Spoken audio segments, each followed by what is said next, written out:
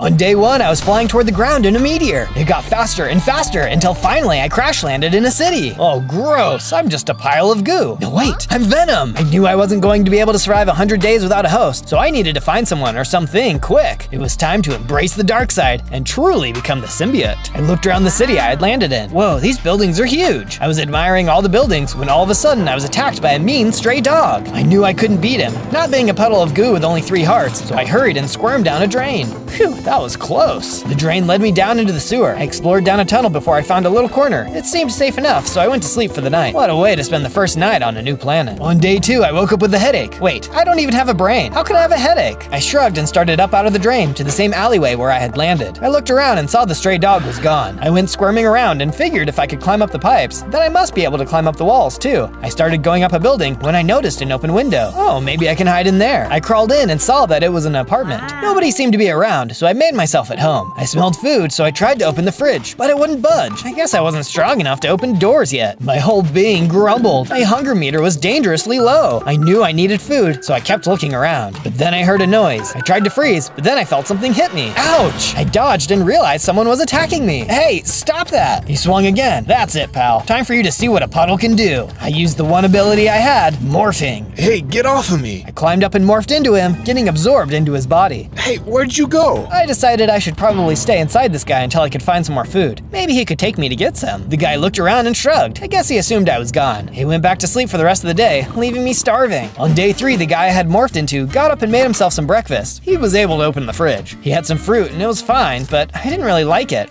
I wanted something else. Something meatier. He went downstairs and he got onto his motorcycle. Even morphed inside of him, it was really loud. Maybe he would take me to get some better food though. We went to the park with some benches and a pond, and he threw bread at some ducks. I couldn't handle it anymore. I was so hungry at this point, I decided to tell him what I needed. Brains! He panicked, not knowing it was me talking. I need brains! Stop it, Eddie. You're not hallucinating. You don't have time for this. Okay, so it seems like this guy's name was Eddie. Perfect. Of course we had time for it. I was hungry. Eddie, I need brains now! I started to wiggle, which made Eddie move. Maybe I could control him. Hey, what's going on? Help! A police officer was nearby and he came running towards us. Oh no, I didn't want him to hurt us, but maybe if I could have his brain. The man got to us and I used Eddie to smack him. I'm so sorry. I don't know what's happening. The police officer started yelling for backup. Oh, no, we gotta go. No, we need brains! Eddie started to run away. I wasn't strong enough yet, so I couldn't make him stop. What are you doing? I'm starving! Yeah, well, we don't eat brains. Oh, I'm talking to myself. We got back to Eddie's apartment where he soon fell asleep. I would have to try something else tomorrow. On days 4 to 5, I woke Eddie up. Come on, it's time to eat! I tried with all my strength to get him up and somehow managed to get his legs moving a little bit. What in the world? Eddie, stop resisting me! I need food and you need to get it for me. Whoa, wait, you're not just in my head? No, I'm Venom, or as you remember, the little black puddle you tried to beat with a newspaper. He started to go toward the fridge. I want brains, no more fruit. I told you, I don't eat brains. But I do. I started to get really angry. My hunger meter was so low, I was on the brink of dying, and Eddie didn't even care. I needed to get food, and fast. I reached out using all of my strength and manifested my true form. We are Venom, and we are getting some food. And with that, I jumped through the window. On days 6 through 8, I fell down into the alleyway near the stray dog I saw earlier. Maybe I could eat his brain. He saw us and ran away though. No brains! Eddie was talking to me, but I was in control of our body now. I'm going to die if I don't get some food soon. Don't you care about me, Eddie? I don't even know you. I started down the alleyway, keeping an eye out for anything that looked tasty. Like I said, I am Venom, or now we are Venom. I need a host in order to thrive, and you are perfect, Eddie. Well, not perfect, but we are a good match. I ran up the side of the building and onto the rooftop. It looked like even as Eddie, I still had my same power. I ran across some buildings and up some taller ones. Eventually, we got to the edge of the water. All of a sudden, I saw what looked like a guy attacking a woman. She screamed out for help. Without thinking, I charged forward and grabbed the man. Then I realized he wasn't a man. He was a... Oh, it's a zombie! I didn't know what a zombie was doing in the city, but it looked tasty. I defeated him and quickly ate some of the meat he left behind. Gross, Venom. That was a zombie.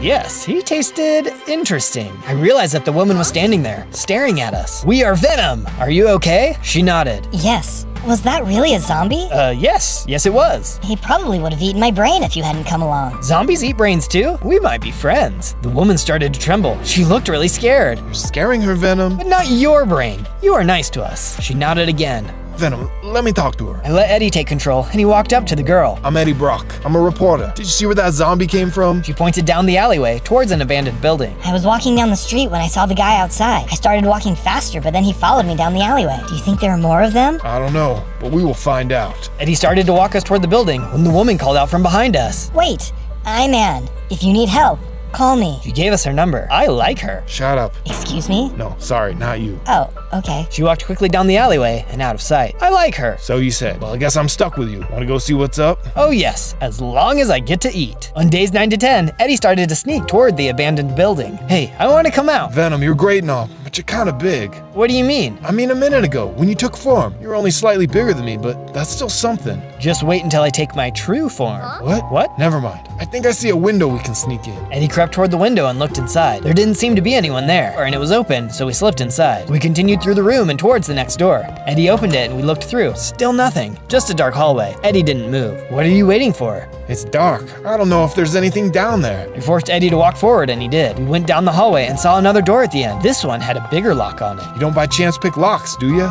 I can try. It turns out I had a special ability that would allow me to reach into door locks and trigger the mechanism, even without a key. The door was now unlocked. On days 11 to 12, Eddie opened the door and we immediately had to hide. There were a bunch of scientists around what looked like big tanks full of green liquid. Eddie ducked behind one, fast. Phew, I hope nobody saw us. What is this green stuff? I have no idea. Eddie peeked over the tank. The scientists were listening as one scientist spoke. The scientist speaking had spiky red hair and looked like he was in charge. I'm gonna try and get closer so that I can hear him. Eddie snuck us toward another tank, one nearly behind the spiky-haired scientist. And we couldn't have done this without all of your help. Now that the machine is fully functional, we can do what we intended. Start the zombie apocalypse. What? What are you doing, Eddie? They are going to find us. Eddie peeked over the tank again. The scientists were looking around, trying to find the source of the noise. You sure did it now, Eddie. Come on, we gotta get out of here. We looked up to see the lead scientist pointing a weapon at us. I could tell that Eddie was scared, so I started to take form. But then, the scientist fired the weapon and we blacked out. On days 13 to 15, Eddie and I woke up, strapped down on a table. Hey, let me out. We looked around the room. There were cages, weird instruments, and glass windows looking in on us. Well, what are we gonna do, Venom? I don't know. Maybe escape? And with that, I sliced the belts that were tying us down so Eddie was able to get up. You could have gotten us out this whole time. Yes, it was just fun watching you squirm. Eddie sighed and walked to the door. He pulled it and it opened right up. Not very good security here, huh? He started to creep down the hall. Just then, the lead scientist came around the corner. We hid behind some boxes as he passed. He went back into the lab and we heard him yell. Who let my test subject out? We were still hiding behind the boxes. I did notice that he had a syringe in his hand with the same green stuff from the large room. We gotta get some more information out of him, Venom. Sure thing. I took my venom form and we started to run toward the scientist. He screamed and ran into the room we were being held in. He sealed the door behind him and watched us through the glass. What are you? We are Venom, and we know your plan, funny-haired man. The scientist scrambled around and pressed a big red button on the side of the wall. Something really loud started shrieking. Oh, turn it off! I could feel my venom form fading away, and we turned back into regular Eddie. Eddie started to look woozy and collapsed on the floor. On days 16 to 19, we woke up strapped to the table. Again. Venom? What was that? Noise. I don't like loud noises. We had a terrible headache and we could barely make out anything in the room. It was like our view was all fuzzy. When everything started to clear up, we saw the scientist again. He was standing on the other side of the room, looking at us through the glass. Extraordinary. I tried to cut the straps, but the scientist held up a device. If you change again, I'll turn on the alarm, and I'd rather keep you in one piece for now. I let Eddie take control. Who are you? Dr. Drake. I am researching life expansion, and I have finally reached a breakthrough. He pulled out the syringe with the green goo. In order for life to expand, it first needs to be controlled. It needs to have the best chance. So I started the zombie apocalypse. Survival of the fittest, you might say.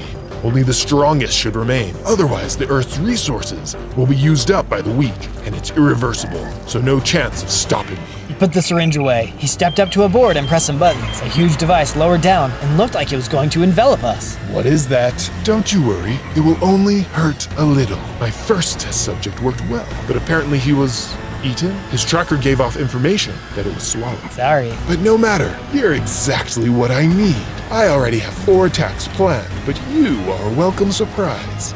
With you and the bombs, this city will be cleaned up in no time. The device lowered and was getting even closer to us. I don't like this, Eddie. Me neither. The device started to get closer, and then I noticed something about it. There was a tube running really close to our hand. Maybe that could stop the machine. Hit it, Venom. I morphed out of Eddie's hand and pulled the tube. The whole device collapsed and smoke went up everywhere. Run! I took my venom form and we were able to break the glass. I knocked over the scientist. He dropped his syringe and the small alarm device in the struggle. Pick those up. Okay, I grabbed them and we ran down the hallway. On days 20 to 22, we escaped. Barely. We ran down several hallways and finally broke through a window to get out. Wow, that was amazing.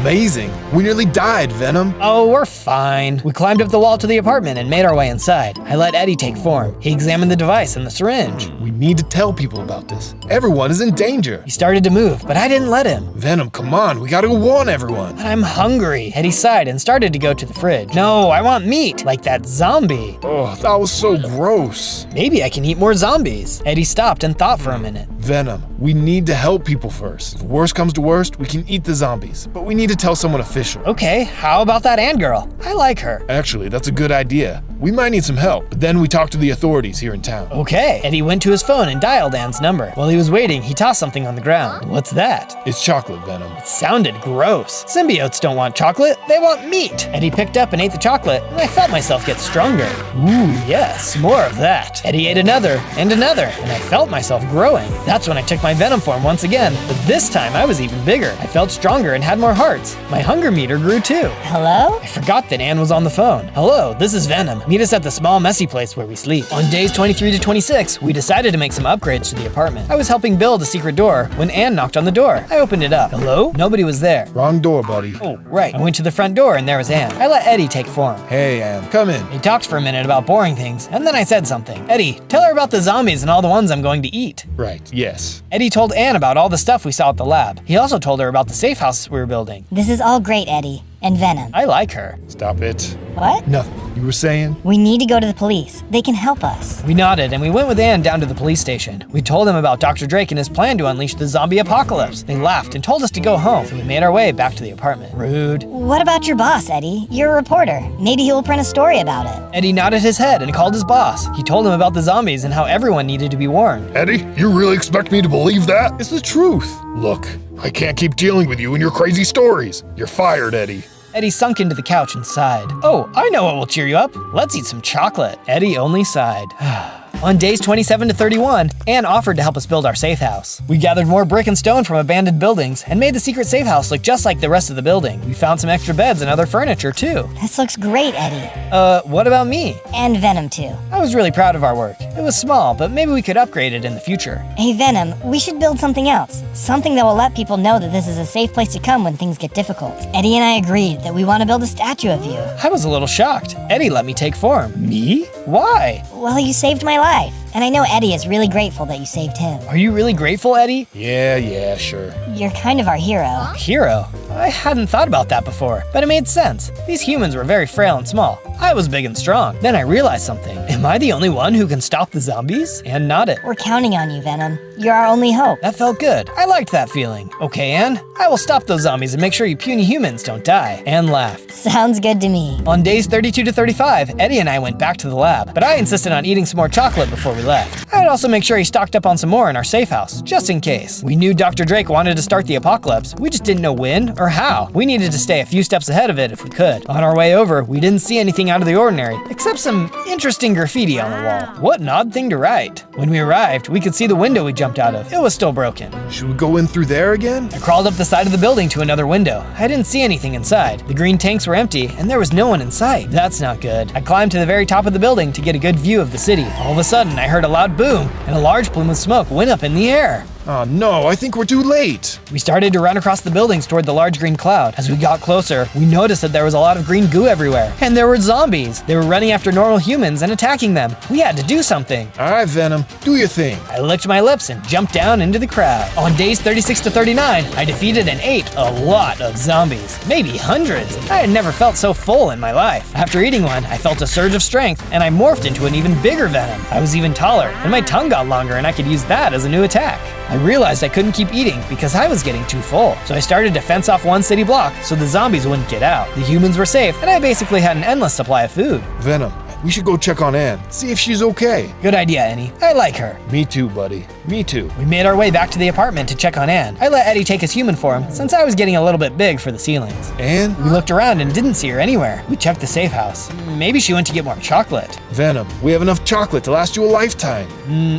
Not possible. She wasn't in the safe house either. Where would she have gone? But then we heard another boom, and there was an explosion just down the street. Eddie looked out the window. It was more green smoke. Oh no! It was time for me to take my Venom form again, and we went racing outside to go help. On days 40 to 43, we found the explosion site. There was green goo everywhere, and people were turning into zombies again. We need to start fencing them in, just like the others. We started to take materials from the destroyed buildings and build a wall around the infected. Eventually, we got all of them inside. Eddie, there's Anne! I pointed to the top of a building nearby. She was looking around frantically. Anne! We raced up the side of the building and grabbed her. We ran her all the way back to the apartment building before letting her go. I let Eddie take form. What were you doing outside? I have some friends who live nearby, and I was in their building when I heard the explosion. I went to the roof of the building, hoping it would be a safe place. My friends went downstairs. I don't think they made it. I'm so sorry, Anne, but I'm glad you're safe. We are glad you're safe. Just please, don't go outside again. She nodded, but she looked pretty sad. Hey, Venom will take care of us, okay? I let my true Venom form come out. Of course I will. Who do you think I am? That made Anne laugh, and she tried to embrace me. What a funny human. Thank you.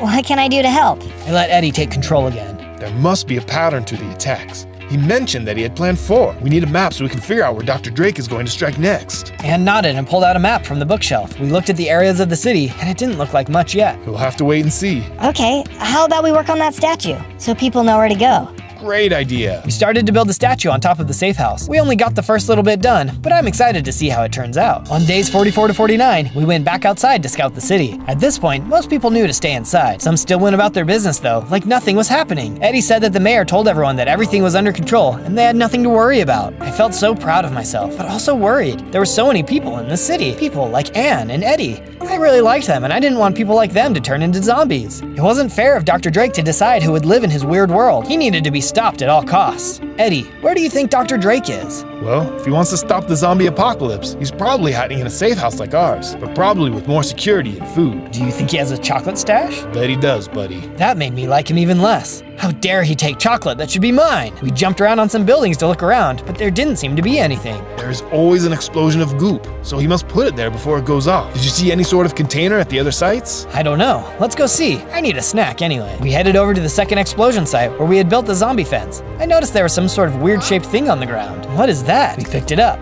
but we couldn't tell what it was. Maybe a bolt or something? We took it with us back to the apartment. On days 50 to 53, we found Anne in the apartment with a few other people. I let Eddie take his human so we wouldn't scare everyone. These people live downstairs, but they said the owner of this building disappeared. They didn't feel safe in their apartment, so they came up here. The owner is gone? Well, what if we just retrofitted the entire apartment to be a safe house? That way you can still live in your home. That would be perfect, thank you. I'm Anita, by the way. Let me know if you need any help with anything. Of course, we could use some help with securing the block. Anita nodded and started to gather some people to help her outside. Anne, Eddie, and I got to work building some new security measures for the surrounding buildings. We cleared out some of the other debris from the broken buildings and made ourselves a large wall surrounding us. We also started to work more on the statue. It was starting to look really good. It felt good to know that we were protecting people. Thanks again for taking us in. You're amazing. Of course, anything we can do to help. Anita nodded, and her and her friends went back downstairs. Once we were done, Anne, Eddie, and I sat around the safe house table, looking at the weird object we had found. We had put it in a container and didn't let Anne touch it, just in case. Wait, I know what that is. It's the top of a fire hydrant. Are you kidding? Those are everywhere. How are we supposed to know which one is real and which one is a trap?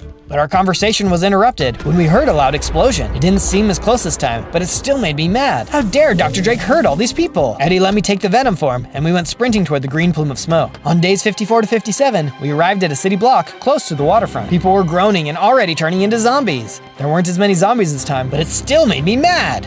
Hey, Venom, are you okay? No! Why would a fellow human hurt other humans? There are a lot of good humans here. Some are bad and should be eaten, but mostly they are good like you and Anne. Drake needs to be stopped. You're starting to sound like a human. That's good. At first I thought you were just this parasite that was gonna eat me and everyone here. You're actually better than most people I know. That made me feel only a little bit better. Well, actually it made me feel pretty good. It was nice to feel needed. Venom, are you crying? No, we are crying. It's okay, buddy. It's all good. We saw an emergency flare go up in the sky. Hey, That's a flare from our emergency stash. The people in our building must be in trouble. We ran toward the source of the explosion to see what was going on. On days 58 to 62, we arrived back at the apartment. Everything seemed normal, and nobody seemed to know who shot off the flare. But then, Anita came running up to us. Eddie, you won't believe it. Anne is a traitor. What? She was acting really weird, so I followed her up onto the roof. She told me that she was a spy for Dr. Drake and had staked out the apartment for him. She's been trying to get to you so she can turn you into Drake. I couldn't believe it. Anne was our friend. How could she betray us like this? Where did she go? I don't know. She must have gone down the fire escape. I tried to grab her, but she let off the flare, and it scared me so bad that I fell over. I think she was telling Drake where we are. Everyone started to freak out. Hey, everyone, calm down. We will take care of this. Don't worry. Anita seemed really shaken. I felt the same way. I still couldn't believe that Anne was gone, plotting with Dr. Drake. She was probably in on it the whole time. She pretended to be attacked by a zombie so someone would help her. Drake wanted test subjects, but now he just wanted me. He would do anything to get to me. I felt so angry at him, but I also felt sad about Anne. I liked her. Me too, buddy.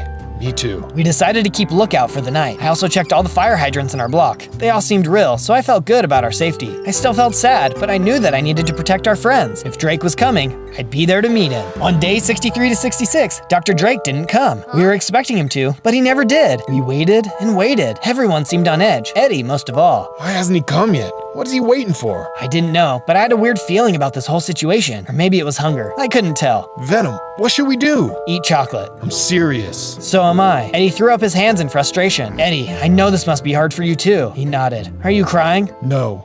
We are crying. On days 67 to 70, we went into the safe house to rustle up some chocolate. Well, in there, we noticed the map that Anne had taken out. She had plotted the attack sites in red marker. Venom, look at that. I know, Eddie. I see through your eyes. The 3 points were marked, equal distance from each other. Then Anne had plotted the next spot with a bright yellow marker. Anne figured it out. Wait, why would she plot this out if she was a traitor? Maybe she left it here on accident? She already knew where the attack points were. No, Anne is smarter than that. Then it dawned on us. Anita! She must be the traitor. But if that's the case, where's Anne? We decided to go up to the roof to investigate. Anita must have been wanting to contact Drake, and Anne was onto her. Anne followed her up here with the flare gun as a precaution, and she confronted Anita. Anita is not good people. No, she's not, buddy. Anne must have set off the flare, and Anita had to come up with a story to keep her cover. So, where's Anne? Anita must be hiding her. Then we heard some noise coming from the rooftop storage closet. We took on my Venom form and approached the door. I opened it, my claws bared, ready to fight. Anne! On day 71 to 74, we untied Anne and helped her out of the storage closet. I'm so happy you found me. But Eddie, Venom, we need to stop Anita. She's a traitor. We know. We saw your map. You are the smartest human and wouldn't leave that if you were a traitor. You're not too bad yourself, Venom. I let Eddie take his form again. And Eddie, of course. Well,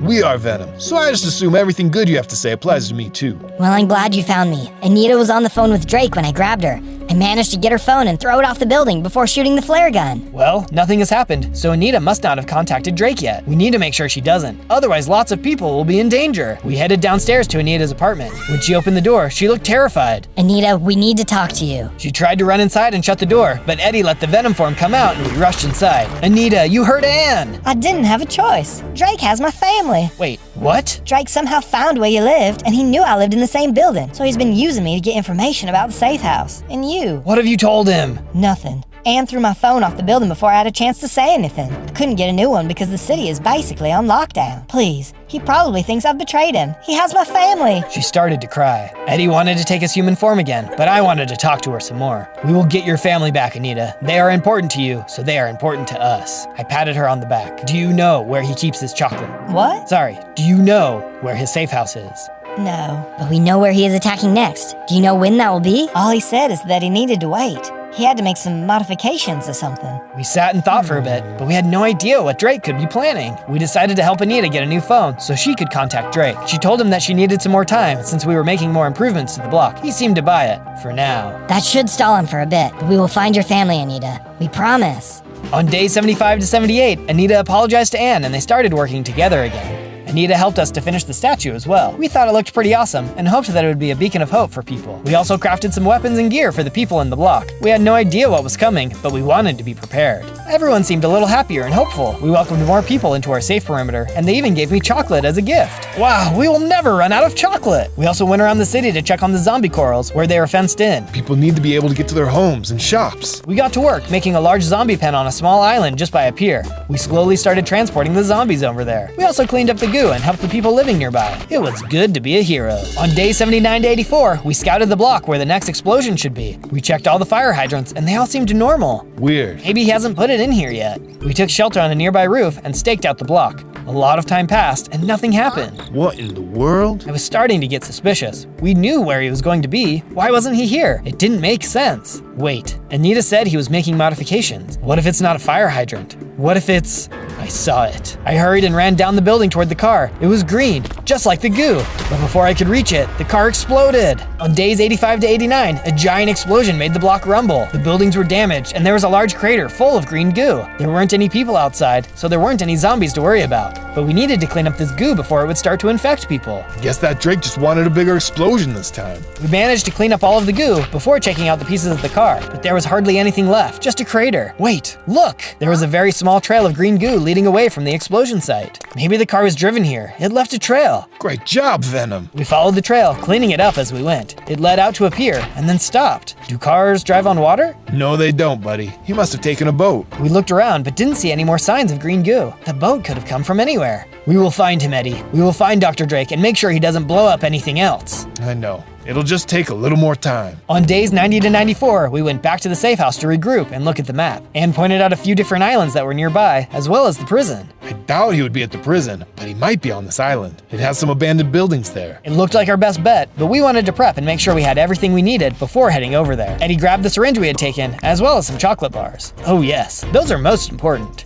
We also helped people find apartments to stay in. I let Eddie take his human form to talk to everyone. Thank you for all your support and help. We think we have found where Dr. Drake is staying, and we're going to make sure all of this ends soon. We will restore the city and make sure nothing like this happens again. People clapped and cheered. Then one called out my name. Venom, you're our hero, Venom! And the crowd started chanting my name. Eddie let me take my Venom form, and the crowd cheered even louder. We are Venom! On days 95 to 97, we said goodbye to Anne. Are you sure you'll be okay? Do you want me to come with you? We'll be fine, but we can't risk anyone else coming.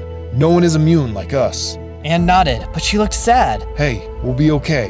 We promise. She nodded her head and looked down, but then Eddie gave her a hug. You take care of each other, okay, Venom? I took my Venom form and told her, yes, we will take care. I gave Anne a grin, and then we took off. It was time to stop that scientist. On day 98, we headed for the island. We swam under the pier and made our way across the muddy terrain. It was foggy, but we managed to muddle our way to what looked like an old hospital. It had some large graffiti on the side of the building. Creepy. You got that right. We found an open window and leapt through, trying not to make much sound. It seemed quiet. Wait, listen. It sounded like someone was yelling upstairs somewhere. We made our way through the corridors and up the stairs. The noise was getting louder, so we knew we were in the right place. We opened the door and saw a long hallway with rooms on both sides. But then, a bunch of zombies came running out from around the corner. I started fighting the zombies and managed to take a few down. Other zombies tried to attack me, but it hardly did anything. After only a few moments, all the zombies were gone. I'll bet there's more coming. I hope so. I was enjoying the fighting. We continued down the hallway and saw some double doors leading into a large open room. There were tanks filled with green goo and Dr. Drake standing in the middle of them. He didn't seem to notice us, so we ducked behind a tank. He looked like he was experimenting on some people. We looked around again and noticed there were cells with people inside. Anita's family must be in here somewhere. We will free them, Eddie, but first, we need to deal with Drake. Agreed. We crept forward and managed to leap toward Drake.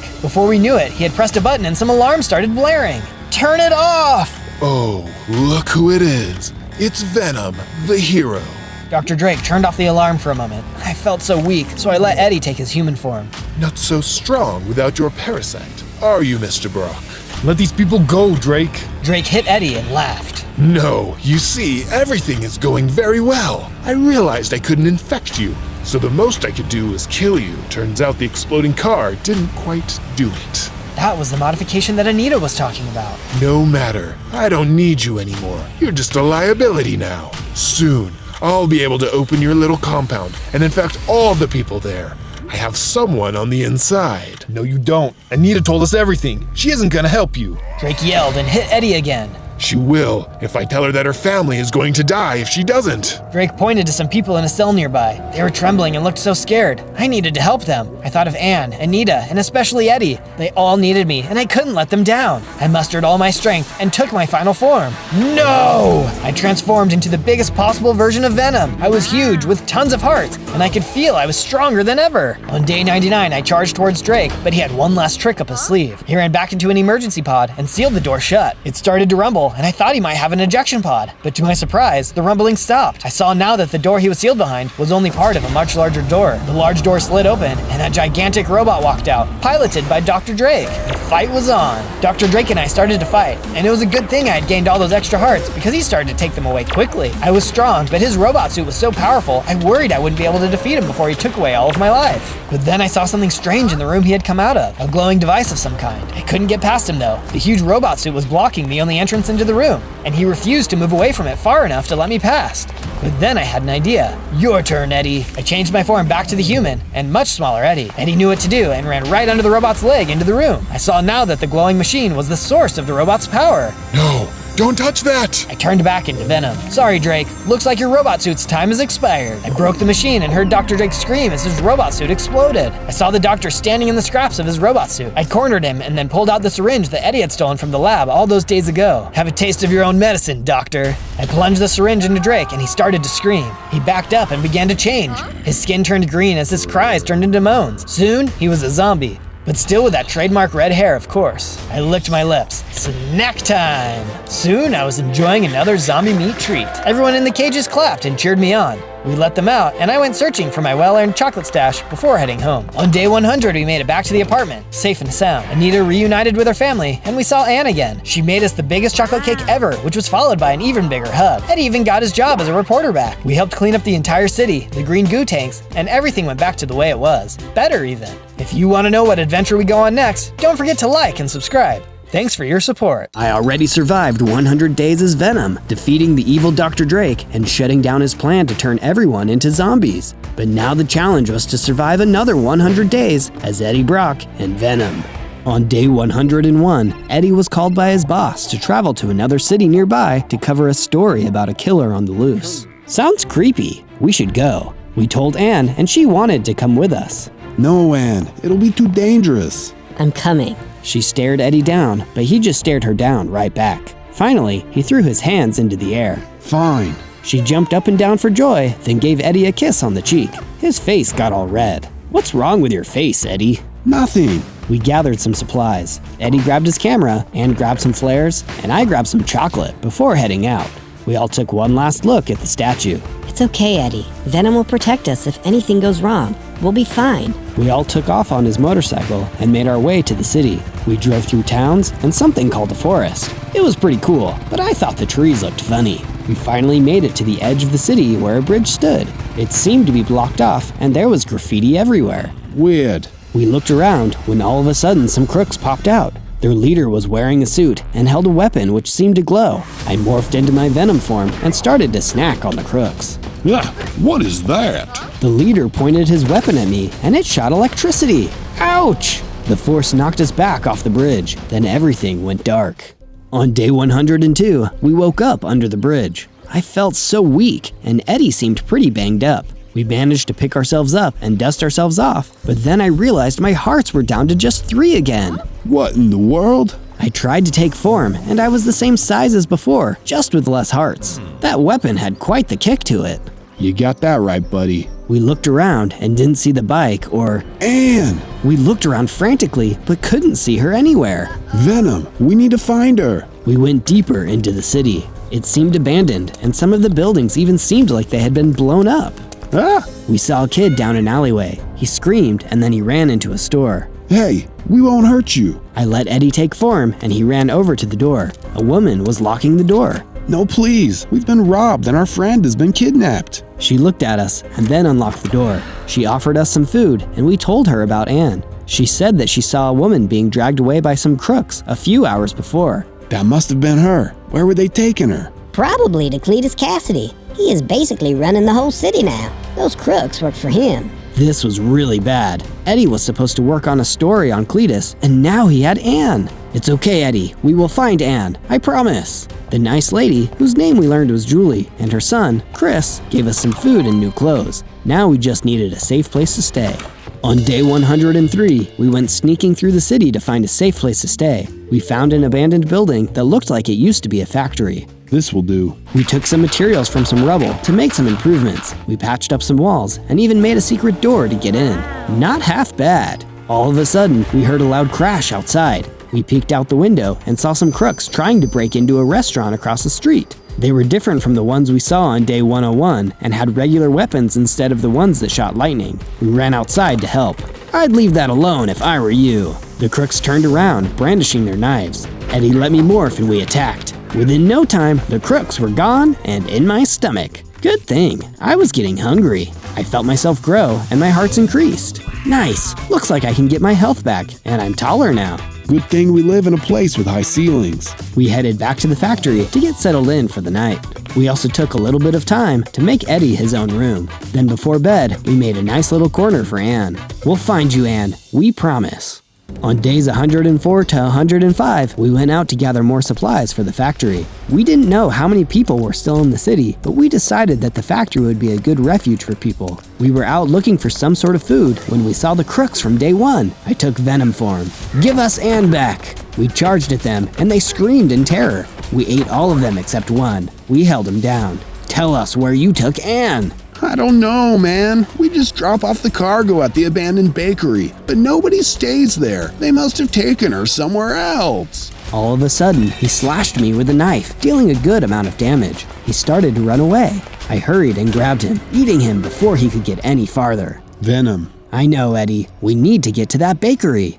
On days 106 to 108, we stopped at the factory before heading over to the bakery. We had taken the knives from the crooks, so we had extra weapons, but we grabbed a crowbar and some other things, just in case. A crowbar? I think we're gonna need some stronger weapons. Why do we need weapons when we have me, a super-powered symbiote? Well, you haven't been all that much help, Venom. You let him get away with Anne. Eddie was mad? At me? I wasn't the one who took Anne. I morphed my arm out and punched Eddie in the face. Ouch! What was that for? Stop being silly, Eddie. We will find Anne, so stop feeling sorry for yourself.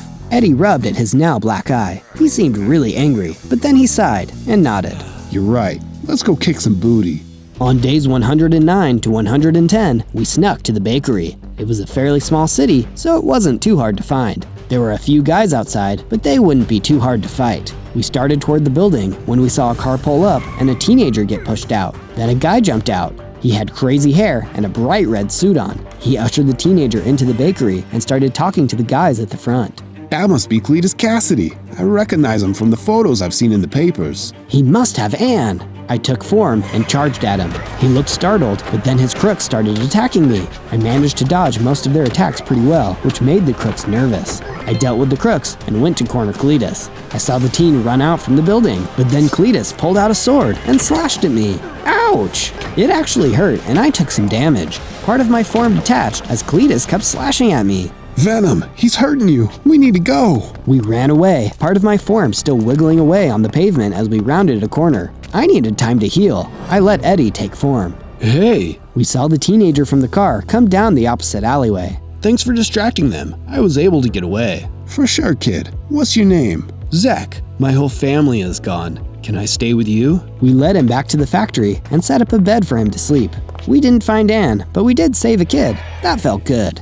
On days 111 to 112, we made a nice little room for Zach. He really liked it and offered to help us find food. I've been living on the streets for a few years, and I know what places dump out good food. We'll have a feast in no time. We followed him to some dumpsters, and sure enough, there was lots of leftovers. We even found some chocolate. Why would anyone throw this away? We made some storage bins to put the food in, as well as a small kitchen. It wasn't amazing, but it was good enough for now. Hey, thanks, Zach. We couldn't have done this without you. No problem, man. There are a lot of people out there who need a safe place more than ever. I'm just glad you and, the black gooey thing... Venom are here. The city needs a hero. I didn't really feel like it, but I would try my best.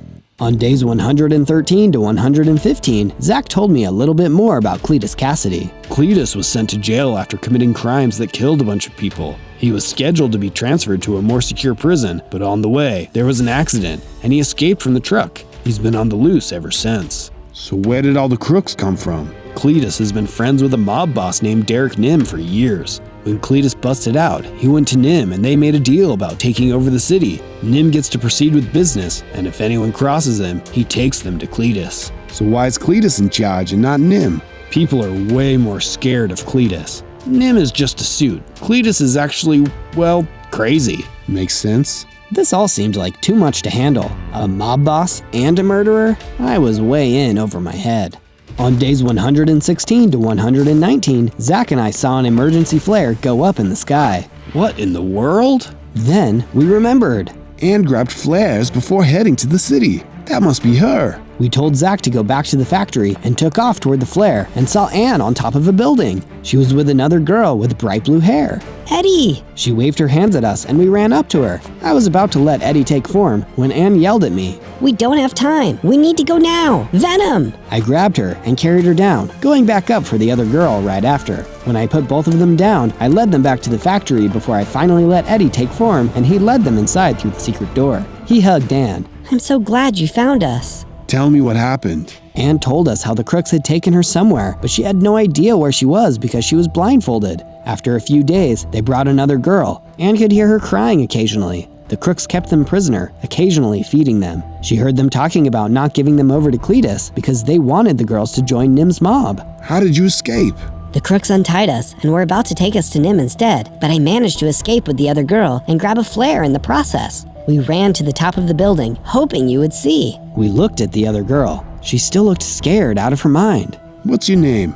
Maggie, are you a monster like Cletus? No, we don't hurt people. Well, Venom eats people, but only the crooks. Maggie looked confused. So the black monster that morphs out of you is not related to the red monster that morphs out of Cletus? Now it was my turn to be confused. Red monster? Maggie nodded. There is a red monster that morphs out of Cletus. I saw it before I was captured. How is that possible? Venom? It must have been when Cletus was slashing at me. Part of my form detached and must have attached to Cletus. But he's a red symbiote. Is that bad? It's very bad.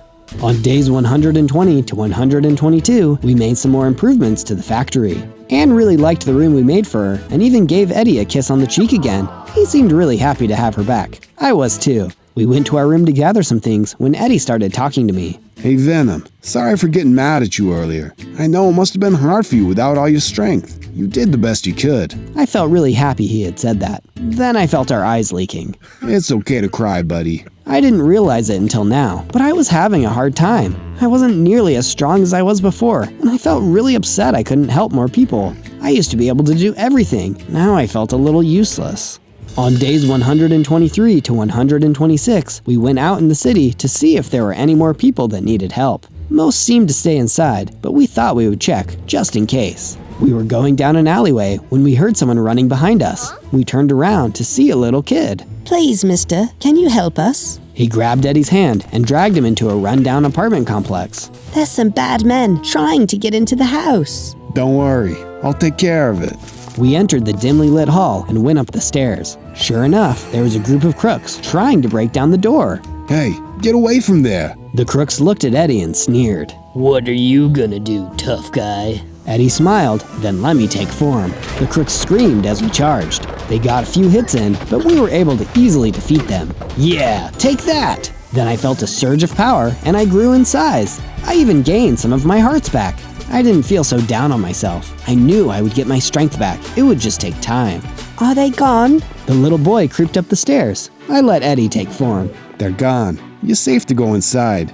The kid knocked on the door and yelled for his mom. She opened the door and hugged her son. Thank you. Of course, if you want somewhere safer to stay, we have some room. The mother shook her head. I would, but my husband needs to stay here. He's very sick, and all his medicine and machines are here. I understand. Let me at least help you here. We made a few improvements to the apartment so that it was safer for the little family. If you've liked what you've seen so far, you should subscribe. We love having you here on this journey with us. We made our way back to the factory feeling a little bit better about ourselves. On days 127 to 131, I heard a knock on my door. It was Maggie. I let her in. Hey Eddie, can I talk to you? Yeah, sure. What's up? I wanted to talk to you about Cletus. I think I know what could stop him. Really? Yeah. Before I was captured, I saw Cletus transform, but I also saw Nim use an electric weapon on someone, and Cletus freaked out. Why? He was partially in the way, and it hit him. It wasn't that bad, but he screamed and threatened to hurt Nim if he used it again. Sounds like he doesn't like electricity. Wait, What? I think he used that lightning weapon on us when I got into the city. It took out nearly all of Venom's health and threw us into a brick wall. Ouch. Tell me about it. We need to find that lightning weapon. He said he was going to keep it just in case. I don't think he'd keep it on him, but maybe close by. It wasn't a lot to go on, but it was something. On days 132 to 135, I decided to scout the city to see where Cletus was hiding. I went back to the shop where Julie and Chris were. I asked about the electric weapon to see if they knew anything. Chris piped up. Its name is Bolt. Nim used to use it all the time before Cletus came into town, but not anymore. Word is that it can turn your bones to dust. Julie looked concerned that he knew all this information, but it was really helpful. Do you know where it could be? Well, I heard that Cletus took it and has it stashed somewhere safe. Or is it in a safe? I don't know, but my friend used the word safe. A safe? Interesting, but also a little discouraging. We were in a city after all. There had to be thousands of safes. Then out of nowhere, the door blew off its hinges and a bunch of crooks were waiting outside. Eddie let me take form, and I tried to shield Julie and Chris while they ran back into the room for cover. Well, if it isn't my least favorite symbiote. I looked and saw Cletus, but then almost immediately, he turned into a large red version of, well, me. This is not good, Eddie. What is that? We are Carnage, and we are in charge here. His crooks attacked me, but I was able to deal with them quickly. Carnage charged me, and he immediately got some hits in. He took me down to half of my health. Eddie! I saw Julie holding a rifle, and she started to shoot Carnage. He screamed in pain while we ran into the back of the store. Chris threw a smoke bomb, giving us a little bit of cover. We have an underground passage. Come on. We moved past the shelves together. I heard someone open a trap door, and we all dropped down into the sewer. The door closed, and we rushed away. We continued on for a little while until we reached a ladder up to the street. That was impressive. You never know who will come into the shop. You just have to be prepared. I'm sorry about your shop, but you should come and live with us. We can set up a shop there and you can be safe. They happily agreed, and we made our way to the factory. On days 136 to 139, Julie and Chris moved into the factory. We set them up with some nice rooms and then worked on making them a little shop in the downstairs area. It was bigger, but didn't have nearly as much food in it. Zach was nice enough to find some for them, as well as some other things to sell. I know it's not exactly the same, but it's something for now. Then I got an idea. I told Julie and the others about a statue we could build to let people know that there was food and shelter here. We discussed it, and they agreed it was a great idea. We started gathering materials and went to work. Can you guess what it might be? Also, if you like what you see so far, be sure to like and subscribe. We would love for you to watch our next adventure. On days 140 to 143, Ann and Eddie chatted for a while about what our next move should be. Well, we need to find the safe that Bolt is hidden in. I wonder how we can find a safe in a big city like this. Someone must have heard something. I should go out and have a look. You mean we? No, you got kidnapped once and I couldn't protect you. Who knows what'll happen if you go out there again? Eddie, I'm not going to live my life in fear because I was kidnapped once. I'm going with you. Have I told you how much I like Ann? Yes, you have. We all gathered some supplies and headed out to go look for a safe.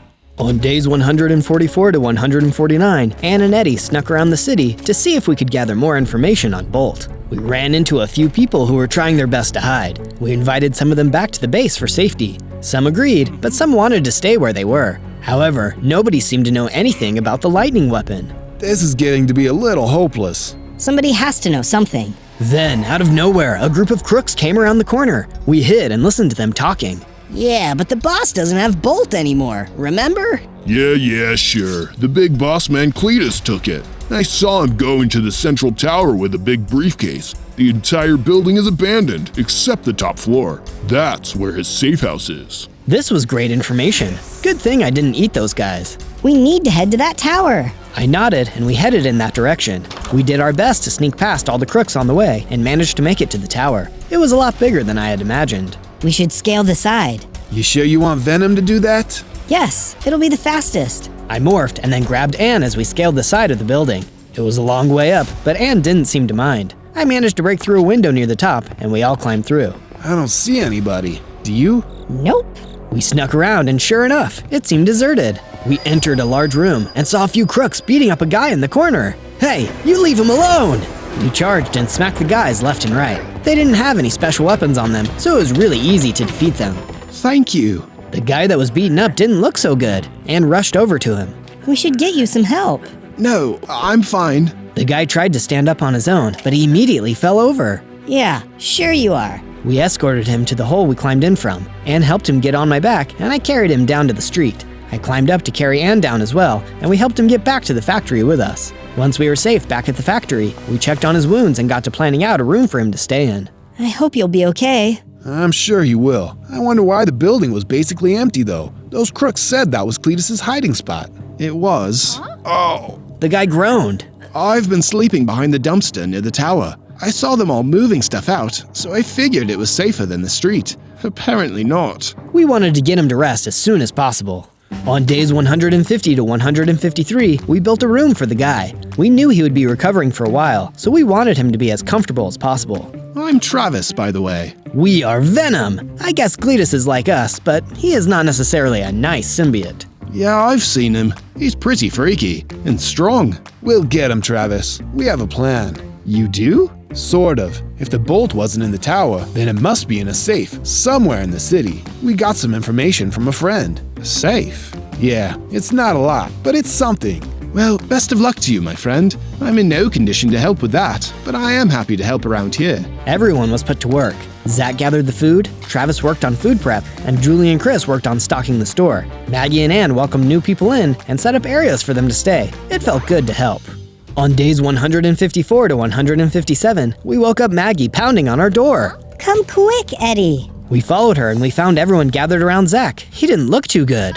Zach, what happened? I went to gather some food this morning, but some other guys beat me up to get to it first. I guess one of them had a knife. Sure enough, Zach had a bad cut on his leg. This needs stronger medicine than we have right now. We'll go find some. There's a pharmacy in the abandoned grocery store about a mile away. I have a friend who crashes there sometimes. He might be able to help out, unless he got kicked out.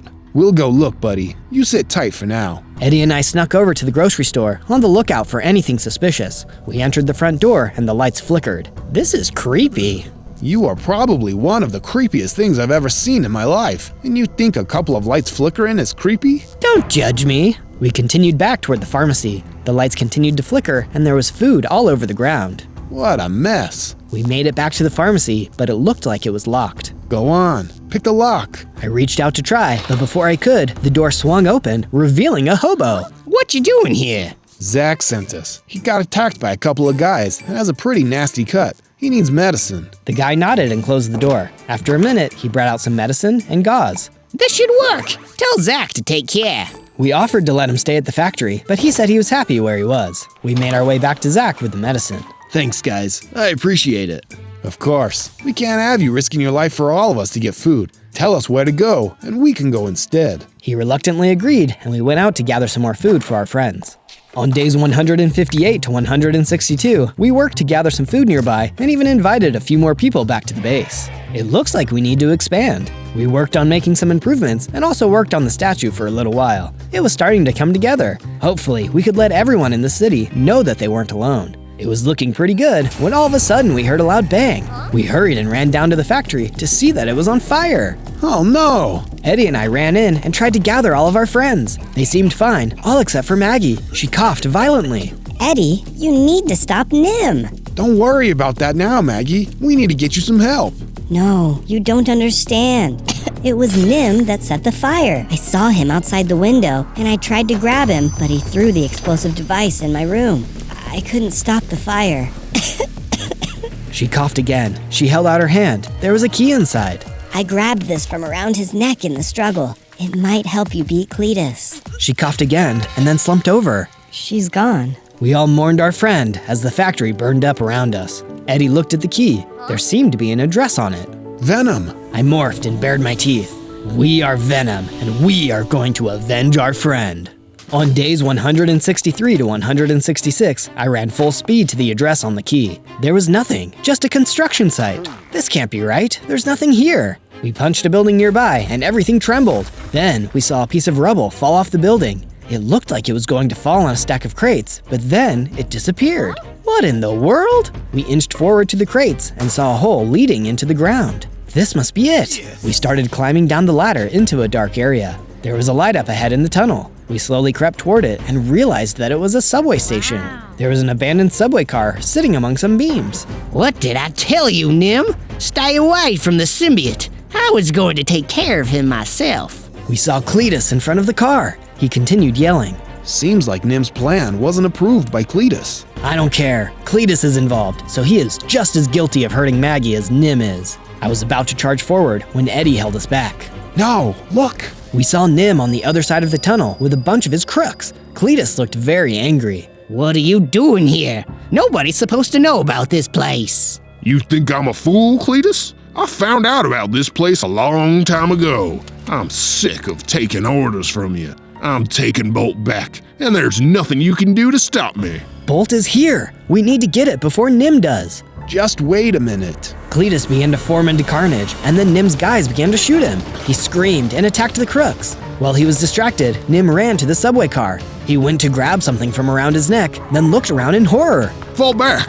I don't have the key! He ran away, leaving his crooks to get eaten by carnage. Well, that was unexpected. Come on, let's go while he's distracted. We snuck around and went to the other side of the subway car. We took out the key, and sure enough, it opened the subway car. Nice! We snuck inside and looked around. There was a big safe sitting in the car. You don't suppose the key is the same for this, do ya? I wouldn't count on it. We swung around to see Carnage, smiling a big toothy grin at us through the car window. Oh no! We ran outside, and as soon as we did, he charged and we attacked. He projected red spikes and they flew at us. Ouch! He kept shooting.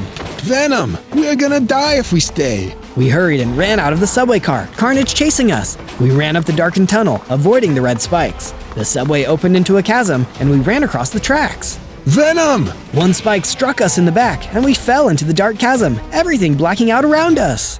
On days 167 to 170, we woke up in darkness, floating in the water. Eddie had taken form. Jeez, I feel like garbage. How fitting, since we're floating in it. We looked around, and sure enough, we were standing in wrappers and bags and other debris. Yuck! We tried to follow the tunnel to where there was a very faint light. We finally reached some bars at the end of the tunnel. It looks like this leads out to the bay. We swam underneath the bars and emerged in the bay. Wait, we need to go back for Bolt. We went back to the address on the key and followed the tunnel down to the subway car. The safe was open, and it was empty. Figures, Cletus took it so that Nim couldn't get to it. I guess Nim didn't realize he had lost the key until it was too late. Poor planning on his part. You got that right, buddy. On days 171 to 174, we made our way back to the factory, or what was left of it. When we got back though, we were surprised to see it all cleaned up and fixed. Eddie! Anne ran towards us and gave us a big hug.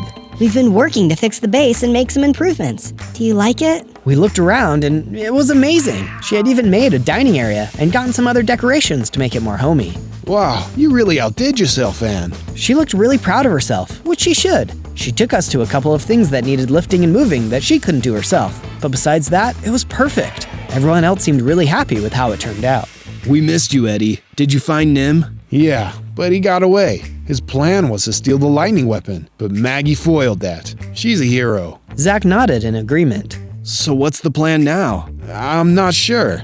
On days 175 to 178, we planted a garden in the back of the factory since everything was getting a bit too gray and red. We even made a basketball court so people could play and exercise. I went out to gather some more food since Zach was still not feeling well, and I saw some crooks outside. That looks suspicious. They were holding weapons and guarding some sort of restaurant. Let's go check it out. I morphed and we charged the crooks. They shot, but we dodged them all. Before the crooks knew it, they were defeated, and I had a full belly. Yum. We crept into the restaurant to see Nim trying to grab some people from the back. No, you don't. We charged, and he started to shoot at us. This is for Maggie. He grazed us with a couple of bullets, but we didn't stand down. He seemed scared and tried to run into the kitchen. He let go of the people, and they ran the other way. Coward! We smashed into the kitchen doors, throwing Nim back onto the floor. Let me go. I've done nothing wrong. That's a lie if I ever did hear one. We swallowed him in one big gulp. At least we don't have to worry about him anymore. Then all of a sudden, I felt my form start to surge with power, and I got bigger. I even gained the rest of my hearts back. Finally! Then my stomach started to rumble really loud. Venom? What is that? I don't know. Then I let out a huge belch, and something flew out of my mouth. Ah, gross, Venom. I couldn't help it. I looked at the item I had burped out, and it looked like a key card with a symbol on it. This might be important. I don't recognize the symbol. Maybe someone at the factory will. On days 179 to 184, we went back to the factory with the keycard. We showed it to a bunch of people, but nobody seemed to know what it was. Wait, let me look at it again. Travis looked at the keycard closer. The ink is faded, but it looks familiar. What is it? There's a hospital on the north side of the city that has a symbol on the outside like this. That must be where it goes to. A hospital? I don't even want to know what Cletus is doing in a hospital. Same. Travis shuddered. But the keycard won't work anyway. What? Why do you say that? Part of the security strip is gone. It won't work unless you have that. It must have rubbed off when it was in my stomach. What? Travis handed us the card back and wiped his hands on his shirt. Gross, my dude. But hey, I know someone who worked in the hospital. She could hook you up. On days 185 to 189, we went to the apartment that Travis told us about. We knocked on the door. A woman with glasses peeked her head out. What do you want? Are you Kai? Who is asking? We're a friend of Travis. He told us you worked at the hospital. Yeah, but Cletus and his goons kicked us all out a few days ago and made us move to the hospital on the southern side of the city. He made us all give up our key cards. My heart sank. But I kept a spare one, just in case. She closed the door and then came back a minute later with a key card. It was intact. If anyone asks, I didn't give it to you. Of course. Thank you. She nodded and closed the door. This was the big break we were looking for. We hurried back to the factory, a spring in our step. On days 190 to 194, we told everyone about the hospital, and they all agreed to help out to make sure the factory was ready, just in case there was an ambush again. We all gathered more people off the street and made them places to stay. While out, I made sure to fight off as many crooks as possible. I gathered food for later and even managed to find some chocolate in a nearby dumpster. Gross, Venom. You can't eat dumpster chocolate. Eddie, I literally eat people, and you think that dumpster chocolate is gross? Your priorities are not in the right order. Ah, shut it. I morphed out of him and slugged him in the shoulder, softly. Sure. Punch the guy who takes care of you. I patted him on the head instead. I think I preferred the punch. On days 195 to 197, we finished the statue. We stopped to look at it on the roof of the factory. It was pretty fantastic, almost good enough to eat. Hey, Eddie. We turned and saw Anne. I just wanted to say thank you for everything. I don't know what I'd do without you. Yeah, Venom is pretty great. I'm not talking about Venom. I'm talking about you. Then she gave Eddie a kiss, but this time it wasn't on the cheek. I felt his face get really, really red, but then he smiled really big. Have I told you how much I like you? On day 198, we traveled to the hospital with the keycard in hand. It did look abandoned, just like Kai said, but there was one room that seemed to glow a bit ominously. I don't like that. Me neither, buddy. We swiped the keycard, which opened up doors as we progressed inside. It was pretty dark as we made our way to the room with the light. The door was open, and we peeked inside. Is that? Oh no! Carnage stood with not one, but two other smaller symbiotes. I think we should retreat. It's too late for that. We flipped around to see another symbiote behind us. How many are there? The symbiote charged at us, and we had no choice but to run inside the room with all the other symbiotes. On day 199, we ran into the room with Carnage and his smaller symbiotes. You've met my children? Children? I looked closer and realized that all the other symbiotes were all just lighter shades of red. Eddie, this is not good. No duh, Venom. Now that you're here, we can make more of my followers. He held up a large knife with jagged edges. Then I noticed something sitting in the corner of the room. It was Bolt. This ends here, Carnage. We charged at him, but at the last second, we veered toward the corner. Stop him! The symbiotes ran after me, a few of them getting some swipes in. Luckily, they were smaller, so they didn't do nearly as much damage. I managed to grab the lightning weapon and shoot it at the first symbiote. It screamed for a moment, then exploded into a puddle. No! I aimed at the next symbiote, and just like its brother, it turned to goop. My children! I took aim at the last symbiote. It screamed in pain before exploding. How dare you! I was about to aim at Carnage when he shot his red spikes at us. I had to duck down, and before I knew it, Carnage was right in front of us. He knocked me away, and I lost grip on the lightning weapon. Die, you traitor! Then, I felt the puddles of the symbiotes start to pool around me. They morphed into my form, making me grow larger with each one. What is happening? They are returning to their rightful place of origin, Carnage. I felt the symbiotes merge fully, and I grew into a huge Venom with a long tongue and even bigger claws. No! I grabbed for the lightning weapon, but Carnage put up a fight. He tried to shoot it at me, but with my body's restored speed, I could easily avoid most of the electricity. I noticed he was getting more and more angry with each shot that I dodged. You won't win! Bolt will incinerate you! He suddenly shot a huge volley of red spikes all over the place. I lunged towards him, knocking the lightning weapon out of his hands. He reached for it, but I was faster. I snatched it off the floor and pointed it at him. Goodbye, Cletus. I pulled the trigger, the electricity pulsing through the lightning weapon into the red symbiote. He screamed and started melting into a red puddle on the floor before evaporating into a brilliant burst of light. On day 200, we returned triumphantly to the factory with Bolt waving above our head. Everyone cheered as we approached. It was good to know that the city would be safe again, free from monsters and criminals. Everyone insisted that we stay for a little while longer before heading back to our city. We agreed, happy to have another place to call home. On day 1, I spawned into the red desert as Diamond Venom, the symbiote with major swag. Whoa, and I've started with 20 hearts? That must be because of my diamond heart skin. Even though I'm a baby Venom, I'm one tough baby. But I didn't get to enjoy all this for long. Before I knew it, a bunch of heavily armored royal guards were running towards me. Yeah, he looks like one of the escapees. We need to get him back into containment before Agent Horace finds out he's here. Escapees? But I didn't escape. I'm Zozo, and I just spawned here. Oh, we've heard that one before, bub. Come with us, you sparkly symbiote. We'll be forced to use extreme, force. I really didn't want to get into a fight straight away, especially over a misunderstanding, so I ran as fast as my little Diamond Venom legs would carry me. Uh-oh, it looks like I might not be fast enough. As I was running, I suddenly noticed that more royal guards had me backed up into a corner. Symbiotes are powerful, but as just a baby and without any weapons, there was no way I could take all these guys on. Can't we just talk this out? I promise I won't misbehave. I think this is a huge misunderstanding. Don't worry, kid. We'll talk it out when we have you back in containment. Come along now. We don't want to hurt you if we don't have to. And with that, the gang of royal guards led me off to who knows where. This isn't turning out to be a very successful first day. On day 2, the royal guards escorted me into what looked like a kind of small secret research lab in the middle of the desert. Welcome to Area 52, son. This is where we keep all the secret things for research and testing, and that includes you. But I don't even know what you guys think I did. That's for us to know, and you to probably never find out. Now get in this cell over here. We'll check your paperwork and deal with you later. They made me go into a cell where a huge, kind of intimidating redstone golem was waiting for me. Oh, shiny. What are you in for, Mac? Honestly, I don't even know. I feel like the right to a fair trial should have been given to us. They can't just lock us away like this. You're here to that, buddy. I'm Robbie the Redstone Golem. You? I'm Zozo, and don't worry, Robbie. I'm gonna bust both of us out of here. But how? You see, one of the powers of the symbiote is super strength. Watch! With my powerful diamond fists, I busted down the wall of the cell leading to the outside. And before any of the royal guards could even notice, Robbie and I escaped out into the desert.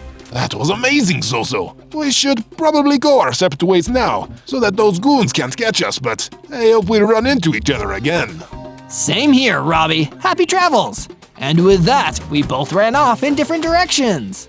On day 3, I ran further into the desert, trying to put as much distance between myself and Area 52 as possible. I never want to have to go back there, if I can avoid it. But as I was running away, my Diamond Venom stomach started to rumble. Oh no, this isn't good. Symbiotes are meat eaters, so I need to get my hands on some good protein as soon as possible. Lucky for me, there were some desert chickens waiting around, and they just looked too delicious for me to resist. I attacked them until I was left with some yummy raw chicken on my hands, which I ate with gusto. That's finger-licking good. My hunger sated, I kept on walking until I ran into another lone figure in the desert. It was a warden. Hello there, Zozo. Wait, how do you know my name? I know a lot of things. Perks of the job. I'm Agent Warden. Nice to meet you. Agent? Oh no, you're with Area 52. You're gonna try to capture me. I used to be with them, but now I've gone rogue. Believe me, Zozo, we're on the same team. Come with me. I'll tell you everything you want to know. That was an offer too good to refuse, so I followed Agent Warden through the desert. From day 4 to day 5, we arrived in an isolated base in the middle of the Black Forest, so deep and dark that nobody would ever find it unless they knew what they were looking for.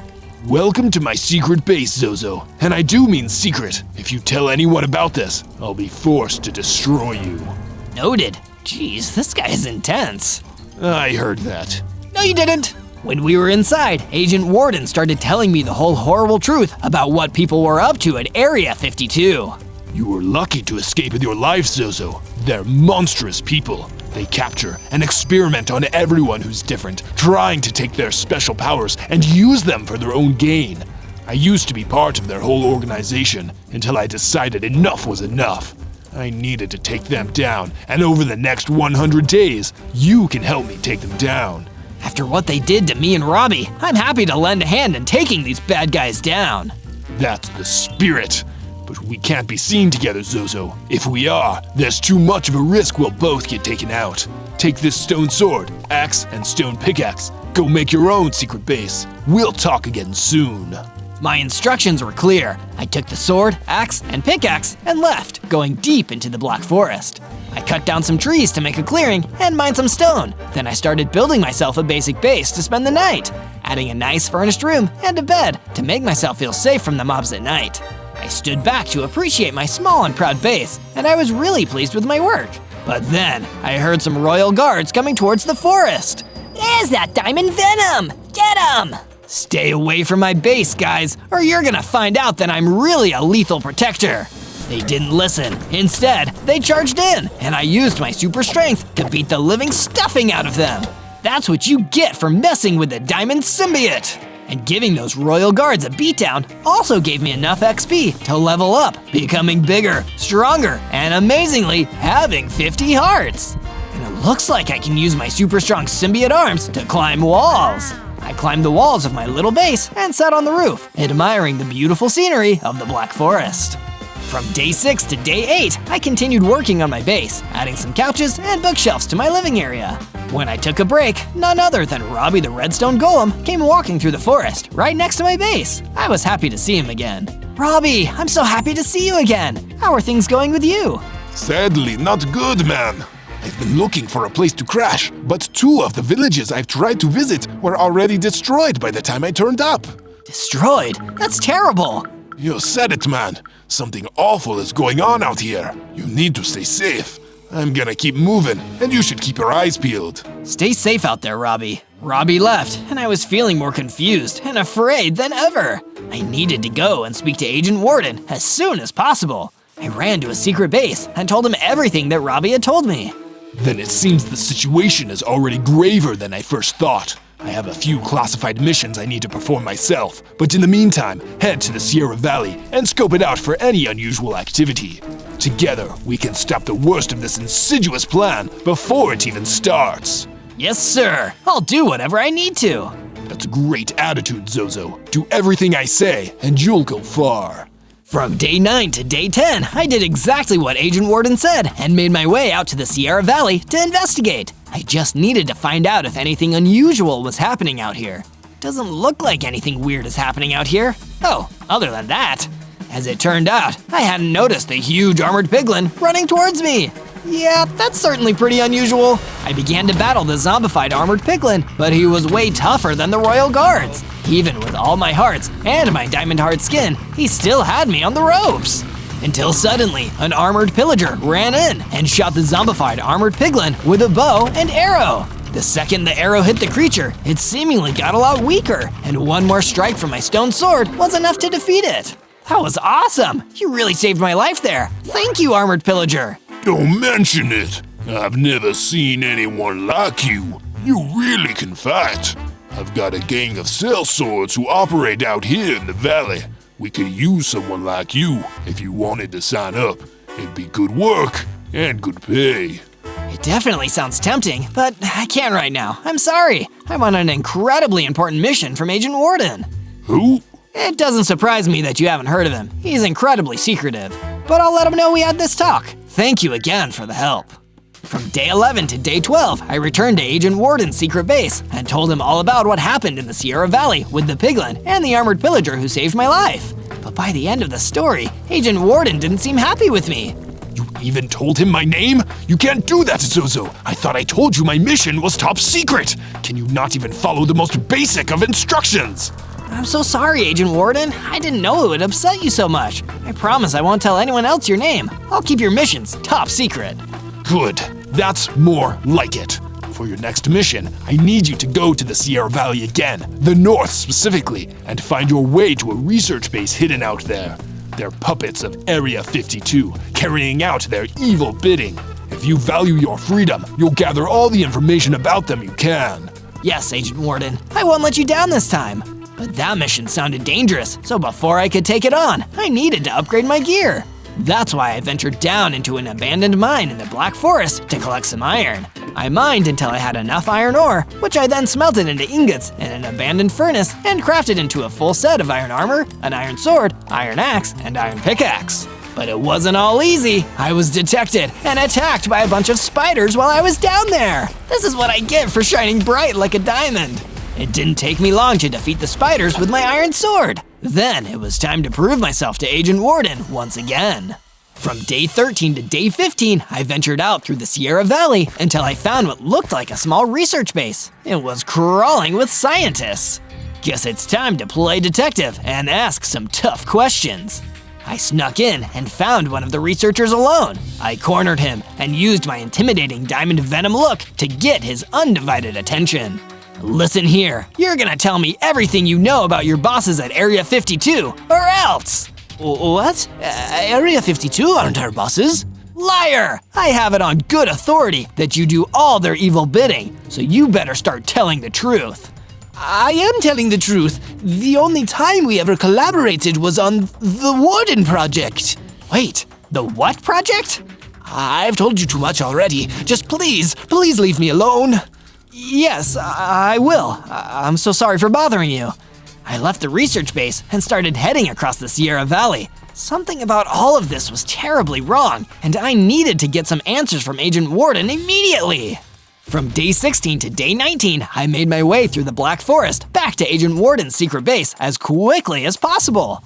But on the way, I ran into Robbie the Redstone Golem again. Robbie, what's wrong this time? Zozo, I found out some terrifying news, and I needed to tell you as soon as possible. The one who's been destroying whole villages is some kind of genetically enhanced warden, and he lives in this forest. Genetically enhanced warden? Oh no, no! I've had this all wrong! I need to get back to that research base and warn them!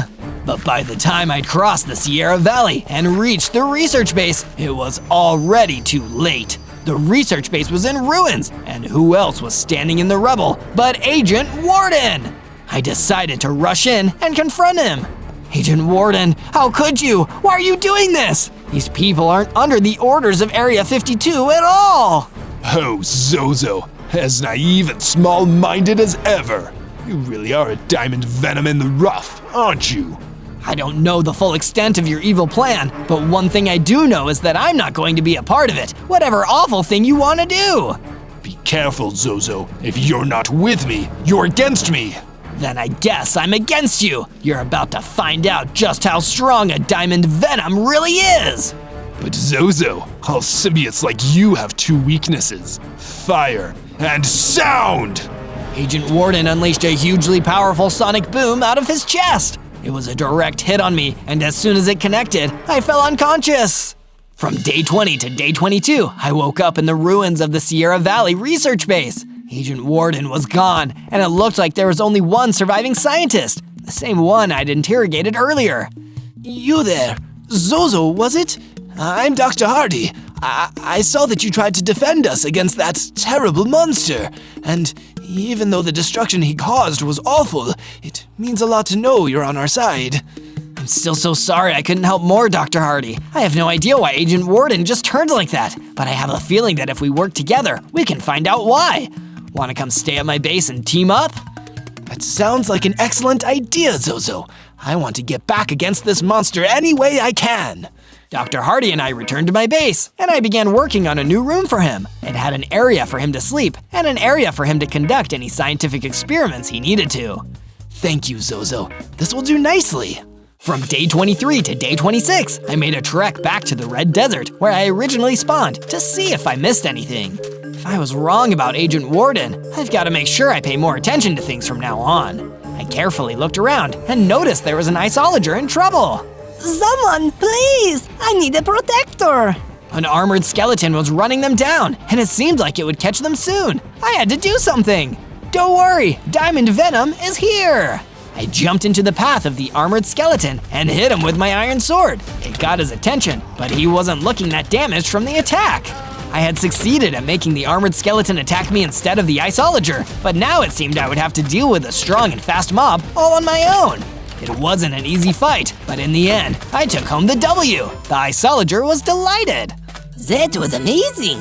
We make a good team! You said it, isolager. It's almost like a symbiotic relationship. Like a symbiote. Defeating the armored skeleton to save that isolager had reminded me of my true strength and caused my powers to evolve.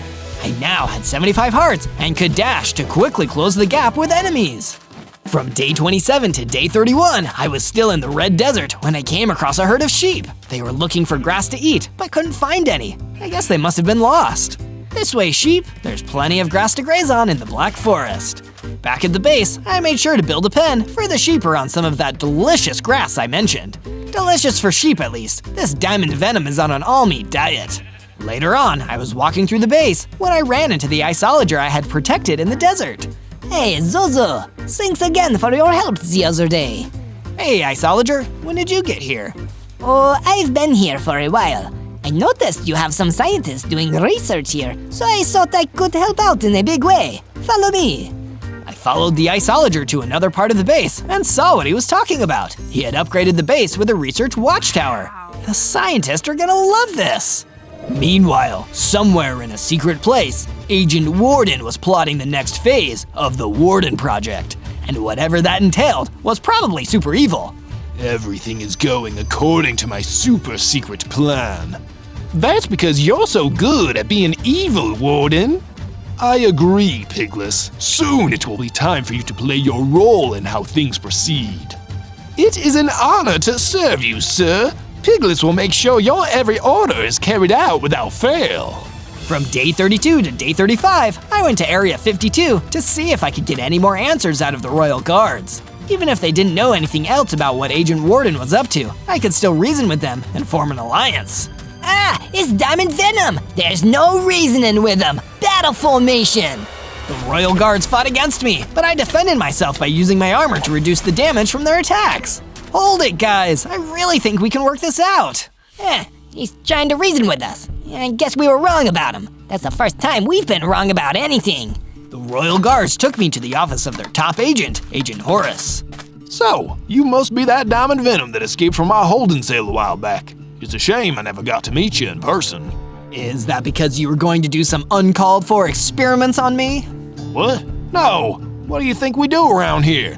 We thought that a diamond symbiote like you had the potential to be turned towards the side of good. That's why we brought you here. I'm glad you guys weren't up to anything sinister. You definitely could have been nicer about it, though.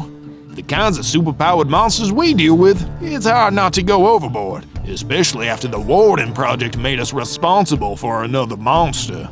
You mean Agent Warden? What is he up to? I can tell you it's something most secretive and most definitely sinister. We've been keeping tabs on him, but he's operating in the shadows now.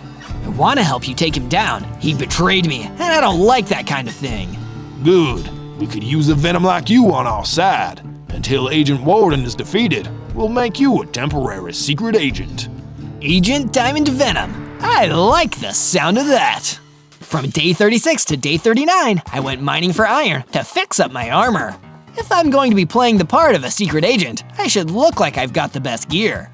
I dug down deep into the mining area and managed to strike iron. There was plenty of iron to go around, enough to fix my entire set of iron armor. There were some diamonds down there as well. I must have had a knack for finding them because I was a Diamond Venom myself. Diamonds are a diamond's best friend. Wait, what did I say? The diamonds weren't even the rarest treasure that I found in the mine. The honor went to the powerful battle axe that I found lodged in a wall.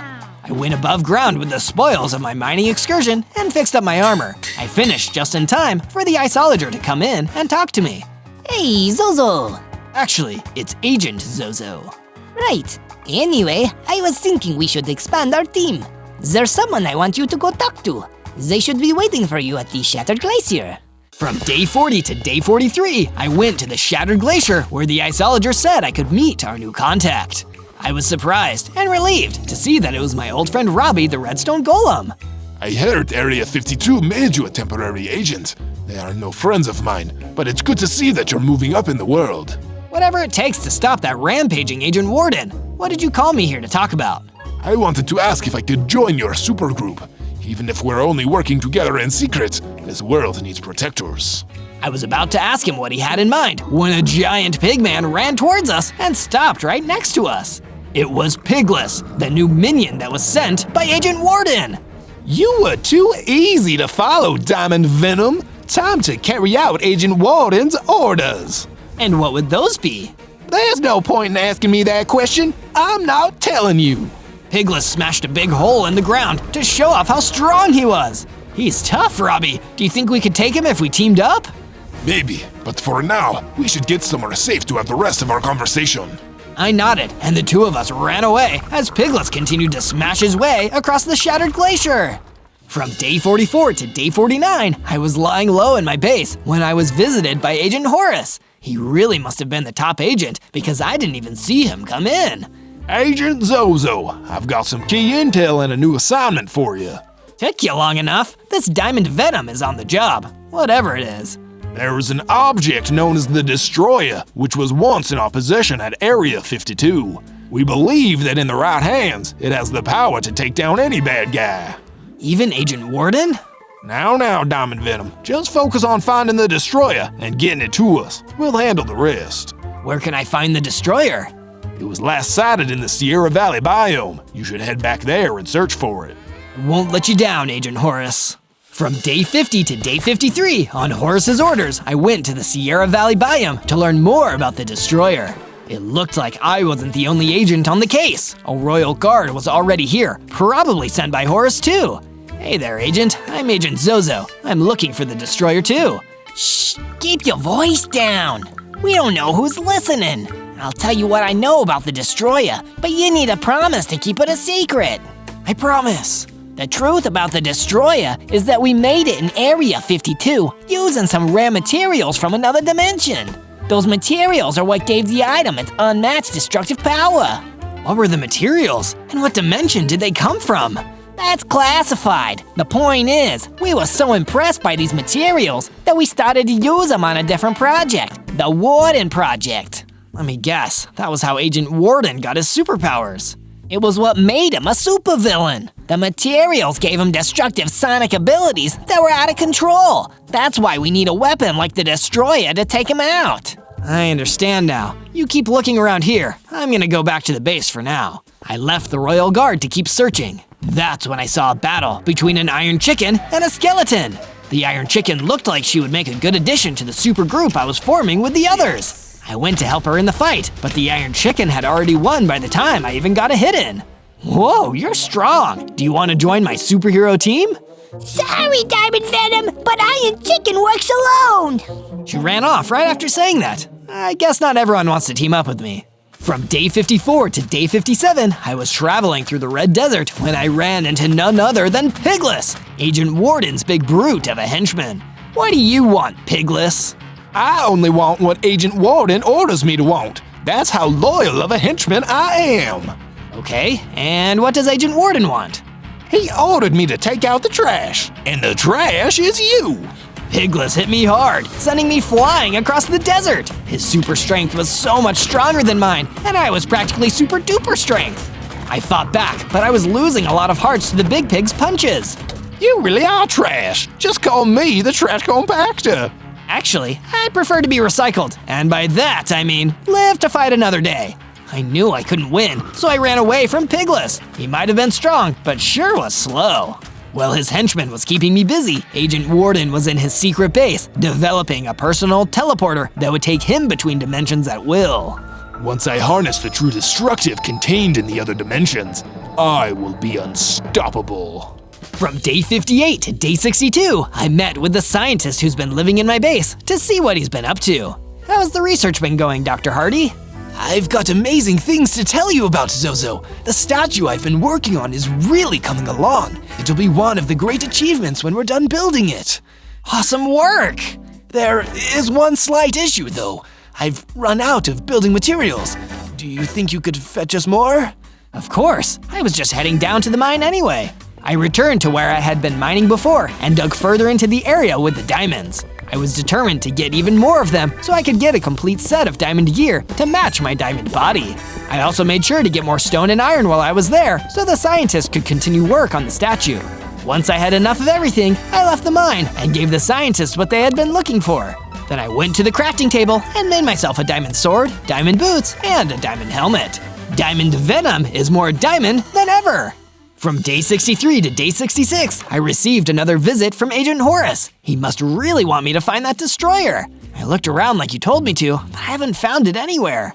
That's all right, Agent Zozo. The Royal Guards and I have done that part of the job ourselves. We have reason to believe that the destroyer somehow crossed dimensions back to where it originally came from. The destroyer is in another dimension? Yes, in another world known as the End. How can I get there from here? Take a look at this portal we installed in your base. Agent Horace led me to an incomplete end portal, which at the moment wasn't working. I wonder where they even got this portal, but I didn't want to question Agent Horace. What do I have to do in order to reactivate the end portal? No idea. We've never gotten any farther than this, but if it does activate, you should let us know post-haste. From day 67 to day 70, I kept an eye on the end portal that Area 52 had installed in my base. There were no signs of activity, and I wondered if I would ever get the chance to get the destroyer. I was relieved of this duty when Robbie, the redstone golem, showed up again. Hey Robbie, what are you up to? We've got ourselves a new objective, Zozo. There's some trouble down at the Shattered Glacier, and we should go help out. What's the problem? One dangerous mob called the Skeleton Jackal might be a new supervillain. Leave it to me, Robbie. I arrived at the Shattered Glacier and saw exactly what Robbie was talking about. The Skeleton Jackal had claimed the Shattered Glacier as his own territory. Diamond Venom, you're too late. I, the Skeleton Jackal, will soon be the most powerful new villain out there. Sorry, but I already have an arch nemesis, and he's not you. I'll make you take me seriously. The Skeleton Jackal attacked me with his claws, but I fought back with my trusty battle axe. We were evenly matched in damage, but my diamond armor and diamond skin made my defenses that much stronger. You might be durable, Diamond Venom, but this fight isn't over by a long shot.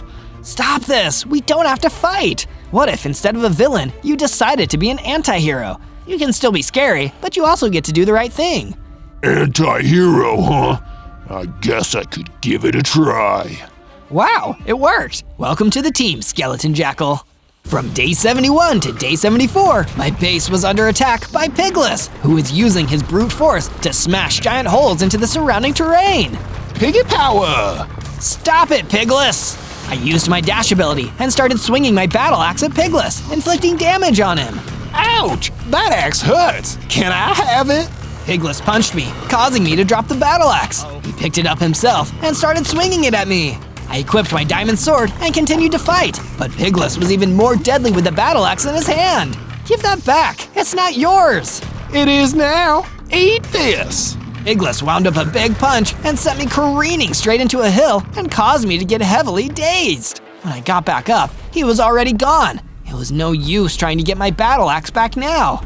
It looked like my base was totally wrecked too. Pigless! I was really sad, so I went to the river to be alone for a bit. After a while, Isolager came by to cheer me up. Hey, Zozo, I know you're feeling down about losing your weapon, but I've rebuilt the base and added a perimeter wall to keep out future attacks. You're the best, Isolager. I'm glad you're part of my supergroup. Meanwhile, back at Agent Warden's base, my arch nemesis had gained the powers of the interdimensional energies he was attempting to harness.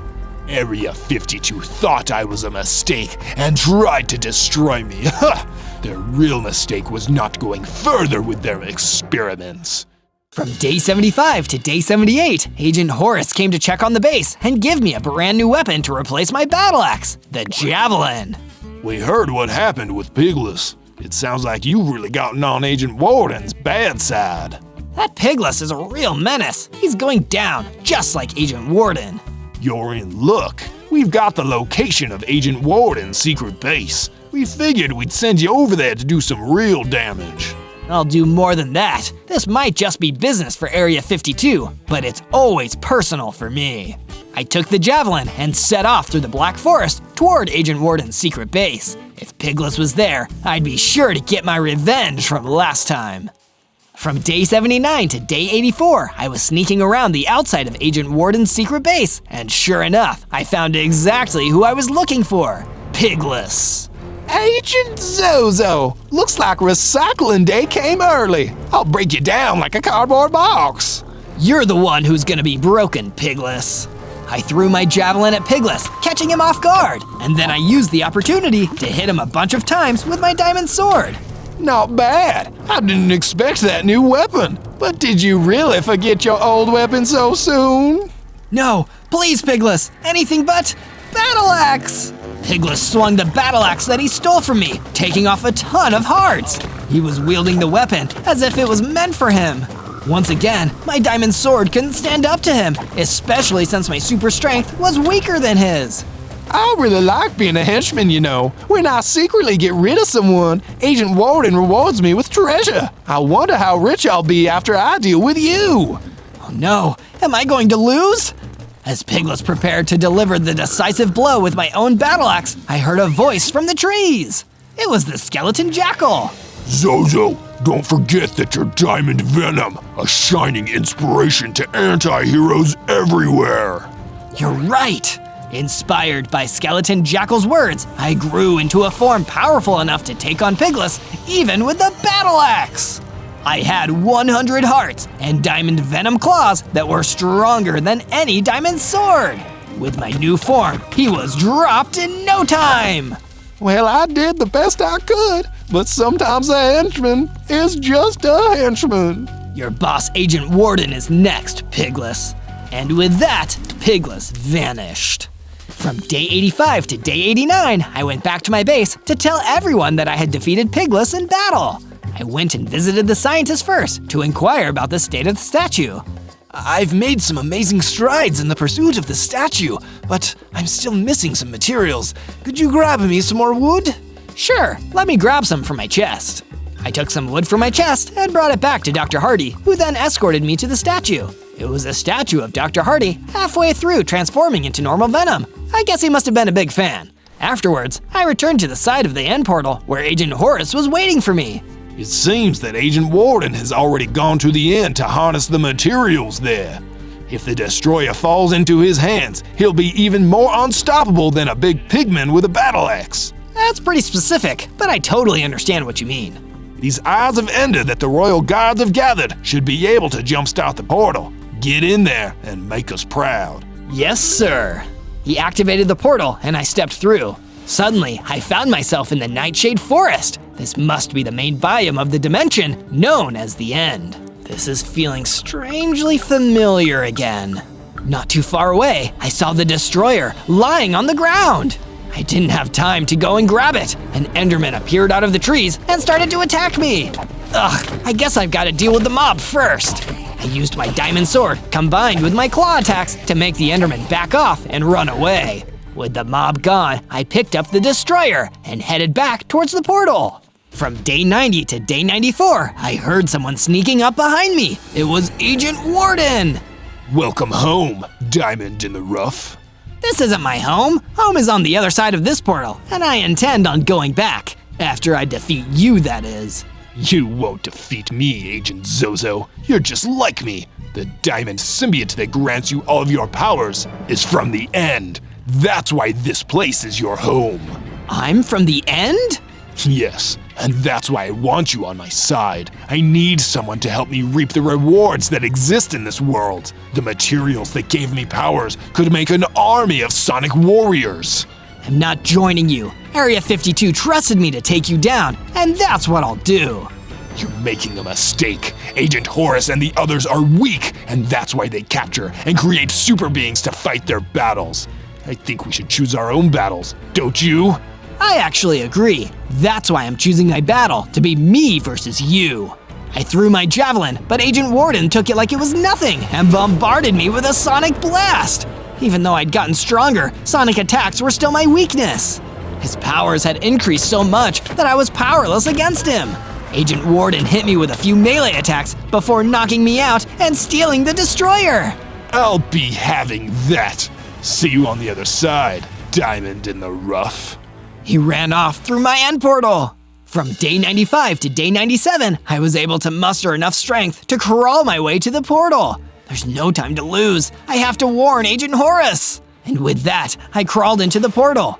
When I got to the secret research lab of Area 52, I found that all of the royal guards had been wiped out by Agent Warden in a destruction spree.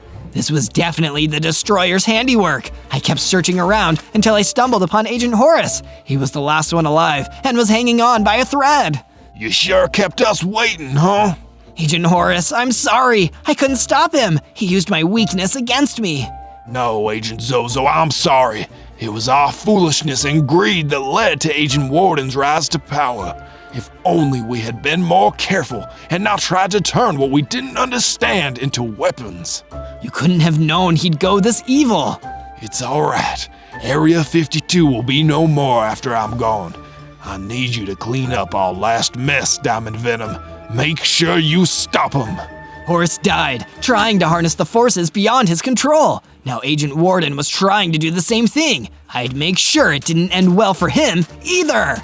On day 98, I found my base had been destroyed in another one of Agent Warden's evil rampages. The scientist, Isolager, and Skeleton Jackal were all destroyed too. Every member of my team, gone. This is unforgivable. I knew Agent Warden was my arch nemesis, but I never thought he'd go this far. I stood there in total shock for a long time until I heard some familiar heavy footsteps. Robbie. Agent Zozo! No, just Zozo. I'm sorry that I couldn't protect the rest of the team. He was too strong. Don't beat yourself up about it, Robbie. I feel a bit better knowing that at least my very first friend is still here with me. You know what? I feel the same way. You're alive, and I'm alive. We've gotta do something to make that count. I'll tell you what we'll do. We're gonna take back the destroyer, and then we're gonna give Agent Warden payback for everything he's done! Now that's the symbiote I know. Let's rock! On day 99, Robbie and I closed in on Agent Warden's secret base, which hadn't changed location since the time I fought Pigless there. I'll lure Agent Warden out with a distraction, then you surprise attack him and steal the destroyer. Sounds good. Be careful, Robbie. I went to hide behind a tree as Robbie stepped out and waved his arms. Hey Warden, look at me! I'm so destroyable! Haha, come destroy me! Sure enough, Agent Warden stepped out of the base with the destroyer in his hands. He started moving towards Robbie. Now is my chance! I used my dash ability to rush at Agent Warden. Just as planned, I was able to grab the destroyer and run away. Robbie turned and ran away too. Haha! I'm not destroyed! Better luck next time! When we got back to the base, I immediately took a closer look at the destroyer. It was definitely made with the same materials that made Agent Warden's sonic blast so strong. It was also from the end, like my symbiote. Maybe if I... Well, here goes nothing! I absorbed the material in the destroyer using my symbiote, and I could feel that it was enhancing my diamond skin to a whole new level of durability. It worked! Now my souped up diamond skin will be able to resist his sonic attacks. On day 100, I returned to Agent Warden's secret base for our final showdown. I of course brought Robbie with me. We entered his base and went downstairs. This time, Agent Warden was already waiting for us in his underground lair. This stops here, Agent Warden. You're not destroying anything else in your quest for mad science. When will you learn, symbiote? My sonic attacks will render you immobile once again! He fired a sonic blast at me, but I didn't even flinch this time. Because despite its name, the destroyer had made me indestructible. How did you do that? I knew your weakness! It's like you always said, I am a diamond in the rough, and now this diamond is gonna rough you up. I called forth the destroyer from within my symbiote and attacked using it. The shockwave smashed the surrounding area and did serious damage to Agent Warden. He's weak. My turn. Robbie rushed in and smacked him with his golem arms a couple times. I joined in with a diamond claw attack. Agent Warden tried to fight back, but his powers were useless against me now. Please, no more! This is for everyone at Area 52 and everyone at my base too! No, please! All I wanted was to be able to blow up whatever I wanted! I was just acting mysterious to look cool! Well, now the truth is out, and the truth is, you got what was coming to you. Then I swung the destroyer one last time, and he was gone! Leaving me and Robbie to celebrate the fact that the world was safe again. On day 1, I dropped into the world as Thor. Whoa, I'm Thor, but why am I a baby? Before I could think about it too much, a portal opened next to me, and I saw my dad Odin standing inside. Dad, what's going on? Zozo, we don't have much time. Gore the God Butcher has released his skeleton army on us. They are attacking Asgard, and sending you through this portal was the best I could do to keep you safe. I don't know why you're a baby, but I need you to find your hammer Mjolnir. Find your hammer, and I'll hold him off. A giant skeleton appeared behind Odin, and they started to fight. Odin is really strong, but the giant skeleton was putting up a strong fight. I couldn't tell who was winning. Go now, Zozo, and hurry! The portal suddenly closed, and I was alone. Okay, I can do this. I need to find my hammer and help my dad. And while I do that, I'll need to work on powering up my baby form. I'm sure my hammer can't be too far away, so I'll start by getting some supplies together to help me look. On day 2, I headed down the mountain, but I had no idea where to get started looking for my hammer. As I headed down the mountain though, I saw a boar. Looks like lunch. I'm not going to find my hammer on an empty stomach. I didn't have my hammer, or any other weapons for that matter, but I was the god of thunder. I bet I can take this thing on with my bare hands. I threw some punches and took him out, but not without losing a couple hearts. Okay, maybe I'm being a little cocky. I am a baby after all. I'll go work on getting some tools. I headed over to some nearby trees and started collecting wood. Once I had collected enough wood, I made a crafting table. Then I used the rest of the wood to make a wooden pickaxe. A wooden pickaxe is only good for one thing, and that's getting stone to make a stone pickaxe. So I headed over to the mountain and mined out some stone. Then I ran back to the crafting table and made a stone pickaxe. It's no Mjolnir, but it'll have to do for now. I wanted to collect some more food, so I headed back over to the mountains to kill some more boars. Using my new pickaxe, I was able to take a few of them out, no problem. I was even able to do it without taking any damage. I was going to have a full belly, but I still had several things I needed to accomplish before I could start exploring the mountainside. I needed to be quick though. I didn't know how long my dad could hold off the skeletons, or worse, Gore the God Butcher, whoever that is.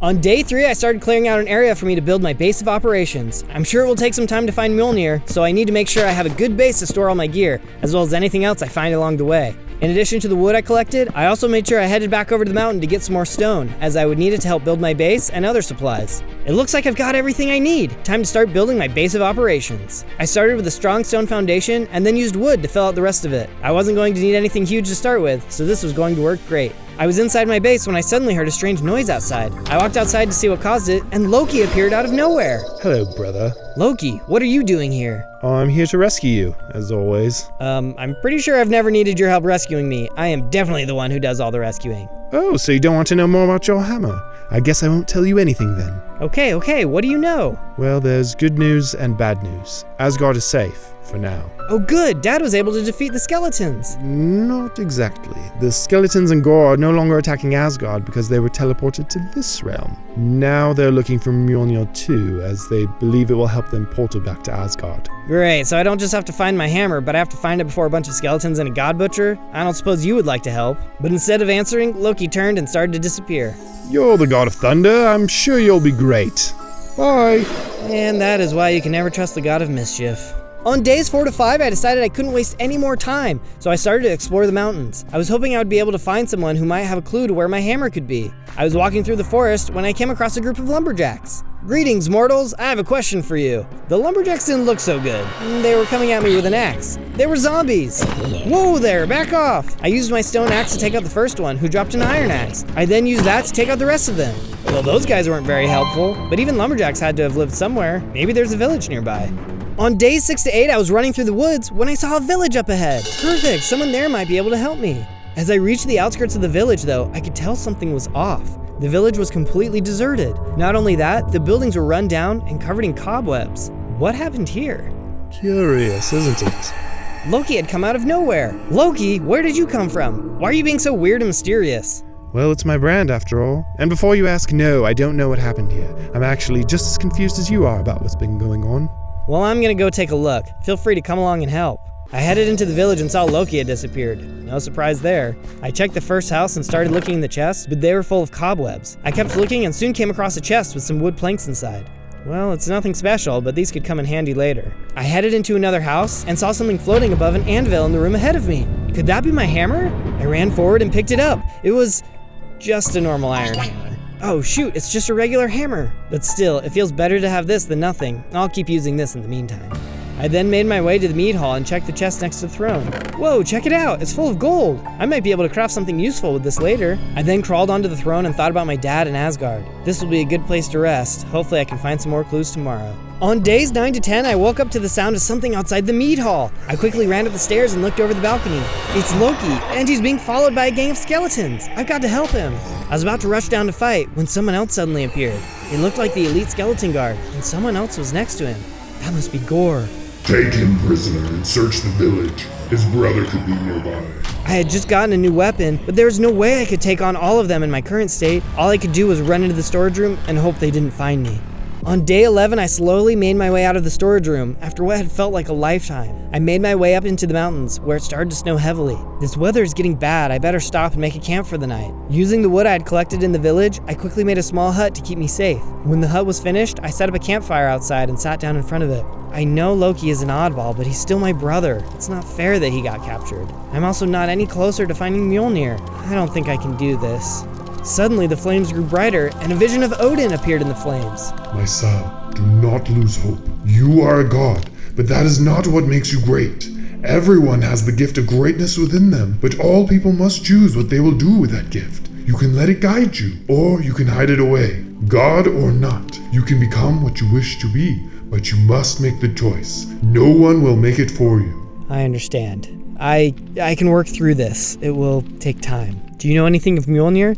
If I'm going to be successful, I have to stop Gore from getting his hands on the hammer.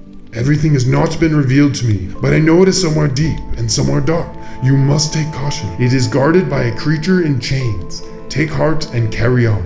You will find your way. Then, just as suddenly as he appeared, Odin disappeared into the flames.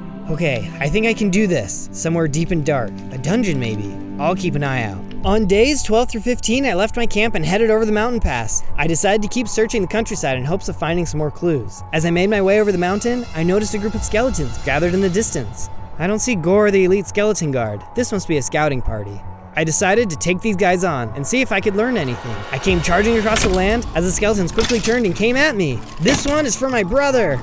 By using my new iron hammer, I was able to quickly take care of the first couple of skeletons. The other ones tried charging at me too, but they were no match for my hammer skills.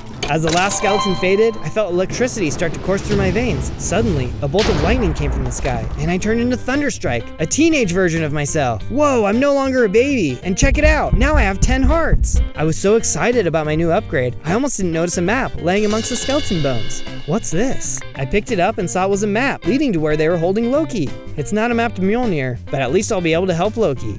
On days 16 to 19, I headed back to my base to prepare. I was sure they would have some serious fortifications guarding Loki, and I needed to make sure I was ready for anything. Once I reached my base, I got to work on building a forge area. I needed to have a good workstation set up in order to make all the gear I would need.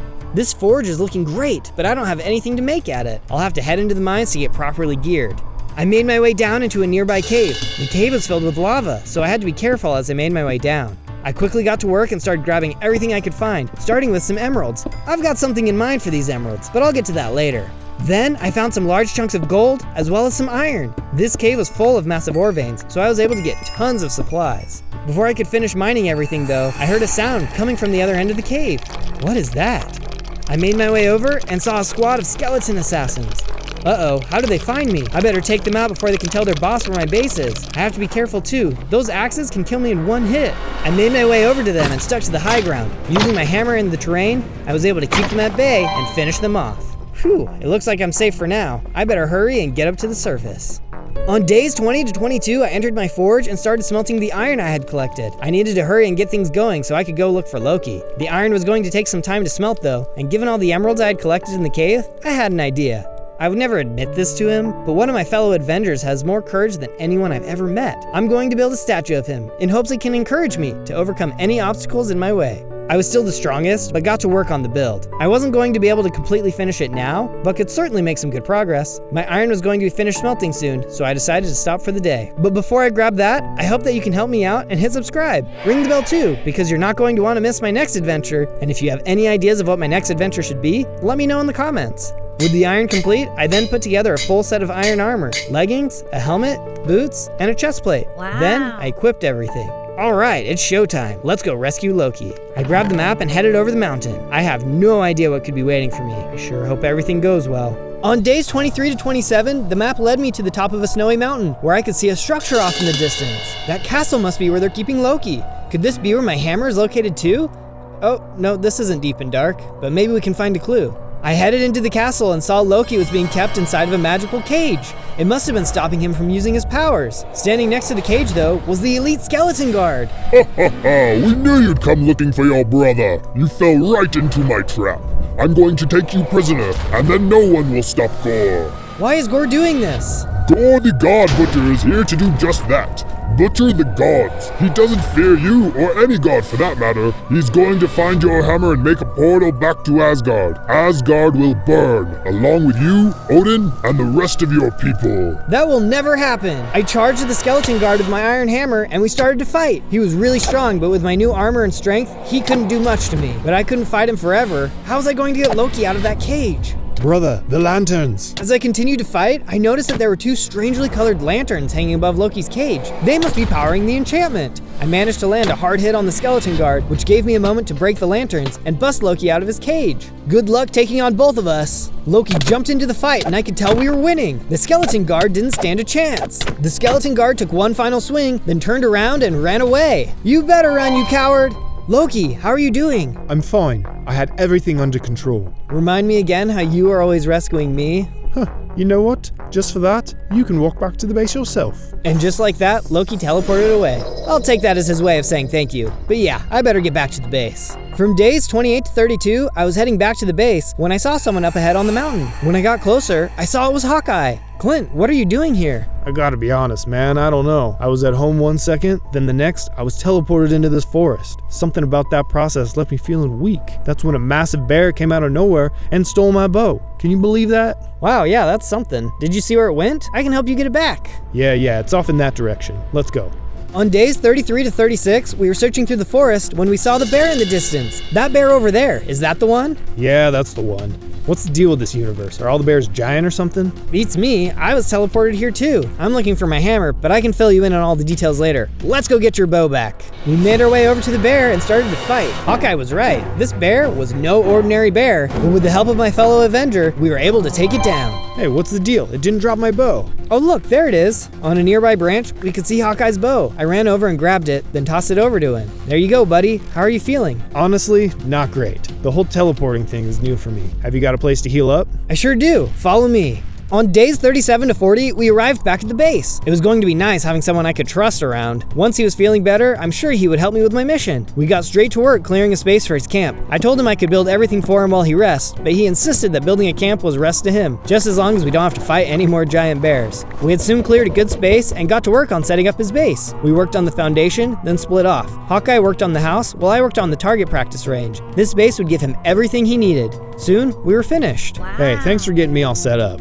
No problem. I hope you can get feeling better soon. I could really use your help. Yeah, man, absolutely. By the way, I noticed you started building a statue of the strongest Avenger. Second strongest, but go on. Yeah, right. I noticed you needed some more materials. I've got some purple wool that should work perfect. That would be great. Clint and I then got to work on the next part of the statue. Strongest Avenger? Surely he didn't mean to say that. And even if he did, he's definitely got to be the only one who thinks it. Soon, we had finished the second part. Thanks for your help, Clint. I was standing at the base of the statue admiring our work when Loki ran up and shoved me. Hey, what was that for? Did you forget I was here? Do you really think I want to stay in the same house as you? He had a good point. I didn't want to share a room with him either. So we headed around to the back of my house and built out an extension for Loki to stay in. I made sure to include everything he would need so he wouldn't have to bug me. After a while, it was all done. On days 41 to 43, I met Hawkeye at a shooting range. He told me there was something he needed to talk to me about. Hey, what's up? How are you feeling? Feeling good. I'm not 100%, but I remember something that I think would be useful. It sounds like you've got quite the battle ahead of you, so we're gonna need all the help we can get. When I was coming through the portal, I remember catching a glimpse of that kid, Peter Parker. He might have landed somewhere in this world too. Oh yes, Spider-Boy. I'll go look for him. Spider-Man, but he's gone. Another Avenger! I don't know why everyone was getting teleported here, but Hawkeye was right. I could use all the help I could get. Soon, I had made it back to the forest and started looking around. Parker! Spider Boy! I checked all over the place but couldn't find him anywhere. The sun was starting to set though, so I decided to make a camp for the night. I finished setting up my tent and settled into my bed. In the middle of the night though, I heard a horrible noise. When I got up, it was a bunch of spiders. Oh gross, get out of here. I managed to fight off the spiders before they could do any real harm. But where did they come from? Maybe Parker is nearby. On days 44 to 49, I headed into the woods to see if I could find anything. I soon saw a bunch of webs, which were leading deeper into the forest. I can follow these webs. Maybe Parker will be at the end of them. As I followed them, I soon saw they led to a cave. As I came to the cave, I couldn't believe what I was seeing. Look at all these spiders. And look, there's a giant one in there. I've got to take care of this guy before he finds my base. I rushed into the cave to take him out when Spider-Man dropped down from the ceiling. Whoa, Mr. Thor, hang on a second. Spider-Boy, I've been looking for you. It's Spider-Man, actually, but don't hurt the spider. He's a good guy. A good guy? Why did you send your minions after me in the forest? Yeah, he's sorry about that. He thought you might be working for Gore. I asked him what he knew about Gore, and he explained he didn't know where he was or where Mjolnir was. He did have some information for us, though. The portals that were bringing everyone here, they were actually created by Loki. Loki? I knew I couldn't trust him. He's trying to rule over Asgard again. The spider explained that he felt bad for sending his spiders after me and had an item that might help. He reached into a nearby chest and threw a weapon over to me. Whoa, this is a netherite destroyer. This thing will pack a serious punch. It's not as powerful as Mjolnir, but I don't think anything else is as strong as this. I thanked the spider for his help and invited Spider-Man back to my base. I was going to need some help dealing with this Loki situation. On days 50 to 53, Spider-Man and I arrived back at the base and headed straight for Loki's house. We checked downstairs but didn't see him. We headed upstairs and he wasn't up there either. As we ran back outside, we almost ran into him. Oh, I'm sorry. Is it rude to knock before you enter now? Loki, enough of your tricks. I know you brought Gore here and are pulling everyone from their worlds. You're not going to overthrow Odin, and you'll never rule Asgard. Okay, can you take a breath and let me explain? It's true that I made everyone teleport here, but it's not what I was trying to do. So what were you trying to do? I thought it would be a funny prank to scare you with an illusion of Gore, but something went wrong with the spell, causing the real Gore to show up. I thought bringing your Avenger friends in could help you solve the problem. Who else did you bring here? Why so angry? Aren't you excited to see all your friends again? Really, I'm doing you a favor. Loki, who else? That little rabbit guy you like so much. Rabbit? I think he means Rocket the Raccoon, sir. Ah, right. Where is he? He's somewhere in the savannah. He shouldn't be too hard to find. Feeling frustrated with Loki, I needed to do something to calm down and decided to get to work building Spider-Man a place to live. Spider-Man wanted to help too, so we worked together to build him a nice cottage. He said it was nice to get out of the city for a while, even though there were still bad guys around. We soon finished the house. Wow, thanks, Mr. Thor. This place looks awesome. After he had finished checking out the house, I saw Spider-Man looking at the Hulk statue. Impressive, isn't it? It is. Mr. Banner is so smart. He's the strongest of us too, so it makes sense you'd want to make a statue of him. I couldn't believe what I was hearing. The strongest? Why was everyone saying that? Here, how about you help me finish the next part? Take some emeralds and give me a hand. Spider-Man and I got to work on the next part of the statue. Maybe I was being too prideful thinking I was the strongest. Nah, that couldn't be it. We soon finished the next part of the statue. It was nearly finished. On days 54 to 57, I headed off to the savannah to try and find Rocket. I couldn't focus on anything else, knowing that one of my friends might be in trouble. Before long, I saw Rocket trapped on a hill, surrounded by skeletons, including the elite skeleton guard. Come on down, we aren't going to hurt you. What, are you nuts? Give me that little sword of yours and then maybe we can talk. Rocket always talked tough, but I could tell when he needed help. I jumped out from my hiding place. Hey, over here! The skeleton guard looked over, and as I got closer, some of his soldiers attacked. It was no use, though. My new netherite hammer could take them out in a single hit. The other ones were so scared, they didn't dare try to attack me. You again? You think that new hammer is going to let you defeat me? You're nothing without Mjolnir. I'll show you. I leapt into battle and hit him with my hammer. Even though I had gotten stronger, he was still extremely powerful. He was so strong, he brought me down to just 3 hearts. Time to say goodbye. Asgard will fall. You'll never take my home. I rose up in fury and hit him as hard as I could. After a couple of swings, he was down. Hey, nice going. No wonder everyone thinks you're the strongest Avenger. Thank you. I'm glad someone here still has their head on straight. It's good to see you, Rocket. Yeah, good to see you too, pal. Say, you're looking for your hammer, right? Before that skeleton brute got me cornered, I heard him laughing with his men. I guess one of their scouting parties had located the hammer. He said it was so close to you, but you'd never find it. He said it was under your feet this whole time. Under our feet? I did run into one of his scouting parties in a cave under our base. It must be under my base. Come on, Rocket, let's get you back with the others. On days 58 to 62, I got to work building a base for Rocket. I needed to start mining down under the base, but I had to get Rocket set up first. I always want to treat my friends right. Once the house was finished, Rocket called out for me to head inside. Once I got inside, I saw he had set up an enchanting table. Here, buddy, take this lapis I stole off the skeletons. You can use it to upgrade that armor of yours. Using the lapis, I went about enchanting all of my armor. I didn't have the highest levels yet, but even just a little bit of enchantments can make a difference. I ended up giving each piece of armor different types of protection enchantments. Thanks, Rocket. I'm feeling more protected already. I then headed outside to go to the mines, but paused to look at the unfinished statue. While I'm down there, it'll be good if I can find some more emeralds. There's still a lot more building to go. On day 63 to 66, I headed back into the caves I had been mining in earlier. I moved further into the cave system and saw there was a tunnel leading even deeper. I can't believe I came down here before and didn't notice this. As I headed further down, I came across a group of cave centipedes. I jumped forward and started attacking them. Out of my way, you creepy cave crawlers. I managed to land some strong blows and take them all out. That's when I noticed there's an entrance to a mine shaft. A mine shaft all the way down here? I've got to be getting close. I made my way into the small passage and ran into another group of cave centipedes. I took them out as quickly as I could so I could keep pushing ahead. Soon, I saw a bigger room before me and there was something written on the wall. What could it be? Could it be the greatest secret the world has ever known? Subscribe. It's not my hammer, but definitely a good idea. If anyone is watching this, I'd say go ahead and give it a try. It is free after all. On day 67 to 70, I entered a new part of the mine shaft. Upon looking around, I saw that the passage was littered with skulls and skeletons. Yikes, it looks like I'm not the first person who tried to get through these caves. I wonder what they were looking for. I moved further along and was suddenly attacked by a group of cave creepers. Oh no, I can't risk getting blown up. I had to be very careful as the creepers could explode at any second. By hitting them with my hammer and jumping back, I managed to take them all out without hurting myself too bad. Phew, that was a close one. I better pick up all this gunpowder. It could come in handy. With the creepers out of the way, I kept moving through the tunnel. Eventually, I saw a chest and went over to open it up. Holy cow, look at all these emeralds. This must be what the previous explorers were looking for. There's a lot here, but I'll need even more if I'm going to finish my statue. On day 71 to 74, I continued even further into the cave.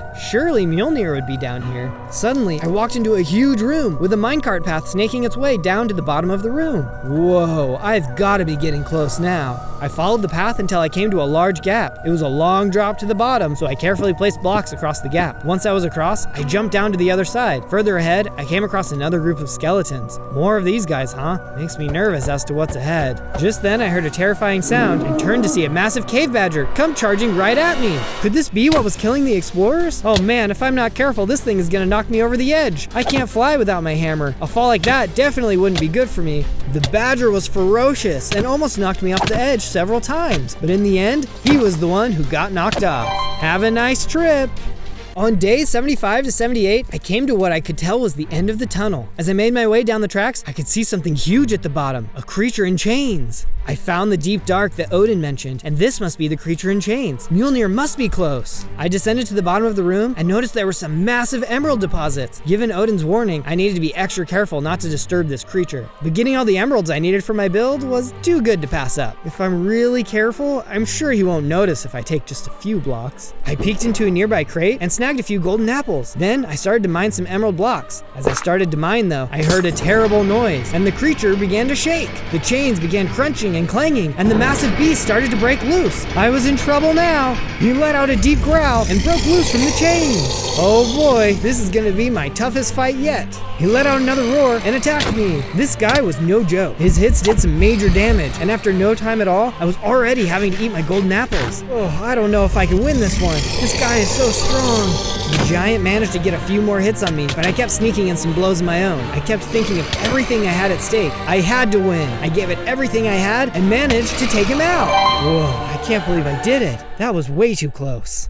On day 79 to 84, I noticed that the giant had been chained in front of a large door. There didn't seem to be any way in, but I had an idea. I headed over to a nearby enclave and dug up some blocks of sand. While I was over there, I helped myself to some emerald blocks as well. There's no problem with me grabbing these now. With the sand collected, I put down a crafting table and made myself some TNT using the gunpowder I had collected from the creepers. I also made myself a lever so I could light it off. Then, I placed the blocks down and flipped the switch. Here goes nothing. The TNT blew a hole in the door, and I made my way into the tunnel behind it. After a short walk to the end of the tunnel, I saw a huge crater in the ground, and Mjolnir was at the bottom. At long last, I found it! I can barely believe it! I quickly made my way down the ladder and up to the anvil. Mjolnir flew into my hands. I jumped to the top of the anvil and felt the electricity flowing through my veins. There was a bolt of lightning, and I turned back into the adult version of myself. At last, I'm all powered up!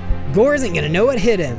On days 85 to 89, I decided I needed to test out my new powers. Alright, Mjolnir, let's fly. With a lurch, I launched myself up into the air and out of the pit. I soon made my way back into the large room. The stack of emeralds from before were still sitting there, so I mined out the rest of the emeralds I needed to finish the statue. Once I had collected those, I used Mjolnir to launch me into the sky and fly to the top of the minecart tracks. I'll be out of here in no time. As I was leaving, I came across some of the mobs I had fought earlier. Let's see how you handle this. I aimed at the creeper and let Mjolnir loose. It flew through the air, striking the creeper. I then finished it off at close range. Using my new abilities, I continued to fight my way out of the tunnel, killing mobs with a combination of close and long-range hits. Once I was nearing the top of the tunnel, I came across some diamonds. Great, I can upgrade my armor using this. I mined out as many diamonds as I could get, then finally ascended out of the cave. On days 90 to 94, I came out of the cave and couldn't believe what I was seeing. Sitting in the middle of our settlement was the Avengers Tower. I saw my friends grouped outside and ran up to them. Whoa, guys, what's going on? I may have forgotten to mention it. I also teleported Dr. Strange here.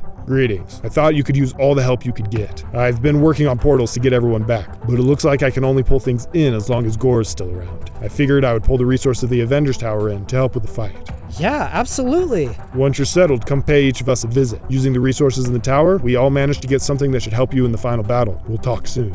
On days 95 to 96, I headed straight to my forge to start crafting my diamond armor. I brought the diamonds to my anvil, and by using Mjolnir, I was able to craft myself a full set of diamond armor. With my diamond armor complete, I better go check with everyone to see what else they were able to find. But before I could walk off, Hawkeye walked up to me. I know you were gonna come see me, but since you're working on your armor, thought I'd bring this to you now. Hawkeye tossed out a handful of netherite ingots. Whoa, this is even better. I'll get upgrading right away. As I upgraded my diamond to netherite, Hawkeye explained that he had found all of it inside the Avengers Tower. It's a good thing Dr. Strange was here to help. With all of my armor upgraded, I headed over to Rocket's house. Hey buddy, what have you got for me? You are in luck. I went digging through the tower and managed to scrounge up some more lapis for enchants. This ought to help beef up that new armor of yours. I took the lapis and got to work enchanting my new armor. Rocket was right. These enchantments were going to make a massive difference in the fight against Gore. With my armor fully enchanted, I then headed over to Spider-Man's house. Hey, Mr. Thor. Wow, I'm so glad you're here. I checked out the labs in the tower, and would you believe it? They were full of brewing ingredients. I managed to put together some potions. I hope you'll find them helpful. Spider-Man threw out a speed, fire resistance, and health potion. He was right. These would definitely be helpful. From there, I headed out to find Dr. Strange and thank him for all of his help. To my surprise, he came flying down from the tower and landed right in front of me. Interesting choice for a statue. I thought you would have chosen the strongest Avenger. Well, it would have been a little strange to make a statue of myself. Of you? I was referring to me. What? Dr. Strange let out a chuckle. Toss me some emeralds and I'll give you a hand in finishing this thing. I threw him some emeralds and we both flew to the top of the statue. Dr. Strange flew around and placed blocks, while I jumped around and placed my blocks. I guess a part of me was grateful Loki had teleported all my friends here. It was nice to see them again. It was just too bad my buddy Hulk couldn't actually be here. And just like that, the statue was done. After everything was done, I found myself standing by the base and heard a familiar voice in my head. Hulk no smash, Hulk bless. Suddenly, a stream of green particles appeared around me, and I gained 10 more hearts. Maybe Hulk had been here all along after all. On days 97 to 98, I had finished my preparations, so I met back up with everyone outside my house. I still had to see what Loki had prepared for me. As I walked up, I saw one of his green portals sparkling next to him. Well, brother, I must say that I have the best gift for you of all. A portal that leads directly to Gore's base. Thank you, Loki. I know everyone here wants to help, but this is something I have to do on my own. You've all been amazing friends. If I don't make it, find a way to stop Gore and save Asgard. I took a deep breath and stepped into the portal. On day 99, I appeared on the other side of the portal at the entrance to Gore's base. I was getting ready to enter when I had the sneaking suspicion something was behind me. Whoa, what's that? Some lightning crash and a huge subscribe was floating in the sky. Man, I feel like this word keeps following me around. Oh well, I guess it's just a sign that is heavily suggesting something that someone should do. I don't know about you, but I'd listen to it. I mean, look at all that lightning. But this was no ordinary sign, and that was no ordinary lightning. As I walked into Gore's palace, I could feel something was different. I could see Gore up ahead, but first, I had to get through his band of skeletons. By the power of Thor, eat lightning! I threw Mjolnir, and the nearest skeleton was immediately struck by lightning. My full powers were finally unlocked. The skeletons gave me everything they had, but none of them could stop me. I used every attack I had, throwing Mjolnir, hitting them with lightning, and striking them at close range. Soon, all of the skeletons were defeated, and only Gore and I remained. On day 100, I stood face to face with Gore. You tried, but it's over now. Without warning, Gore attacked. Clearly, he didn't have time for monologues. Why are you doing this? What do you have to gain by attacking Asgard? It's not just Asgard, it's all the gods. They're all the same. They only care about one thing. Gore was enraged, and I was having trouble holding him off. One thing? And what's that?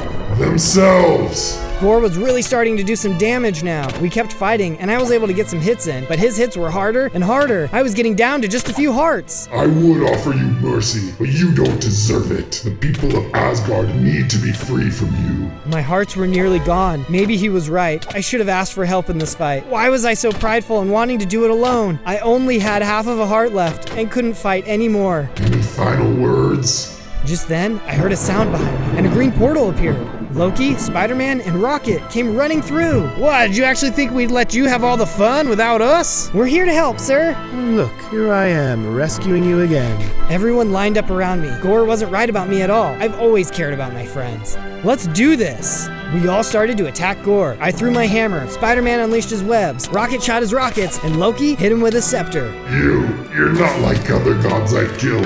That's because I have something worth fighting for. We kept up our attacks, and I could tell Gore no longer stood a chance. With a final swing of my hammer, he was defeated. Good work, everyone. We did it. Now let's get out of here. Loki opened a portal, and we ran back through. Once I had arrived back, everyone was waiting for me. Doctor Strange had opened another portal that would send everyone home. As everyone jumped into the portal and was sent back to their worlds, I thanked them for their friendship. Everyone chose greatness today, and I can't think of a better group of friends.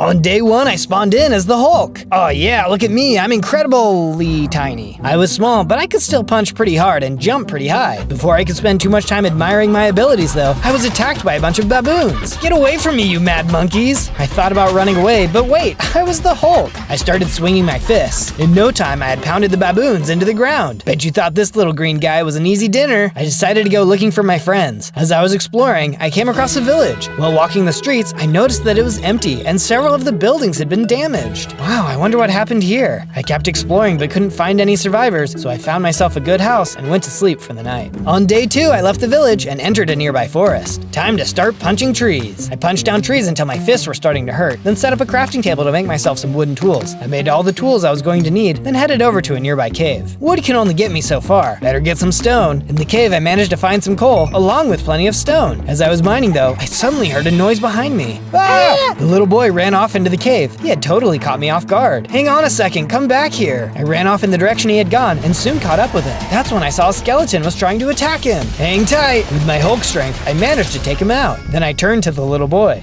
Please don't eat me. Eat you? Why would I eat you? So, you're not gonna eat me? No, of course not. I don't want to hurt anyone. What are you doing down here in this cave? A big monster came to our village and destroyed it. My mom told me to hide in this cave. The monster reminded me of you, but I guess you're not as big as he was. Like me? Huh, that's confusing. But do you think it's safe to go back to the village? I didn't want to break it to this kid that the village had been completely wiped out, so I didn't. It's still pretty scary out there, so our best bet is just to stay here in the cave. We can go look for your family tomorrow. On day 3, the boy, whose name was Nash, and I headed back to the village. This was going to be awkward. Nash showed me to his house, but it was completely destroyed. He was feeling really sad when suddenly we heard a cry from the inside. Someone is in here! I ran over to a pile of rubble, and underneath I could see a pair of eyes. It's Mila! That's my big sister! I quickly cleared out all of the blocks, letting the little girl out of the rubble. Are you okay? What happened here? I think I'm okay. It was a green monster that attacked us. He was big and scary. Kind of like you, but he didn't have friendly eyes. He ran around our town, destroying everyone and everything in front of him. Our house collapsed, so I don't know if my parents escaped or not. I'm sorry to hear it. How long has it been? I don't know. Days have gone by since I've been under here. Just then, we heard a howl and a group of feral wolves appeared. They must have been scavenging in the abandoned village. Hang on, kids, I'll take care of this. I sprang into action, hitting the wolves. They were vicious as they snapped with their fangs, but I wasn't going to let them hurt these poor kids. Soon enough, I had taken several of them out. It wasn't enough though, as I could hear some more wolves off in the distance. Come on, guys, I don't think I can fight all of them off. Let's get out of here. We ran from the village until we were a safe distance away. It was time to start building us a shelter. First off, I put together a full set of stone tools so I'd have the equipment needed to get any job done. Then I got to work building a simple house for us to stay in. It wasn't anything fancy, as we needed something quick, but at least for now, it was a place to call home. Once the house was finished, I then made several torches and put them outside to stop mobs from spawning. We had survived another day, but who knew what surprises were coming next? On days 4 to 5, I left the kids at the house and went to go look for some food. We weren't going to last out here if we didn't have something to eat. Oh, look, pigs! I had spotted some pigs, so I rushed over and attacked them. I quickly quickly knocked them all out and collected all of their meat. Just then, Black Panther came out of the trees. T'Challa, what are you doing out here? THOR is a beast that has been destroying the villages in the area. They call him Abomination. I have tried to face him myself, but he was too powerful. Oh man, if you can't beat him, how can I? I'm so small. You know, there is a cave near here that contains something I think might help you. He explained where I needed to go, and so I set off to find what he was talking about. After a bit, I soon found the cave he was describing. As I entered in, I saw what he was talking about. It was gamma radiation. This is what made the Hulk in the first place. I stepped up to it and immediately started to absorb the radiation. I could feel it entering my bloodstream when suddenly I grew bigger and stronger than before. Awesome! I feel like I could beat anything right now. Speaking of which, there was a roar as a Zoglin had just shown up. He must have been absorbing the radiation too. Let's try these new powers out. But much to my disappointment, he was really strong. I was losing the fight. I was taking too much damage and had no choice but to hurry and run away. On day 6 to 8, I had arrived back at the house. That's when I realized I had eaten all the meat I was supposed to bring home. Oh man, the kids are probably hungry. I turned around and headed back out. Luckily, it didn't take too long, and I quickly found some chickens. This will make a great meal for the kids. I then headed into a nearby mine to try and find some better materials. As I went deeper into the mine, I soon came across some iron. Yes, now I can finally stop using these stone tools. With my pockets full of iron, I headed back to the house for good this time. As I entered the house, the kids were really impressed with how much bigger I had gotten. Unfortunately, they were less impressed with eating raw meat. That's a good point. Let me fix that. I got right to work adding on a kitchen to the house. I'm not sure why I thought feeding them raw meat would be a good idea. I guess I'm just used to being able to eat whatever I want. With the kitchen complete, I got the chicken all cooked up. Now the kids would be able to have a decent meal. With the food all sorted out, I then started smelting down the iron ore. Using my new iron bars, I made myself a brand spanking new set of iron tools, which would be way better than my stone ones. Then I got to it, making some iron armor. I wasn't able to make a full set. I wasn't sure it would be strong enough to take on Abomination, but it would be better than nothing. That's when I realized that none of us had a place to sleep. I then made the kids their own bedrooms, complete with beds in their favorite colors. On days 9 to 10, I woke up to a knock on the door. It was Black Panther. How are you feeling about your powers now? Abomination is nearby. Perhaps together we can defeat it. Yeah, together I'm sure we'll have a chance. I followed Black Panther out and across the land. We soon arrived at a seaside village. I could see Abomination rampaging through the town, destroying people and buildings alike. Oh man, he's bigger than I thought he would be. This isn't going to be an easy fight. We couldn't let him to continue to hurt these innocent people though, so I charged down into the village, straight at Abomination. Leave these people alone. Abomination turned and hit me hard. Ouch! Yeah, I don't care how much you hurt me. I'll never stop fighting you. Get out of here, you lab experiment. I don't have time for pests like you. I kept fighting, but it was clear I didn't have a chance. Just as Abomination was ready to finish me off, Black Panther hopped into the fight. He was able to get a few hits in, but it wasn't enough to stop Abomination. He was just too strong. The two of us ran off as Abomination continued his rampage through the village. We had both nearly been defeated, and T'Challa was nearly on the verge of death. Luckily, we made it out of there alive. On days 11 to 12, we arrived back at my base. T'Challa, let me make a room for you to heal up. I quickly got to work making him a fresh new room so he could relax and get his health back up. I soon finished the build, and T'Challa was able to move in. The kids had run in to see him and were very excited. Apparently, they thought he was their new kitty. T'Challa was not amused. Hang out here, guys. I'll see about getting us some food. I started to leave the house, eating our last bit of meat. In the distance, I could hear some spiders. I better take those out before they get too close to the base. I soon came upon the spiders and managed to fight them off without too much trouble. As I picked up the string they dropped, it gave me an idea. If I had some leads, I could get some pigs and raise them at the house. Luckily, I soon came across some slime. I fought the slime, destroying all of its parts. I picked up the slime balls they dropped and then used the ingredients to craft some leads. Time to go pig wrestling. I went searching through the woods and eventually found the pigs I was looking for. Using the newly created leads, I led them back to the base. I then led them into a pen that I had built earlier. Finally, now there will be enough meat for everyone. I wanted to be sure we had some variety though, so I broke some grass to get seeds. I'd also gathered some water in a bucket, so I was all ready to build a farm. I tilled the ground and placed the water, which then let me plant the seeds I had collected. This base is really starting to come along. The only thing I was missing at this point was a statue to really put my mark on the place. Since I was so busy with food, I thought I would make it my favorite food. You'll have to let me know if you can guess what it is. Once I had finished the first part, it had gotten pretty late, and I could see some creepers had started spawning near the base. I better take care of that before they blow everyone to bits. I headed down to the base and knocked out all the creepers. Fighting them was always scary business, but I managed to knock them all out without too much trouble. On days 13 to 15, I decided that I needed to focus on getting more powerful, but I wasn't sure where to start. Just then, there was a knock on the door. Tony, what are you doing here? I was flying over and saw the statue you were building. Who else would build that other than you? Figured I'd stop in and say hello. Boy, Tony, you really dropped in at the right time. This abomination has been rampaging through the towns here, and I'm not strong enough to stop him. Oh, well, I know what you mean. I've had a few scrapes of my own I wasn't sure I was going to get out of. What have you got so far? Well, I came across some gamma radiation that powered me up, but that's about it. it. Well, what are you wasting your time with me for? That's your answer right there. Surely there's more radiation points out there. You think so? But how could we find them?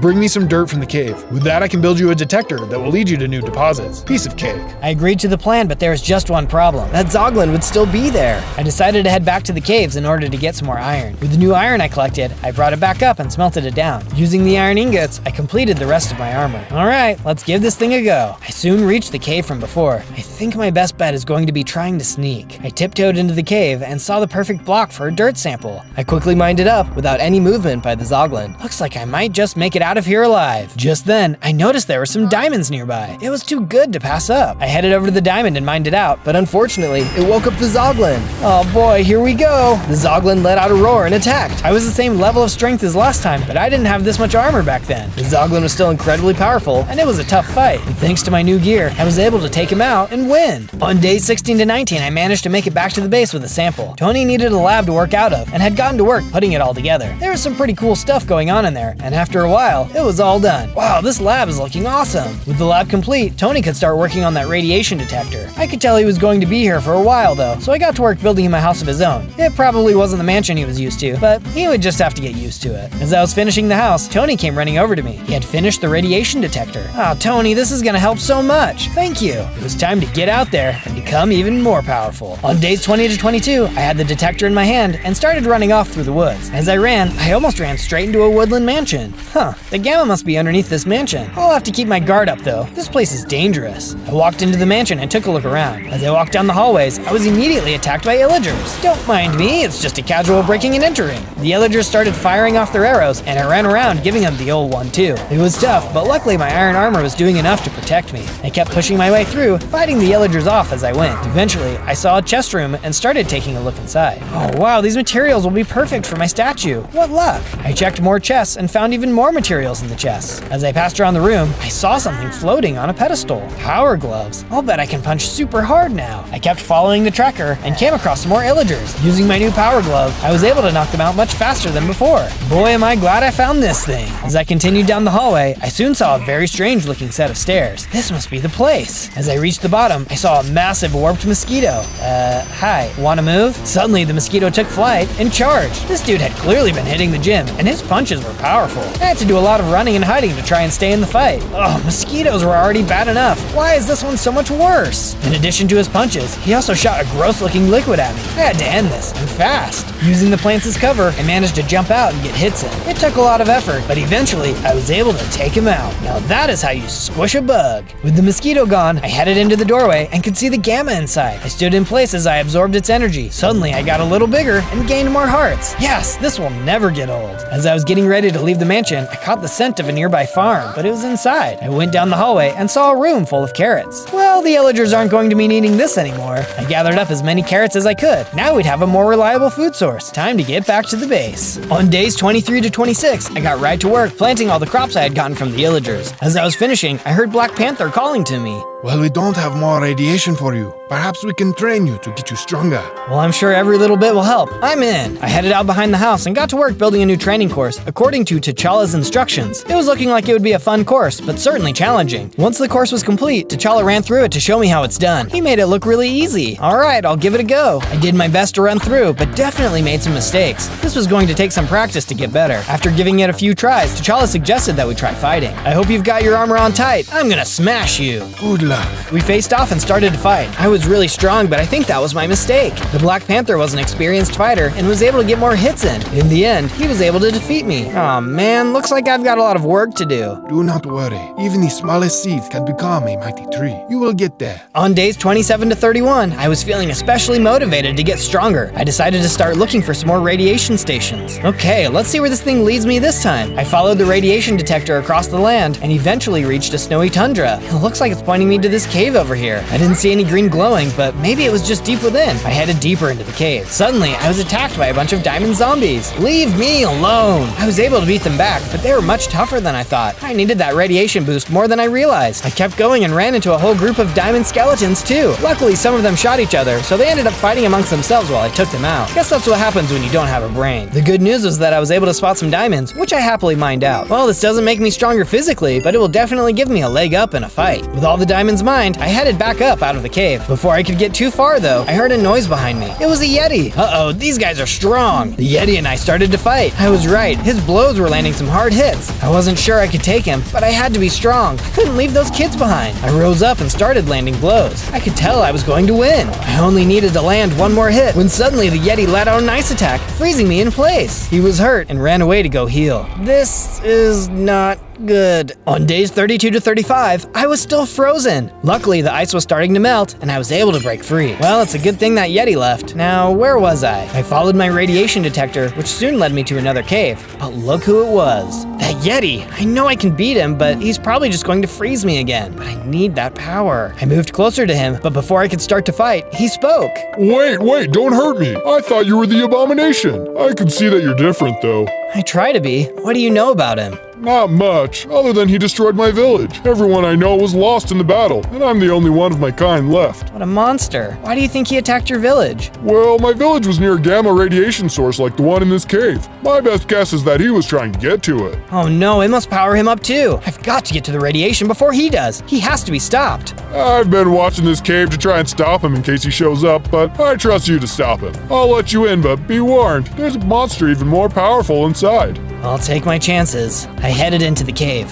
Soon, I saw what the Yeti had been talking about. Inside, there was a ghost mage. Uh-oh, here we go. The ghost mage charged at me. He wasn't going to make this easy. He looked like he had been waiting here a little too long. I'd be upset too if I didn't have any legs. But hey, at least he could levitate. Get out of my way! I swung as hard as I could, and at long last, the ghost mage was defeated. Now I could finally access the radiation. I stepped up to it and could feel the power enter into me. Soon, I was even stronger than before. Oh yeah, that's the good stuff. As I left the cave, I invited the Yeti to come and stay with us. Since his village was destroyed and he no longer had a reason to guard the cave, he happily agreed. On days 36 to 39, I got right to work building the Yeti his own room. Turned out he used to live in a world full of monsters where he would help in their mailroom. He said he got banished to our world. It was all politics. Poor guy. With the Yeti's room complete, I decided to give the base some more upgrades to make it a little safer. We needed to beef up our defenses, just in case Abomination ever found us. Once the defenses were all completed, I was starting to get hungry. That's when I headed over to continue work on my statue. By this point, you've probably got a good idea of what my favorite food is. Leave your guesses in the comments. After a bit, I had finished the second part. That's when Black Panther came running up to me. He said he was impressed by how much bigger I had gotten. He said there was still a lot more work I had to do though, and invited me to do the obstacle course again. I would, but I'm just not very good at it. It's hard to do an obstacle course when there are so many other things I'm trying to get done.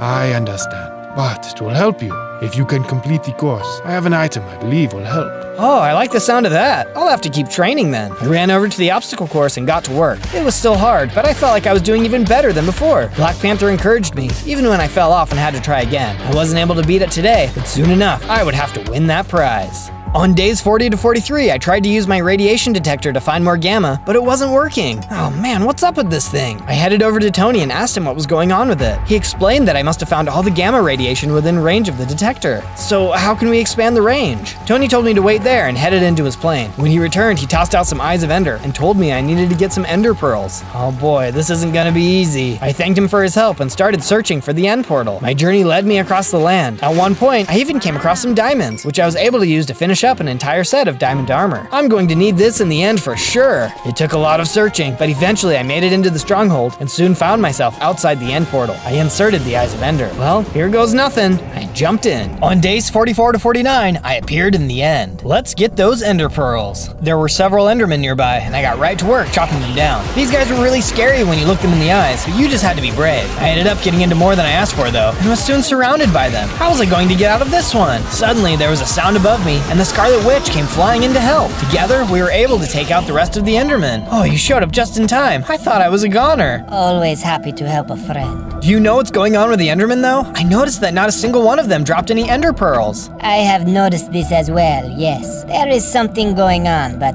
I don't know what it is yet. Well, let's stick together and maybe we can figure this out. She agreed and we continued on through the end. Nearby there was an end city, so we went to check it out. As we got closer, we saw something terrifying. Look at that enderman, he's bigger than all of the others. We charged in and started to fight. This enderman was unlike anything I had ever seen before. He had 4 arms and would clap them together, trying to smash me in them. He would also pick up and throw blocks at me, as well as teleport around. This battle was really tough. With the Scarlet Witch's help though, we finally managed to take him out. He let out a shriek and exploded in a display of Enderman goop. It was pretty intense. And look, an Ender Pearl. The giant Enderman had left a single pearl behind. The Scarlet Witch told me I should take it, as she had more research she wanted to do in the end. She opened up a portal for me to return to the overworld, so I stepped in to head home. On days 50 to 53, I arrived back at my base. Safely back home, I went over to Tony to give him the Ender Pearl I had collected. He thanked me and got right to work, improving the gamma radiation detector. Suddenly, there was a sound outside. What was that? As I got closer to the sound of the noise, I saw that some Endermen were there. Scarlet Witch must have left the portal open too long. I hurried to defend the base from the Endermen, knocking them out one at a time. Once they were defeated, Scarlet Witch came through the portal. Oh, I am sorry about that.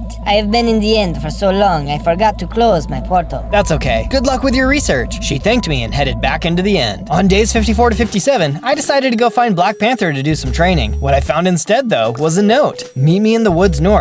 I wonder what he's up to this time. I went north and soon found Black Panther, as well as a giant circle of stones. What's this all about? Pay attention. This circle will summon a mystical monster. Defeat it, and you will receive a special item. I stepped into the ring, and soon a magma monster appeared. He didn't seem like he was too tough, and that's because he wasn't. I jumped around and managed to take him out pretty easily. Is that all you wanted me to do? That was easy. Turn around. I turned around and saw a much bigger magma monster. Uh-oh. This guy was way stronger than the other one, and I was taking a beating. Why didn't T'Challa just have me fight this guy the first time? I felt like my training was paying off though, and soon I was winning. I got into position and managed to land the final blow, taking him out completely. Got him. Alright, now where's that special reward? Or is there another monster behind me? Black Panther chuckled, and suddenly a ring of fire appeared in the arena. I stepped into it and picked up an enchanted pair of diamond boots. Wow, these have feather falling 4 on them. Now I can survive huge falls. I thanked T'Challa for his help, then left to go back to the base. On days 58 to 62, I was arriving back at the base when I saw someone standing on top of it. Who is that? As I got closer, I could see it was the Red Hulk. Hey, what do you think you're doing here? The Abomination knows what you're doing. There's only enough room for one big green guy in this world, and that's not you. We'll see about that. We charged into the base, but were suddenly attacked by a group of red crabs. What the? Where did all of these guys come from? The crabs weren't very strong, but there were a lot of them. We were so distracted by the crabs, we didn't notice Red Hulk had snuck around the walls and into Tony's lab. We soon defeated all of the crabs, but there was one question on our minds. Where did Red Hulk go? We ran around the base and soon saw the house he had run into. He had managed to break into the lab. Tony quickly ran around to check if anything was stolen. Bad news, big guy. The gamma radiation detector is gone. Oh no, now Abomination will be able to find all the sources before me. There's no way I'll be able to beat him without it. Suddenly, I realized something else was missing too. The kids! We ran around the base and eventually saw them hiding under a desk. They were scared, but unharmed. It's okay, guys. It's safe now. Don't worry. I promise I will always protect you no matter what. Now that everyone is safe, follow me. I can use my tracking abilities to find where the Red Hulk ran to. Let's go! On days 63 to 66, Black Panther and I were tracking Red Hulk's path. Soon, I could see a large tower in the distance. That must be it. Hang back and I'll go take care of this. I made my way over to the tower and entered in. I was immediately attacked by a bunch of red crabs. Get your pincy pincers away from me! I managed to clear out all of the crabs on the ground floor and started running up the stairs. What a weird place to call home. As I reached the top, I saw Red Hulk was waiting for me.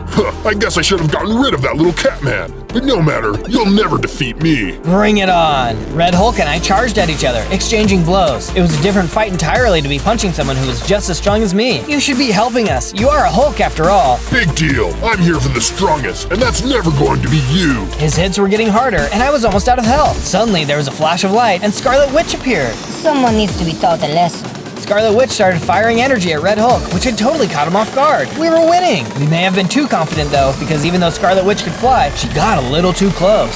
Gotcha! Red Hulk landed a hit, knocking her out of the sky, down toward the ground. No, you'll pay for that! My blood began to boil, and I suddenly grew in size, becoming even stronger than before. I charged at the Red Hulk, smacking him again and again. He tried to fight back, but it was no use. Soon, he was defeated. I can't believe Scarlet Witch had to die. I'll never forget her. On the ground was the gamma radiation detector, which I happily picked up. I ran back down and out of the tower. Waiting on the other side was Black Panther and Scarlet Witch. What? I thought you were gone. What do you mean? I thought you knew I could fly. You knocked me down, but I caught myself. It seemed like you had it from there. Right, that makes sense. Well, I got stronger. Let's go. On day 67 to 70, we returned back to my base and got right to work building a place for the Scarlet Witch to stay. I was so happy to find out she survived the fight. That was way too close for comfort. I soon finished her place. Then I went on to build something for the kids. I couldn't believe Red Hulk Hulk was able to get into our base so easily. No wonder the kids were scared. If it had been the Abomination, things could have gone much worse. Soon, I finished building them their very own playroom. My armor had taken a beating in the fight, so I went over to Tony to give him supplies to fix it up. He was happy to help, so I set off to work on the statue. I then headed outside to finish up the next part of the statue. I'm sure you've guessed what it is by now, a hamburger. It's definitely one of my favorite foods. What's yours? Soon, the next part of my burger was complete. On days 71 to 74, I was having a horrible dream. I'd finally found Abomination, but something was wrong. He kept getting bigger and bigger, while I kept getting smaller and smaller. I wasn't going to be able to beat him. I woke up in a cold sweat. Oh, what's going on, kids? Sorry to wake you up, but we wanted to tell you thank you. Yeah, even though the base was attacked, we've never felt safer. We know you'll always do what you can to protect us. I assured them that would always be true. I believed myself when I said it, but I couldn't help but feel nervous about the fight ahead. On days 75 to 78, I felt more motivated than ever to get stronger in order to protect my friends. Alright, let's see where a boosted detector takes me this time. I followed the arrow and soon found myself back in the forest where I had been training with Black Panther. It led me to the summoning circle, which suddenly transported me to the Nether. Whoa, whoa! As I arrived, I saw tons of Mago monsters who attacked. Jeez, all my friends really need to work on their portal management skills. These guys could have come through. I kept fighting and was able to get through the Mago monsters. That's when I noticed there was some ancient debris nearby.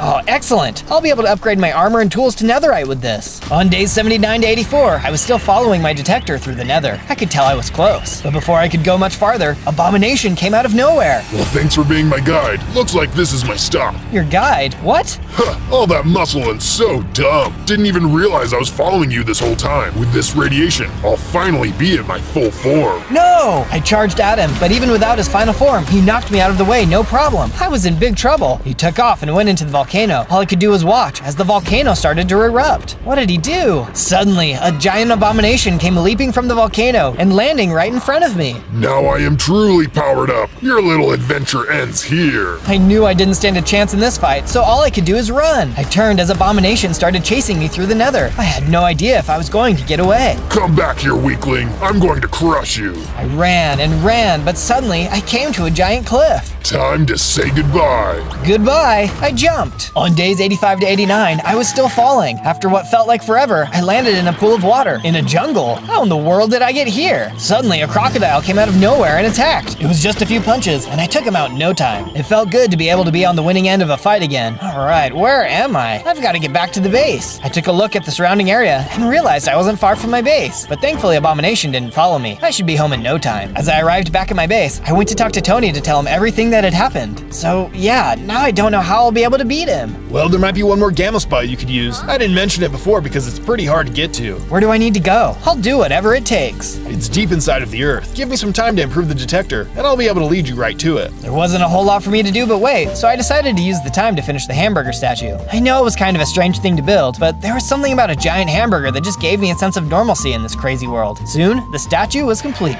On days 90 to 94, I went to visit Black Panther. Alright, T'Challa, today's the day. I'm going to beat your obstacle course. You are already strong enough, my friend. You don't need to prove anything on the obstacle course. I have to prove it to myself. Besides, I want to win that item you mentioned. Ah yes, the item. Go on then. I ran to the course and got right to it. I could get all the strength and muscle in the world, but if I couldn't triumph a test of will, what good was it? The obstacle course was still as hard as ever, but my friends believed in me, and I had to win. Before I knew it, I had beaten the course. Yes, I did it! Well done, well done. Here is your prize, as promised. Black Panther tossed out a hammer. Is that Mjolnir? Thor's hammer? I picked it up. Wait, I picked it up. It's just a replica. I may have made it sound cooler than it was going to be. Sorry about that.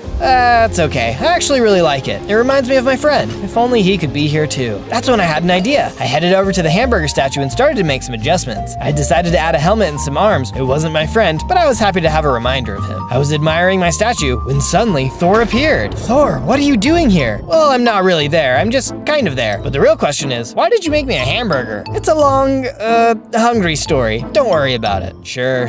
Say, we do sound a lot alike, don't we? Well, that's because I spent 100 days as you before. Oh yeah, that was awesome. Everyone should go watch that video next. Yeah, absolutely. All right, well, good luck on your upcoming fight. I know you'll smash it. Nice, you're always so funny. Talk to you soon. Thor disappeared. Time to go check on that new detector. On days 95 to 97, I went to Tony's to see if he had finished the detector. As I entered, it looked like something was wrong. Tony, what's going on? Tony was floating in a water tank on life support. I took a look around and saw a note lying on the table. What was going on? Only thing that could give the detector enough juice was my arc reactor. I will hang out here till then. He's risking his life for me to find this. I can't let him down. Before I could could leave though, I had to go say goodbye to the kids. They thanked me for giving them a safe place to live and wished me luck in my battle against the abomination. As a final gesture, they gave me a piece of jewelry to remember them by. Now there's just one thing left to do. Using all of the ancient debris I had collected in the nether, I managed to make some netherite scraps. Then I used that to make some netherite ingots. Finally, I was able to upgrade all of my equipment to netherite. On day 98, I had reached the Badlands. The detector had been steady so far, so I knew I had to be getting close. Okay, it looks like this is the spot. Man, how deep do I need to go? Just then, there was a giant, scary bug, and he looked hungry. Buzz off, bug boy. The bug was a vicious little, well, big fighter. I had never met something so determined to end me. The only way a bug could be this big has to be because of the radiation. I kept swinging my fist and was eventually able to knock him out. All right, let's level up for the last time. I stepped up to the radiation and nothing happened. What's going on? I'm not absorbing the radiation. That's when I realized I never was absorbing radiation to get bigger. Every time I had gotten bigger, it was because I was angry about a friend being in danger. I took a look at the locket the kids had given me. Inside of the locket was a picture of the kids with their now missing parents. The abomination has taken so much away from everyone I care about. I have to be stronger. I was so angry about it that I started to feel the power flowing into me, and I was about to grow bigger than ever before. On day 99, it came bursting from the ground in my final giant form. And look how many hearts I have. Time to find the abomination. That's when I noticed that the detector could find other gamma radiation users. Man, Tony thought of everything. I flicked the switch and saw it was pointing at me. Wait, that's not right. I flicked it again and it pointed another direction. Oh no, it's pointing to my base. I took off running. My friends were going to be in trouble. Back at the base, there was an explosion outside the walls. The kids hurried and ran under the desk for cover. Here he comes, Wanda. Get ready. Abomination came breaking through the wall as Scarlet Witch and Black Panther tried to hold him off. They were doing their best, but he was too strong. As I got closer to the base, I could see the fight was intense. I hurried and jumped in. Nice of you to join us. Couldn't let you guys have all the fun. How about you two shut it and let me pound you into the ground? We'll see about that. We continued to fight as the abomination exploded more and more of the base. We had to win, but he was too strong. He kept knocking us back. Suddenly, there was an explosion, and the side of the children's room exploded. Help! Oh, now you've got me really angry, and you won't like me when I'm angry. A surge of energy came into me, and I grew even bigger than I thought was possible. Hulk smash! I started swinging, punching the heck out of the abomination. What? How? Where did this come from? The abomination was really backing down now. I punched and punched. Then at long last, he was defeated. Goodbye for good. We took a moment to celebrate our victory. But wait, what about the children? We rushed over to the house and found the kids under the desk. Oh, thank goodness you're okay. They laughed and cried out of happiness. They gave me a hug and I started to calm down. As I calmed down, I shrunk back to a more normal size. The danger was gone. On day 100, we took time to rebuild the base. The danger was gone, but who knows when it would strike again. But when it did, we would be waiting, and we would be ready. On day 1, I spawned in as Iron Man. And look, I'm not a baby. I'm all powered up. I flew around firing lasers. This was really cool. These zombies have met their match. Time to say goodbye. I blasted the zombies out of the way. They were no match for the might of Iron Man. Once they were all destroyed, I was floating over the forest, scanning the area. Suddenly, something hit me out of nowhere. What was that? I didn't see who it was, but I heard a voice. Say goodbye to your power. I had hit the ground, but managed to survive. But look, now I only have 5 hearts. I had to hurry and leave the area though. Whoever that was could come back. Later, as I was escaping through the forest, a group of zombies came running up to me. I know how to handle these guys, but that was when I had my suit and powers. I didn't stand a chance now. I had no choice but to run away. I can't believe someone caught me off guard. They better watch out, because I'll stop at nothing to get my power back. But that was another day, so I settled in for the night. On day 2, I woke up all alone, still feeling weak without my powers. I had to figure out who was out to get me. I've got quite the mission ahead of me. I'm going to be building and making all kinds of really cool things. But before I can do that, I need to start with the basics. I went outside and got right to work punching trees.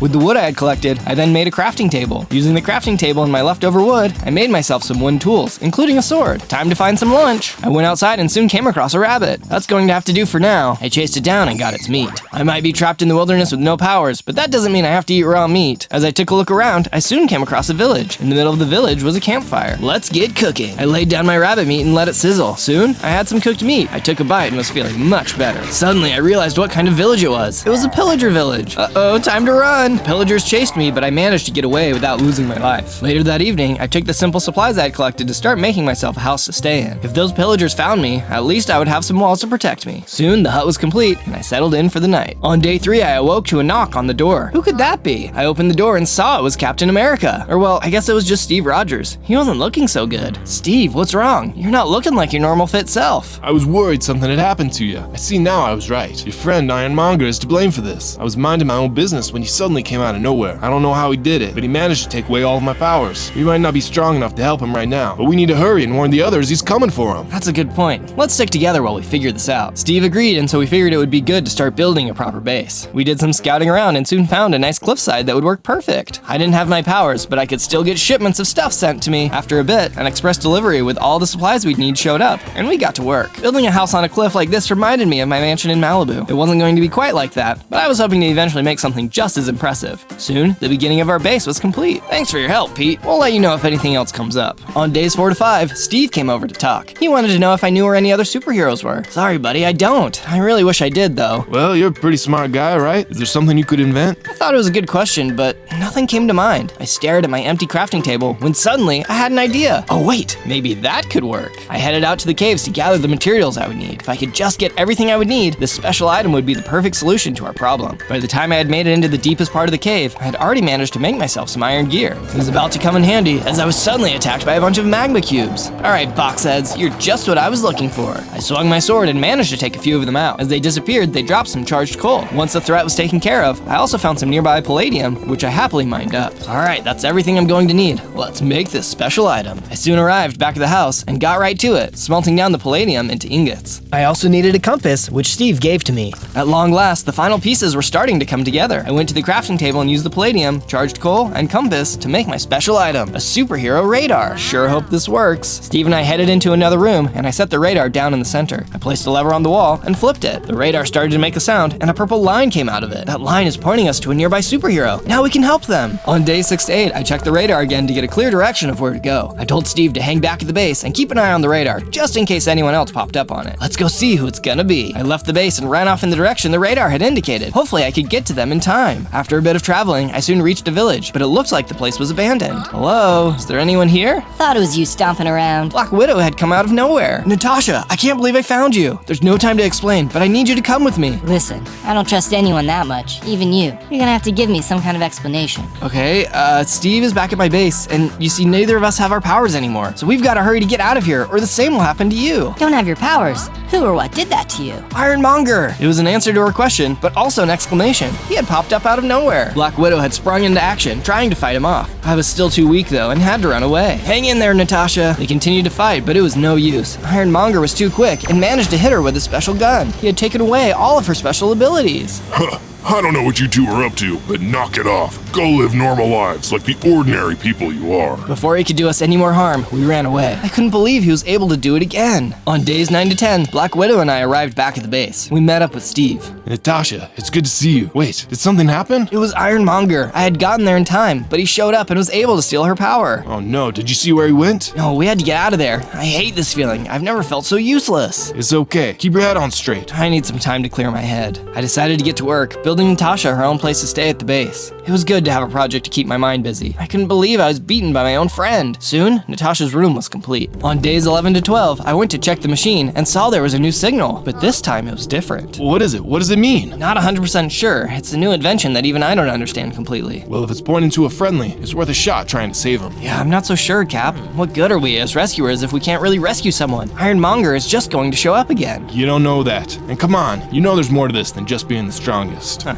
that's certainly something coming from you. I'll see what I can find. I left the base and headed in the direction the radar was pointing. As I looked around, I felt like I wasn't seeing anything. That's when I realized I was back at the place I'd crashed on day 1. Suddenly, I noticed something nearby on the ground. I picked it up. Jarvis, is that you? What are you doing out here, buddy? Hello, sir. I'm delighted to see you have found me. So am I. How are you? I am here, but I am damaged. I am sorry for the loss you have suffered. So am I, buddy. But hey, do you think you can help? You've got all that information from my suit stored in your memory, don't you? I do. Or rather, I believe I do. My memory banks have been damaged, but it seems plausible they can be recovered. We will need to find the correct materials in order to recover it. Sure, we can do that. I built a suit once. I can surely do it again. What's on that materials list of yours? Jarvis gave me the list of what I needed, and I headed off right away. On days 13 to 15, I arrived at some caves and headed on in to gather up the materials Jarvis had mentioned. First, I gathered up a bunch of iron, which was one of the main things I would need. Then I found some titanium, which was also going to come in handy. Alright, that should be everything I need from here. I then left the cave and found myself in a herd of cows. I took some of the cows out in order to get some leather. That was all the ingredients I was going to need. Time to get back to the base. On days 16 to 19, I made it back to the base and went into my garage. It was crafting time. I put the iron in the furnace and started smelting iron ingots. Then it was titanium's turn, which started smelting into titanium ingots. While the ores were smelting, I then opened a nearby chest and grabbed some glass I had. Then at the crafting table, I added the glass to some iron and palladium to make myself a new arc reactor. At last, power!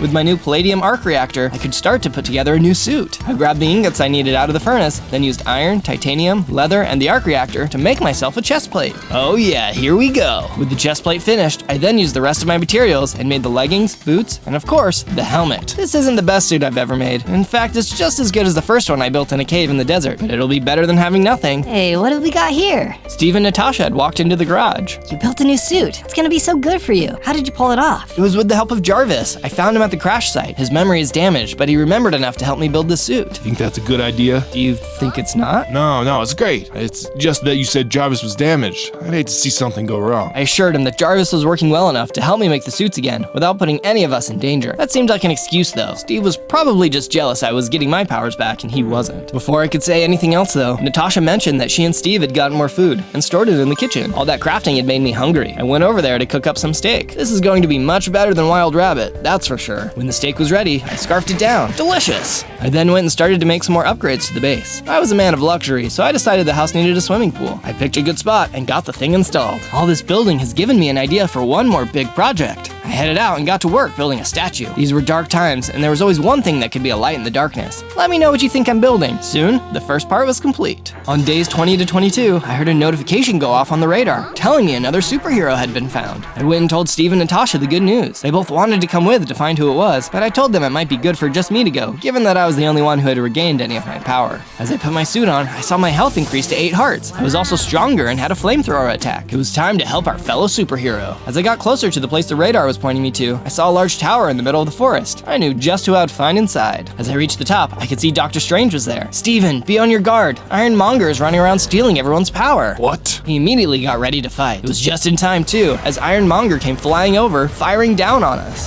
The good doctor. I think you've got just what I'm looking for. Dr. Strange was ready though, and he started to put up a good fight. Ironmonger was going to have a much harder fight this time. I may have spoke too soon though, as Ironmonger managed to land a hard hit, knocking out Dr. Strange. Ironmonger lifted his weapon and started draining Dr. Strange's power. I had to do something. Oh no you don't. Even though I wasn't super strong, I charged in and managed to stop Ironmonger from taking all the power. Problem was, he was now focused on me. Dr. Strange was back in the fight though, and together we put up a good fight. In the end, we managed to hurt Ironmonger enough that he backed down. This isn't the last you've seen of me. He flew off. Steven, are you okay? I still have some of my powers, but I'm definitely weaker than before. I need to go rest. Dr. Strange opened a portal and walked through it.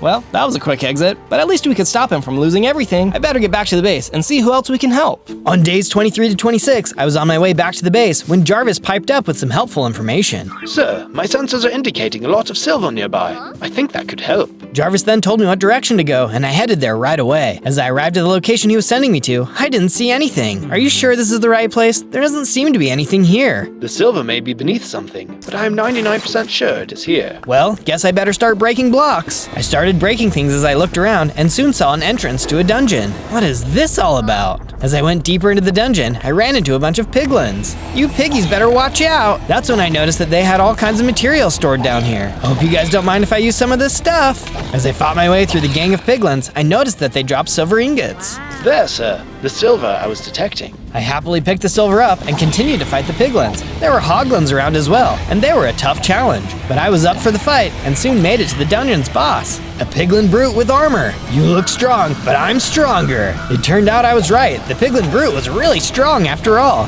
He knocked me back, but I stayed in the fight. He wasn't going to get the better of me. After a long fight, I finally took him out. He didn't drop anything. But look, a chest. I went over to the chest, which was filled with silver.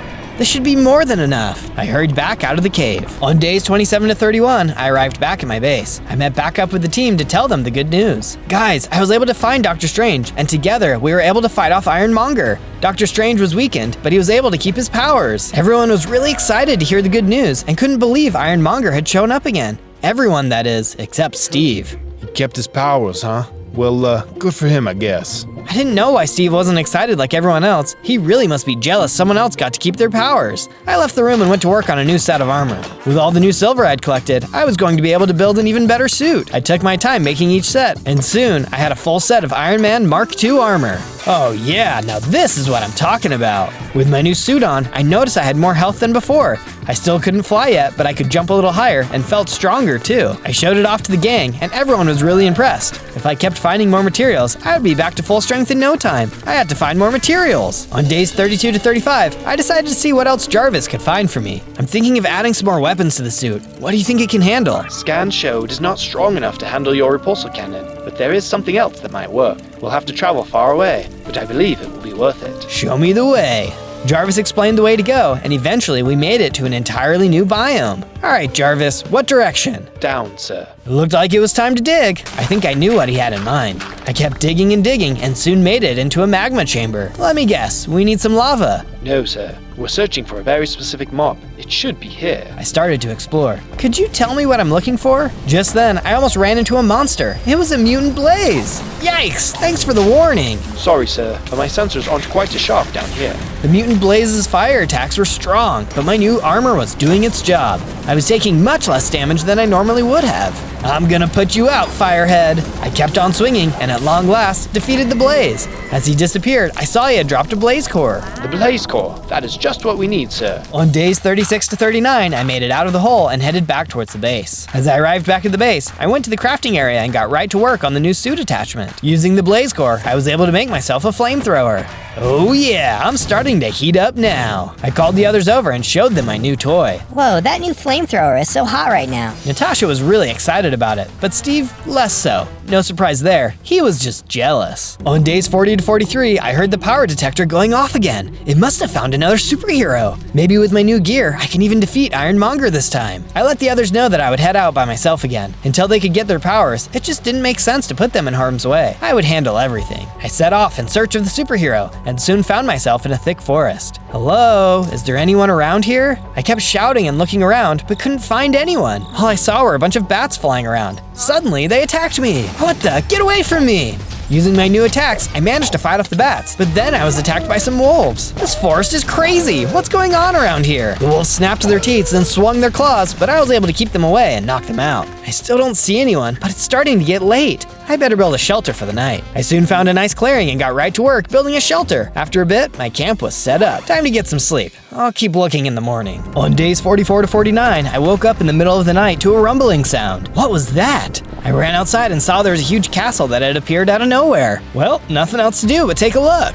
I ran into the castle and was suddenly attacked by a whole bunch of spooky mobs. There were bats and all kinds of skeleton creatures. I had to fight for my life. Back off, you undead creatures. You'll never take me alive. I kept fighting my way through the castle until finally I saw something different than the mobs. It was Blade. Blade, what are you doing here? What are you doing here? I've tracked a vampire to this castle and I'm so close to finally beating him. I've come to warn you. Ironmonger is going around stealing power from superheroes. You've got to get out of here. Thanks for the warning, but I've come too far to quit. I don't see Ironmonger anywhere, so I think I have time to finish my mission. Well, let me help. Together we can get it done even faster. We soon noticed a coffin and walked up to it to take a look. We opened it, but it was a trap. Oh no, what is this? I can't move. Me either. Jarvis, clear this gas out of my suit. Jarvis got right to work, but he wasn't quick enough. Ironmonger had shown up. Huh, stay still. This won't hurt at all. Ironmonger used a special item and was able to take away Blade's powers. Jarvis had just cleared the gas from my suit though, and I was ready to fight. I thought I told you to keep out of this. Ironmonger didn't stick around to fight me, but instead released the vampire before flying away. Without his powers, Blade was in for a real fight. Come on, Blade, I'll help you. Blade and I got to work swinging at the vampire. Even without his powers, Blade was a good fighter, getting lots of hits in.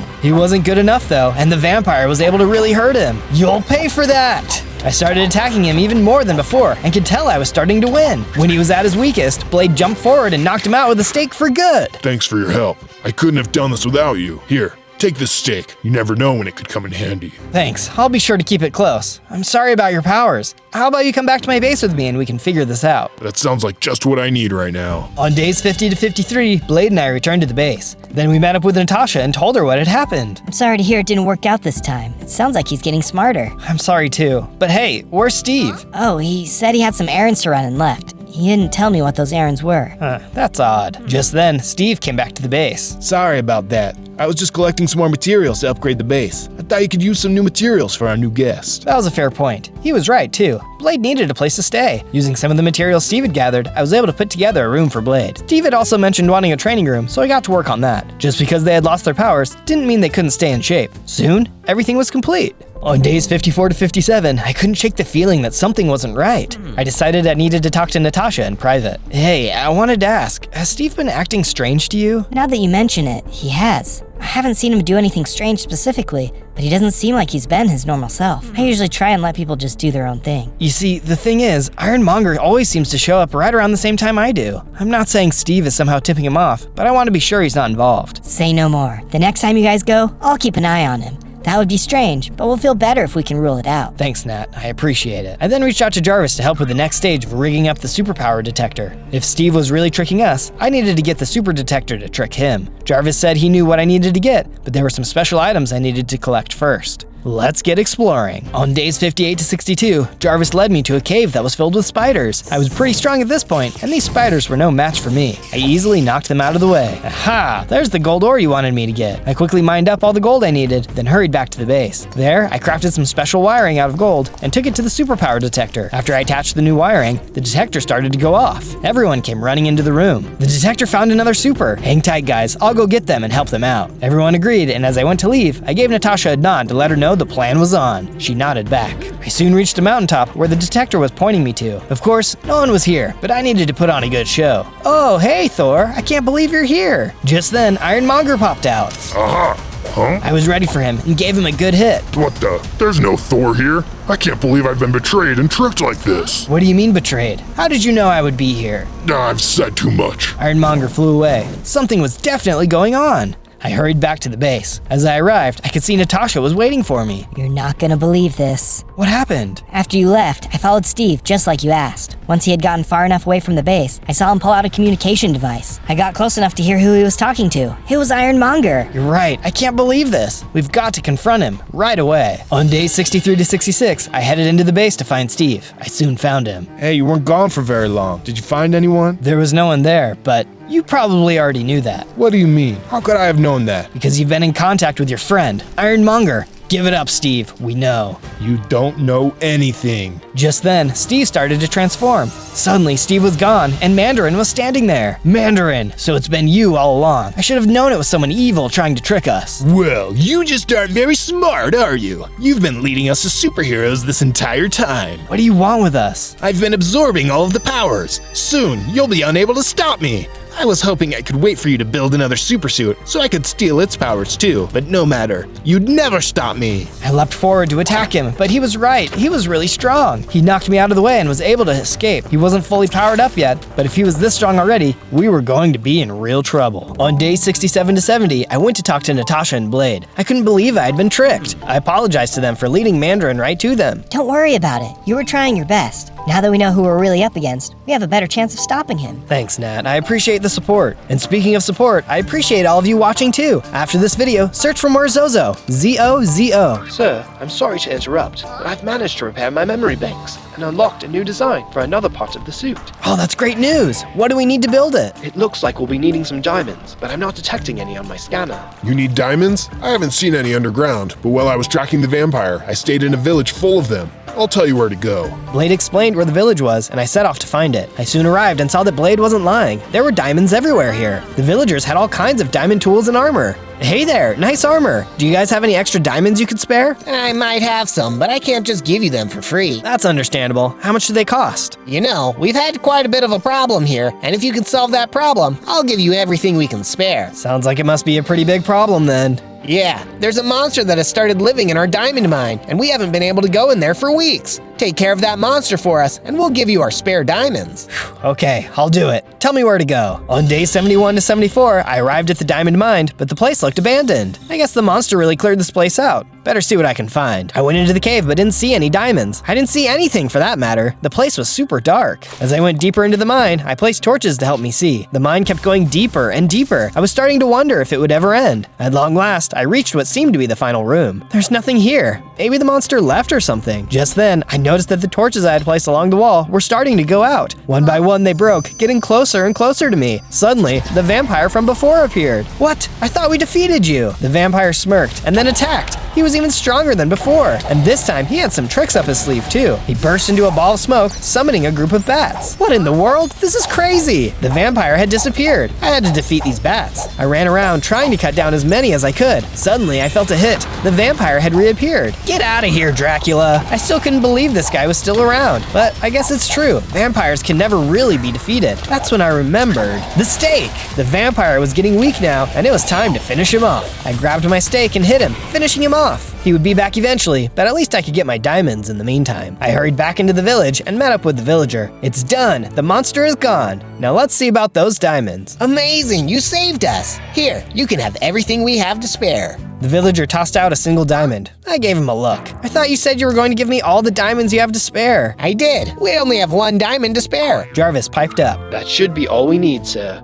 Thanks. Well, here, you guys might need this. I tossed him the stake and headed off, back to the base. On days 75 to 78, I arrived back at the base. It was time to make what Jarvis had remembered. As I went to the crafting table, Jarvis told me what I needed to do to craft a new repulsor. It wasn't my full suit, but at least it was a stronger weapon than before. Just then, Natasha came into the room. You've got your repulsor up and running? That's great. Yeah, problem is, I don't know where to go to find Ironmonger or Mandarin. Yeah, I was thinking about that. When I heard Steve, or I guess Mandarin, talking to Ironmonger, I thought I could hear some machines in the background. Blade came into the room. Machines? There's a factory not too far from here. Maybe he's hiding out in there. It's worth a shot. I'm not sure where else to look. They all agreed, and I decided that before I would leave, I would go ahead and finish the statue. It took a lot of hard work to get it done, but I soon had it all finished in no time. So what do you guys think? Did you guess what it was correctly? On days 79 to 84, I soon arrived at the factory Blade had told me about. I'm not sure if this is right, but we'll find out. As I got closer, I was suddenly attacked by a group of zombies. If there were zombies around here, there was a good chance Ironmonger or Mandarin were around too.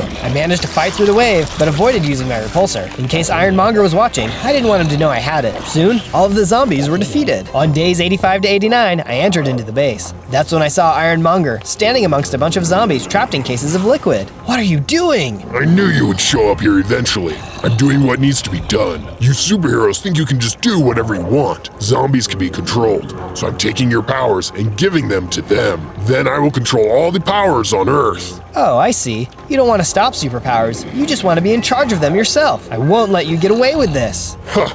You've been trying to stop me this entire time and have never beat me. Today, I will finish you for good. We'll see about that. Ironmonger flew up in the air as a door opened, letting zombies into the room. There were a ton of them. Uh-oh, I better take care of these first. I ran around the room trying to take out as many zombies as I could. This was a tough fight with so many things going on at once. I had to defeat Ironmonger though. My friends were going to need all of their powers back. Where is Mandarin hiding? You'll never find him, because you'll never leave here. Ironmonger and I were now fighting each other directly, and it was getting intense. He hadn't expected all of my upgrades though, and I was really hurting him. How did you get so strong? I thought I took everything away from you. A suit isn't a brain, and that's what's going to defeat you. I fired my repulsor at him and took him out for good. As he disappeared, I saw he had dropped some unique parts, which I picked up. Sir, we can use these materials to remake your strongest suit. Yes, now we just need to find Mandarin and get everyone's powers back. Let's do this. On days 90 to 94, I made it back to the base. I ran right over to Natasha and Blade to tell them the good news. I was able to defeat Ironmonger. The bad news is that he was trying to inject zombies with your powers. That's horrible. It's a good thing you beat him, though. Speaking of, any way to get our powers back? Before I left, I saw he had some kind of machine that must be storing your powers. If you guys go there, you may be able to get them back. Right on. Thanks for all of your help. You've got it. Now I've got to get to work returning to my final form. I rushed over to the garage as the others set off for the factory. Using the materials Ironmonger had dropped, I got to work building my final Mark III version of my armor. After a lot of hard work, my armor was restored. Yes, it's going to feel so good to fly again. I ran up the stairs of the house and over to a balcony. Here we go. I jumped off and nothing happened. I landed in the the water below. Jarvis, what's going on? Sorry, sir, but while your suit has been restored, the flying capabilities still need some repairs. Don't you think you could have told me that before I jumped off the cliff? My apologies, sir. It's okay, no harm done. Now where do we need to go? On days 95 to 97, Jarvis instructed me that we would be heading to the Nether, so I got to work building a Nether portal. I hadn't been able to get a diamond pickaxe, so I had to get creative. By using lava and some water, I managed to fashion a Nether portal together. It took a bit to get it all done, but soon I had my own Nether portal ready to go. Alright, Jarvis, show me the way. I stepped into the portal and soon found myself in the Nether. This place always gives me the creeps. Let's make this quick.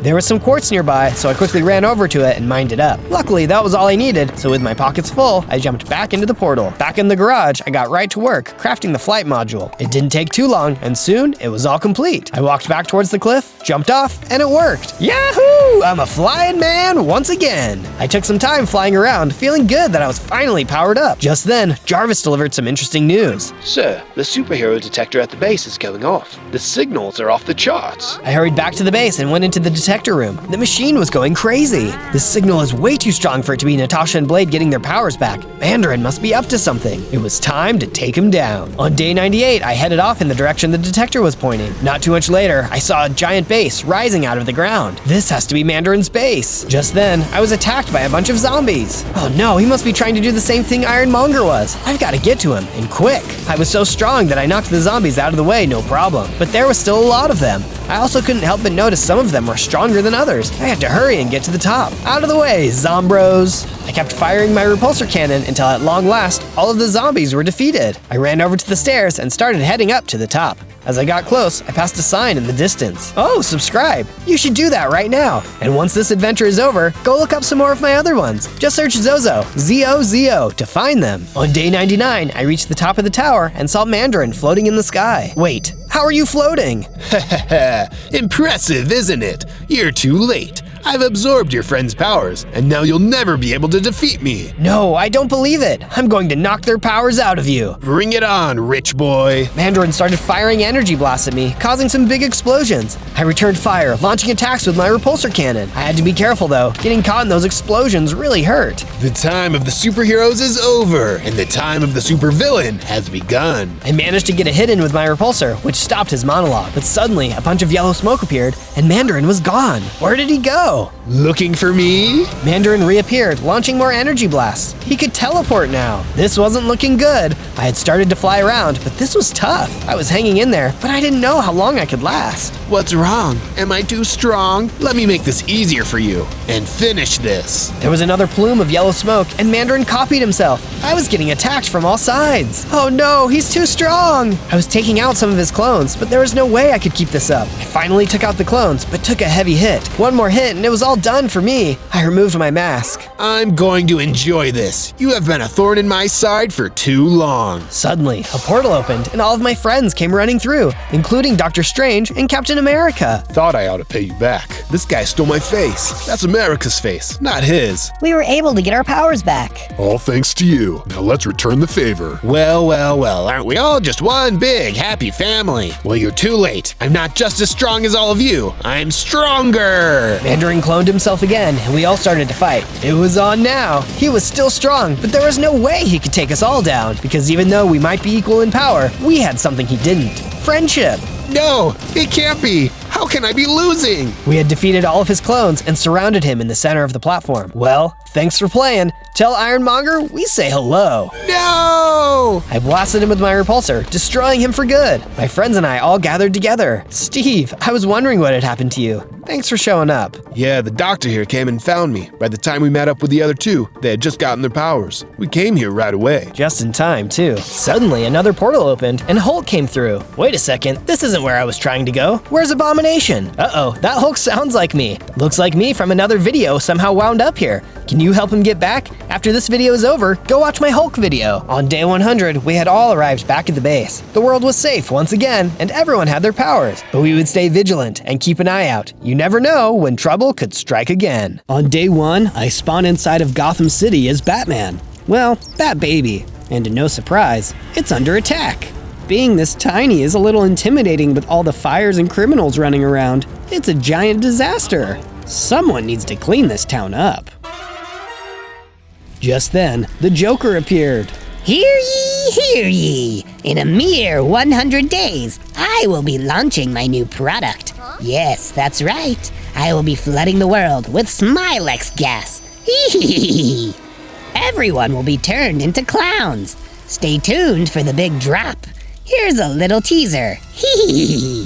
Just then, he grabbed a couple thugs and turned them into clowns with a sample of his clown gas. This clown gas was serious business. I had to get out of there, so I ran into a nearby alley. I have 100 days to figure out how to stop Joker before he sends in the clowns. On day 2, I made my way around Gotham's alleyways, getting to know them. I realized I only had 3 hearts, so I'd have to be very careful. Just as the thought left my head, I bumped into a couple of Joker's thugs. They weren't very friendly. You wouldn't hurt a baby, would you? Aw, a puny Batman. Let's smash it. Joker will be so pleased. They had no mercy, and they started to attack me. My only defense was to run. I tried to lose them in the alleys, but eventually they cornered me in a dead end. I had nowhere else to run. I was done for. You'll never get away with this. Just as they were closing in on me, I heard someone call to me from above. I looked up and saw a cop looking out a window. Quick, use your grappling hook, kid. Grappling hook? I checked my supplies, and yep, sure enough, I had one. I shot it into the air, it locked onto the window, and I whizzed out of reach of the thugs. That was a close one. Thanks for the life-saving tip. I see you're a cop. Why is there so much crime in this city? Sorry, champ, but there's no time to explain. Come with me, I'll get you out of here. On day 3, the policeman took me through a secret passageway inside the apartment and through a tunnel that led to the Gotham City Police Station. So this is where law enforcement is holed up. Can I have a word with whoever is in charge? The policeman took me into an office. Commissioner Gordon, I have someone here who wants to speak with you. Yes? I quickly explained to the man about Joker's plan to turn the world into clowns in 100 days. Well, 97 days to be exact. The man named Gordon was very concerned, but looked defeated. That's good intel. I wish I had the resources to go after him. I really do. But most of my men are injured from fights, and we are low on supplies. Do you have anyone to look after you? Mom? Dad! Can anyone help me? No, not anymore. But I'm tough. I don't need anyone. Well, you won't last long alone. Here, take these. He handed me a potion of healing, a potion of regeneration, a chicken sandwich, some extra bread, and a smoke bomb to help get away undetected. Whoa, that is super cool of you, Commissioner. Thank you. I won't rest until I have stopped the Joker. How about I come with you? I know this city like the back of a donut. And there's not much left to do here, sir. I finished mopping the bathroom twice. That would be amazing. Well, it's all right with me. Just take care, you two. Joker is not someone you want to mess with. We'll be careful. We understand Joker is seriously twisted. I followed the policeman back out of the headquarters and into the city. On days 4 through 5, we were back in the city and trying to avoid the thugs running amok. I decided that if we wanted to remain with our hearts intact, we would have to find a place to lie low until we got stronger. The policeman, whose name was Joey, had an idea on a safe place to go. It was an abandoned house outside the city. He called it Wayne Manor. It sounded promising, and so we headed out of the city into the wilderness. As we passed by some trees, I punched a few to craft a table and make some wood tools. Then I mined some stone to upgrade my tools. Bad baby, we got some company, the hairy kind. There was a pack of wolves getting ready to attack. We dashed away, but we couldn't outrun this foe. I had to think on my feet. I instinctively grabbed the smoke bomb and created a giant cloud of smoke. The wolves were disoriented, and we made a break for it. We lost them. Wait, there's still one on our tails. I'll handle this. With the help of my stone sword, I was able to defeat the lone wolf. With the battle won, black particles shot up into the air and bats spawned around me. I started to grow into a slightly bigger bat with more hearts. My suit also looks way cooler now. The rest of the wolves had now caught up, but seeing me change before their very eyes scared them off. They turned and ran. Nice work, kid. Now let's get out of here. We finally made it to the empty manor. I fixed up a couple of the rooms and called it a night. I showed the policeman to his new room and we went to bed. On days 6 to 8, I woke up and explored outside to get more wood. I ended up near the outskirts of the city and saw a woman being chased by one of Joker's thugs with a knife. Hey, leave her alone! The thug turned his attention to me and came at me. We brawled for a while, and thankfully, I could tell he was on his last leg and I was able to best him. With the thug gone, the woman approached me. Wow, no one has ever come to my rescue like that before. Thank you. My name is Vicky, by the way. Nice to meet you. I'm Zozo. Sorry that guy was chasing you. Yeah, I'm used to it. You see, I'm a photographer, and I've been documenting all the destruction Joker has caused since taking over. I was getting some really great shots when a monster attacked, and I accidentally dropped my camera, but had to keep running. I'm mostly devastated about that. That's awful luck. We can go on a recovery mission to get your camera back. I'm down to clown with those clowns. Vicky was so surprised and excited that I would help her. But hey, I am Zozo. It's what I do. On days 9 to 10, Vicky and I waited until the cover of nightfall to sneak back into the city. Over there. Vicky motioned to the end of a long alley where her camera was on the ground. We looked around, and with no sign of the monster, I took my chance to seize the camera. Just as I was about to grab it, a big mob jumped down from his hiding place. He was blocking the camera. I could not get to it. I tried to take him on, but he was too strong. Vicky, we have to abandon our mission. We gotta get out of here. We ran away until we reached the outskirts of town. We stopped to catch our breath once it was safe. I'm so sorry we couldn't get to the camera. I failed you. It's disappointing, but it's not your fault. You're the first person to offer to help me. I'll just have to try again another day. I'm glad you're not angry with me. Well, for the time being, you're welcome to stay at my base. It's a safe location. Vicky accepted my offer. On days 11 to 12, Vicky and I returned to Wayne Manor. I asked her if she knew anything about Joker's evil plans with the gas. I overheard he is planning to release the gas up from the sewers, but that's all I know. That was a hot tip. Thanks, Vicky. Vicky was going to need her own space in the manor, so I fixed up a spot. I showed her what I had done. This is the nicest thing anyone has ever done for me. Ain't no thing but a bat wing. I then turned my attention to the fact that I was seriously underprepared to go back to the city. I'd need to get stronger, so I headed out to mine some iron and coal. Then I went back to the base and built a furnace to smelt the materials into some armor and a couple other handy tools. My stomach started to growl. I'm sure my friends were hungry too. I poked around for some food and ended up finding a cemetery on the premises. There were 2 graves there. The gravestones read the name of my parents.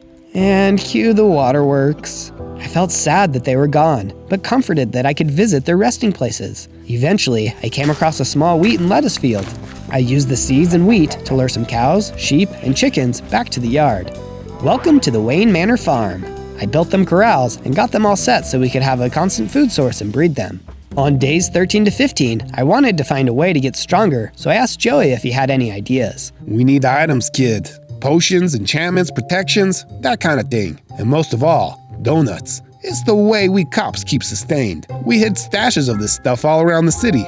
I can tell you where to find one. It's worth a shot. I quickly went back to Gotham to find a stash. After a bit of sneaking around, I reached the location where the policeman said it should be, but it had already been looted.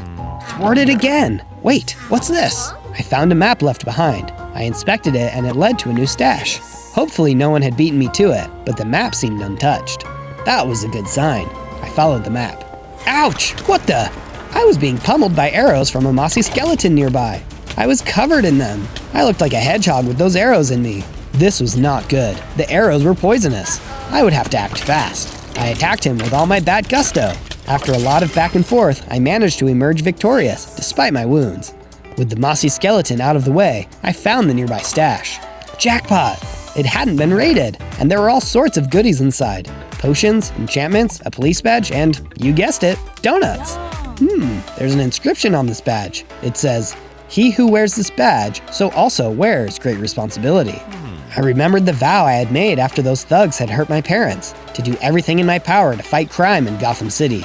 I put the badge on. I'm powering up with righteous vengeance. The badge leveled me up, and it gave me more health. On days 16 to 19, I made my way back out of the city as my newer bat self. I saw a child on their own and tried to approach them to see if they were all right, but they ran away from me. I trailed behind the kid and saw them slip into a building. I walked up to the door of the building and saw the child with their mother. I stepped into the building and greeted them.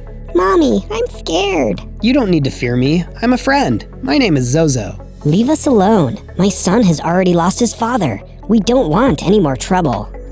No, please don't do this. I felt for this poor kid. I knew what it was like to lose a parent. I'm going to help protect this city and get rid of all these thugs. I promise. I will stop the Joker. As I said this, a couple of thugs appeared behind me. They started hitting me, but being this much bigger gave me a fighting chance. I beat them up until they went poof. Wowee, you really are strong. You're going to be a hero for our city, aren't you, mister? I don't know if I'm a hero, but I am vengeance. I am night.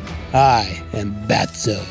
I thought you said your name was Zozo. Yeah, I was trying out a cool name. Never mind. With that, I disappeared into the night and left the city. On days 20 to 22, I fought off some zombies and skeletons on my way back to Wayne Manor. I fought them off with ease. I'm so much stronger now. That was a piece of cake. As I got closer to the manor, I found a cave with some iron. I mined some for later use. Can't have too much of that handy. Finally, I arrived back at the manor and got straight to work, adding some more armor to my suit and a strong iron sword. With this upgrade, I felt much more confident. I think I can take on those earthy monsters that guarded the camera. Once night had fallen, I snuck back to the city and down the different alleyways to where the camera was miraculously still laying on the ground. And the monster was still there too. He lunged at me, and I drew my iron sword. I sliced away at him. It was really difficult to keep my health up. Each hit really dealt a blow. He was not holding back, but neither was I. My armor, although not quite finished, held its own too, and thanks to that, I started chipping away at his health. I was coming out on top. With a final blow, he crumbled before me, and to dust he shall return. I recovered the camera and inspected it to see if it was damaged. As I flipped through the pictures, I saw there were videos too. It looked like Vicky had been chased by a group of henchmen. She managed to lose them before taking a final picture. Wait, the last photo taken on here, that thug, could it be the one that hurt my parents? My head was reeling. On days 23 to 26, I returned to the manor and gave the camera back to Vicky. You got it back. I can't thank you enough. You really do have a superpower. You never give up. That's a pretty cool catchphrase. I might have to take that one off your hands. Now that you have the camera, does this mean you'll be going back to Gotham? Actually, I was thinking it would be great to stick around here for a while. Is that all right? I've grown kind of used to the safety. You can stay as long as you want. Thanks. I'm going to take some photos out my window. It's got quite the view. Cool. I'm going to finish my armor. It's almost complete. There was just one problem. I didn't have enough iron, so I went to a nearby cave and mined a bunch more iron. I took the iron back to the manor and finished up my armor. I made some more tools, too. Once I was done with those projects, I passed the time by upgrading the manor. With Vicky sticking around, I wanted her to feel more at home and things to be less run down. Besides, it would be great to restore Wayne Manor to its former glory. On days 27 to 31, I decided to explore some more, but in the opposite direction of the city. I wandered into a desert. I eventually came across a camel. Hey, I don't want any trouble, Mr. Bat Guy. Me neither. I'm just passing by. Phew. I just moved from Gotham and I get beat up a lot. Some of these humps are just swelling. Can you believe? That's why I'm out of here. But to be honest, life is still tough, you know? I'm a hipster camel. I'm not fit for desert life. Just then, some husks popped up and started attacking us. The camel was spooked, but I won the brawl with ease. I've got a place not far from here, and so far it's been safe from thugs. You're welcome to join me and my friends. There's plenty of space at the old manor. The camel was relieved to get an invite back to the manor. Since I was in the desert, I had to take advantage of all the sand everywhere. I mined some so later I could smelt it into glass. Once I had enough, I returned to the manor to fix up all the broken windows with the smelted sand. Then I made a cozy barn for the camel. Hopefully this barn will help him stay camouflaged from the bad guys. As I put the finishing touches on, Joey rushed in. Hey kid, you're gonna wanna see this. We walked outside and saw that in the sky there was a light high in the sky with a bat symbol in it coming from Gotham. It had to be a signal. Gotham needs us. On days 32 to 35, Joey and I hurried to Gotham. We saw that the signal was coming from the police station. It was under attack. Evil little penguins and Joker's minions were setting fire to the station and knocking giant holes in the walls. I should have known the Penguin and Joker were behind this. Joey and I drew our weapons and got down to business annihilating the cronies and flightless fiends. One by one, we picked them off. With the two of us fighting, we could deal more damage, but even that wasn't enough to stop the carnage going on all around us. We fought our way into the building. We have to find Gordon. Head for the elevator. We made it to the top floor to find a hurt Gordon surrounded by bad guys. You wanna act crazy? Let's get crazy then. Hi-ya! These punks were no match for the Bat Dude. The name is still a work in progress. Anyways, back to fighting. I kicked their trash with no mercy. We rushed to Gordon's side. He was pretty badly wounded and was the lone survivor of the attack. We had to get him out of there before more henchmen came. Wait. Ugh. Open that chest real quick before we go. I followed Gordon's orders. Inside the chest was a Batman armored suit and a grappling hook upgrade.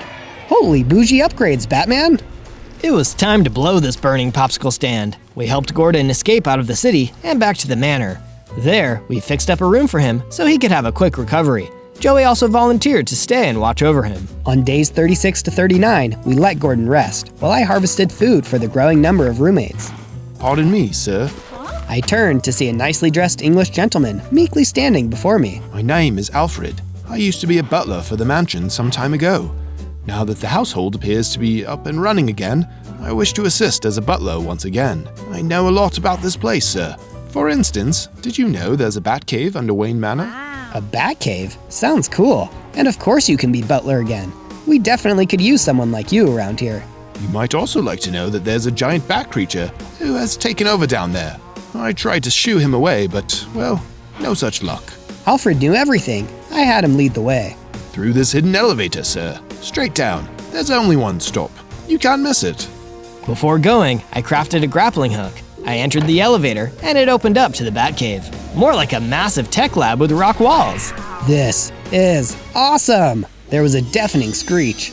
I was grappling with what to do next. Wait, my grappling hook! This is like roping cattle. Yeehaw! I was able to cast the hook and take hits at the bat, while also blocking his attacks. We brawled for a while, but I got the last hit. Batcave was safe at last. I heard slow clapping. Alfred was entering the cave. He showed me around the Batcave, including a weapon stash, and how to use the high-tech computer. We can use the computer to find the source of Joker's gas. I think we know where his gas is coming from. Am I right, Alfred? Potty humor is low-hanging fruit, sir. I will work on the findings for the gas, but it will take a while.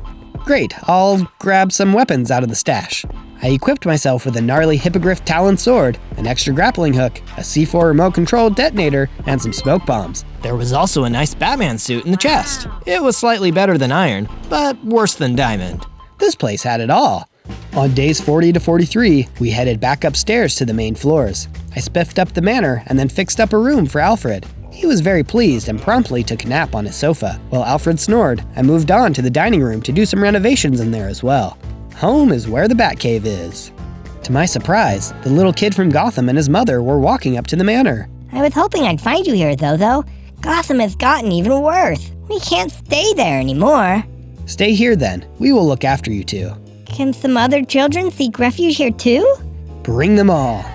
I immediately got to work upgrading the manor to accommodate all the new arrivals. While I was working, the camel came up to me. So, I was like totes eavesdropping and heard you guys talking about Joker and some crazy evil gas ploy.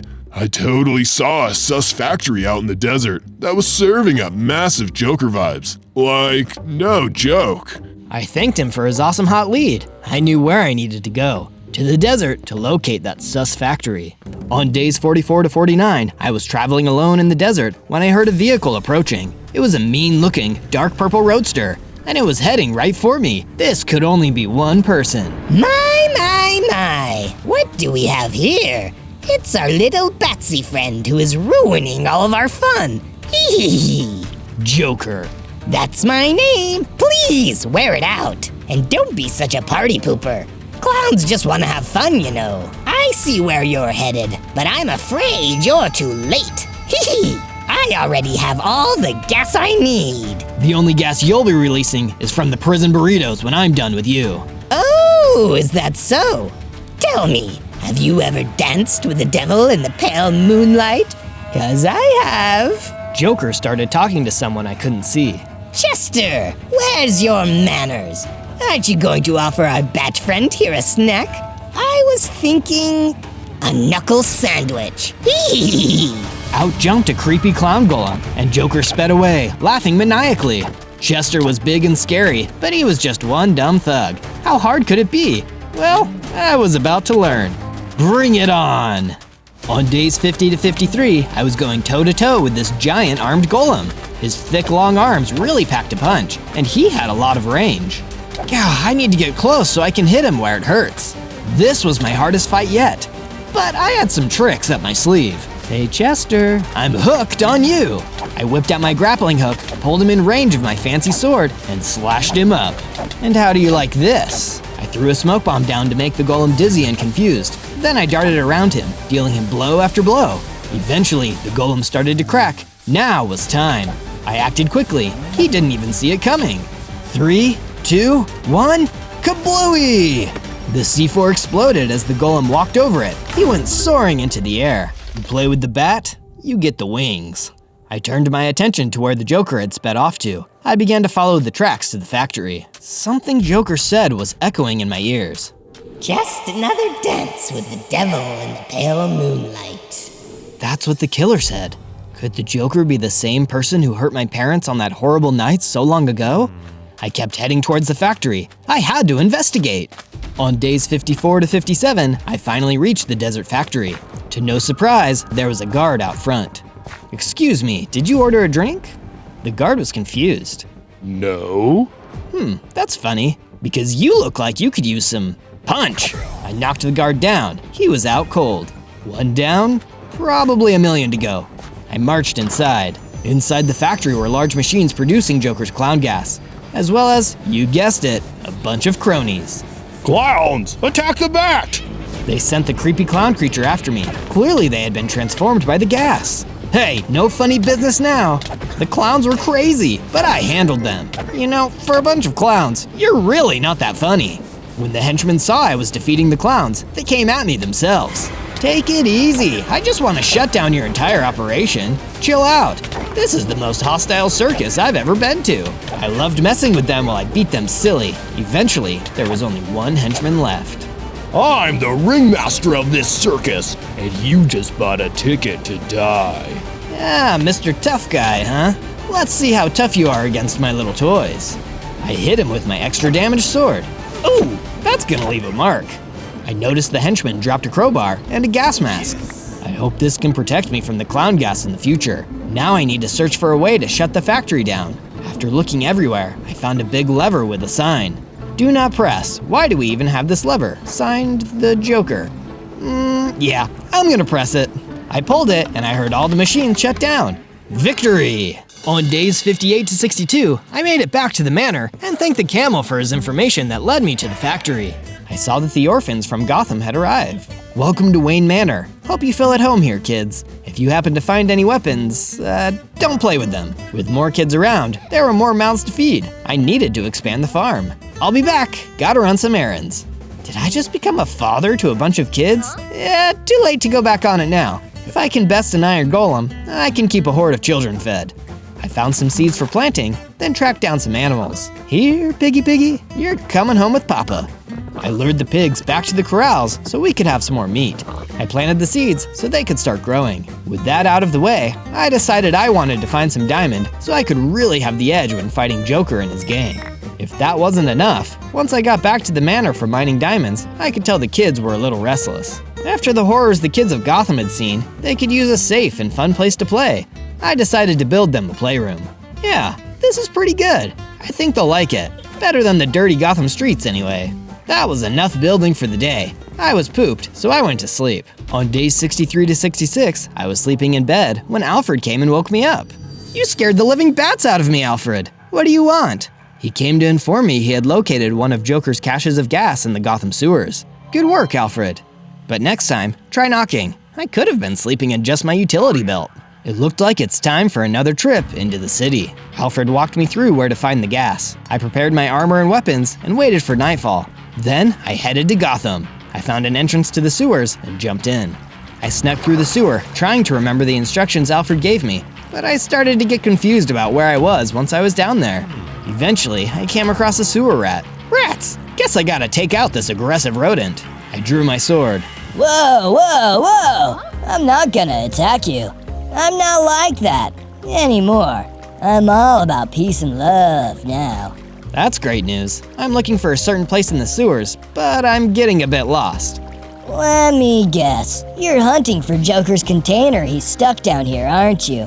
If so, I know where it is. You do? Where is it? I'll tell you, but I'm gonna need a favor first. You seem like you could help me with my monster problem. It's been terrorizing the rat community down here. What do you say? You down for vanquishing a foe? I agreed to the challenge and followed him deeper in. On days 67 to 70, the rat and I reached an area with a large pool of sewer water. I don't see a monster. Just wait. After some time, I saw something rising to the surface, and out emerged a giant crocodile. The rat scurried away with a squeak. I would too if I was his size, but I was big and strong enough to take him on. Hey Croc, let's rock. It crawled right at me, ready to make me his midnight snack. I drew my sword and swatted away. It was strong enough to cut through his scales. I jumped and dodged its great big snout full of teeth until splash, I fell in the water. The croc is faster in water. Better hurry and get out. Grappling hook, go! I whizzed out of the water and was able to deal a blow from above. I let him have it. He was super strong and got a few good hits at me, but he was no match for Zobat. I got the last hit and he was finished. See you later, alligator. That was actually a crocodile. But at any rate, I knew you were skilled enough to handle him. Thanks. My rat community can go back to living happy lives. Now, let me make good on my end of the bargain. The rat led me to where Joker's clown gas was. He couldn't get too close as it was already emitting clownish gases. Luckily, I still had the mask from the factory. I put it on and knocked the tank to bits. The gas was destroyed. Getting rid of that gas has me feeling relieved. On days 71 to 74, I trudged my way out of the smelly sewers, but it wasn't the stinkiest situation I'd been in. To see more on that, check out my other adventures by searching ZOZO. I climbed out of the sewer and saw Joker sitting inside a cauldron. He jumped out when he saw me.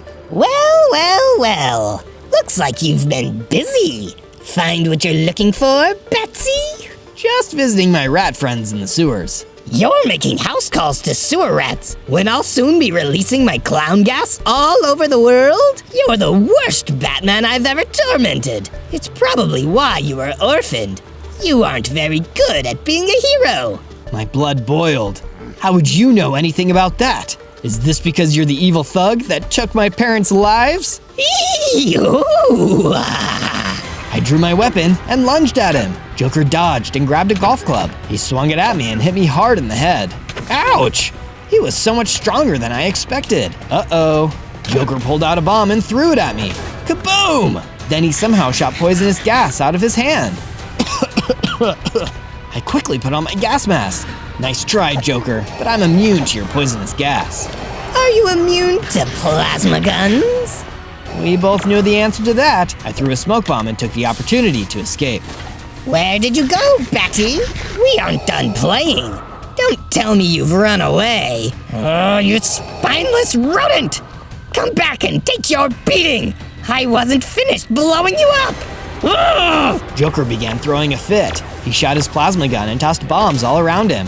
One bomb landed a little too close to him and blew him backward. I silently slipped away out of the city. On days 75 to 78, I got back to the manor and looked out over my balcony. I looked worse for wear, but that was nothing to the way I felt on the inside. I felt so defeated.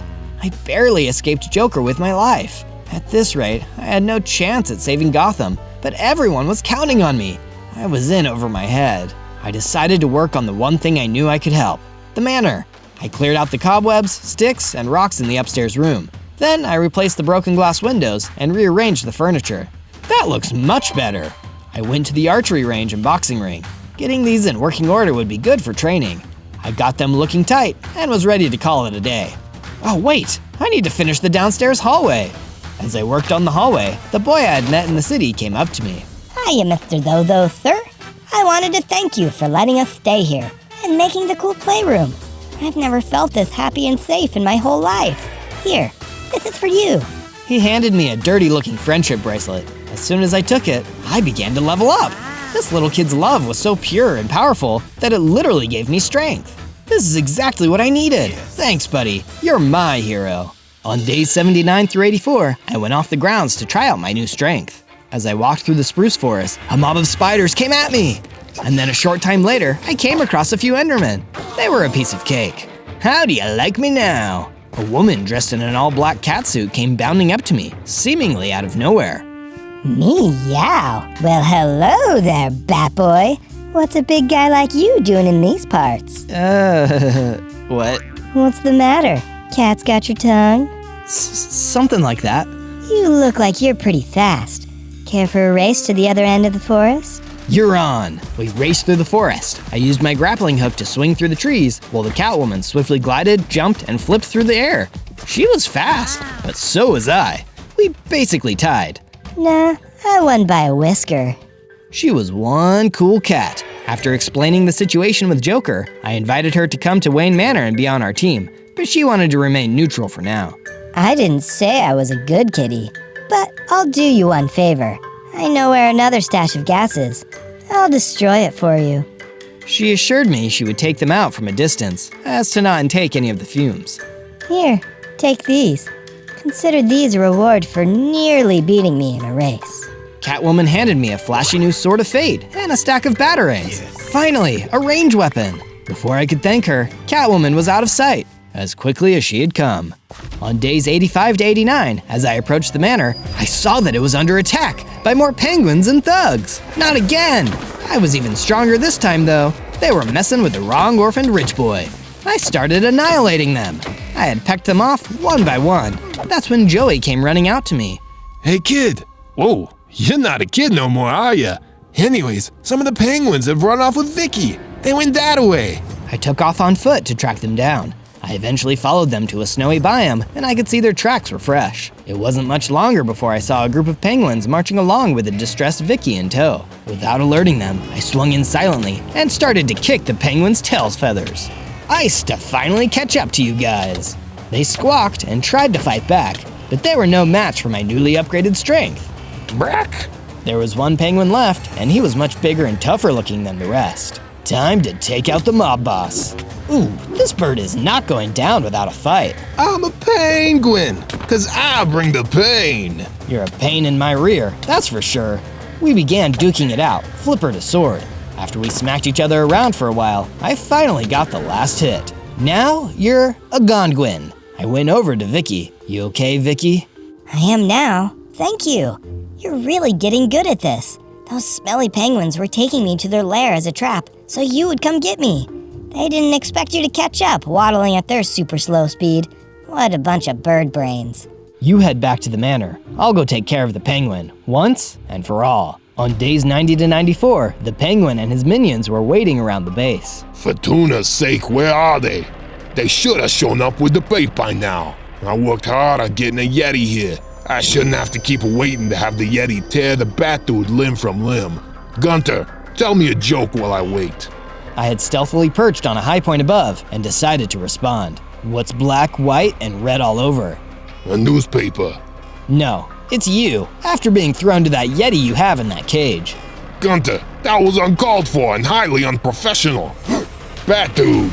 I had gotten the jump on Penguin, and boy was he surprised. I soared down from the ledge and began to fight. It was me against an entire den of penguins. Maybe I was crazy, or maybe I was Batman. Penguins, attack! They charged at me, and I began taking blows and dealing hits. The fight was bonkers, so many feathers flying around, but I was knocking the penguins out pretty good. It was then that I saw some ice fly past me. Penguin had an ice gun. He hit me a couple times with it, and I was trapped in ice. With me unable to move, the penguins were able to hit me all they wanted. I'm gonna need a good icebreaker for this crowd. On days 95 to 97, I continued tearing it up in Penguin's lair. I had gotten frozen a couple times, but I had my batarangs now. I dealt trouble right back at Penguin. Eventually, I had defeated all the minions, now to deal with Penguin. I neared the Yeti cage and saw a switch next to it. I quickly pressed it. The Yeti came right for Penguin. His own plan backfired on him. Penguin was toast. The Yeti smashed his cold-blooded captor to bits. Vengeance is best served cold. I searched Penguin's base for anything of use. Would you look at that? A grappling hook rocket attachment. Okay, this was going to be fun. Woohoo! I searched some more, and although I didn't find any more cool weapons, I did find something of great importance. The map to the final cache of gas in the city! On day 98, I mined some diamonds on my way back to the manor. Once I arrived, Joey was excited to see I had made it back safe, and was impressed that I had defeated the penguin. He also wanted to tell me what he had been up to. I have a little surprise for you. I've been collecting materials so you can make an enchanting area, and now I have everything you need for it. You can thank me later. I took the materials down to my Batcave and set up my enchantment area. I crafted the rest of my diamond into an armor and a pickaxe, and then enchanted my weapons and armor with some basic protection. I then found Alfred to tell him about the map. Alfred, I've discovered the final location for the cache of gas with the help of this map. That is a relief to hear, sir, as I have not been able to do it with the computer. I did, however, find some wings down in the Batcave. Here, try them on. I took them outside, and with my new rocket attachment and wings, I could fly short distances. My bat skills were looking sharp. I bet the orphans would get a kick out of this. I better go show them. I found the orphans. They were playing and running around. They seemed at home here at Wayne Manor. I was happy to see that. I saw Commissioner Gordon and Joey nearby. How are your wounds healing up, Mr. Gordon? I am healing up pretty good. I'll be back in the field in no time. Looking out from over the balcony, I felt a very strong sense of pride in what we had done here. But now, it was time to go face the Joker. On day 99, I flew off my balcony and reached Gotham. With the map as my aid, I was able to locate the final stash of gas. I swiftly destroyed it. So long as Catwoman held up her end of the bargain, all of the gas should have been destroyed now. We'll see if Joker finds that funny. I flew into the air and soared around the city, looking for signs of Joker. At last, I found a crazy-looking mansion ahead, and instinctively knew that it had to be Joker's lair. I landed in front of the mansion and started fighting the couple of thugs out front. Then I was quickly overwhelmed by thugs running at me from every direction. Okay, maybe I was in over my head. Oi! Get your dirty little clown hands off our friend! I looked and saw Joey walking towards me with a big group of his police buddies. I'd never been so relieved. His squad started taking on the thugs, which allowed me and Joey to go inside and confront the Joker. I'm glad I have you by my side, Joey. Now let's make Joker pay for what he's done to the city. Gladly. On day 100, we entered Joker's basement, which revealed a funky circular room. Joker was waiting for us. It's about time. I was growing bored waiting for you. You going to do the whole thing where you try and stop me? And then I tie you up and make you watch the world descend into madness? I suddenly remembered the face of my parents' killer. You were the one who killed my parents. Oh, trust me. I wish I could take credit for that. I'd have to be an old man by now to be the one who killed them. Are you saying I look old or something? Rude much? Evil existed in this city before I got here. Maybe you didn't notice because you were too busy being a spoiled rich boy in your fancy mansion.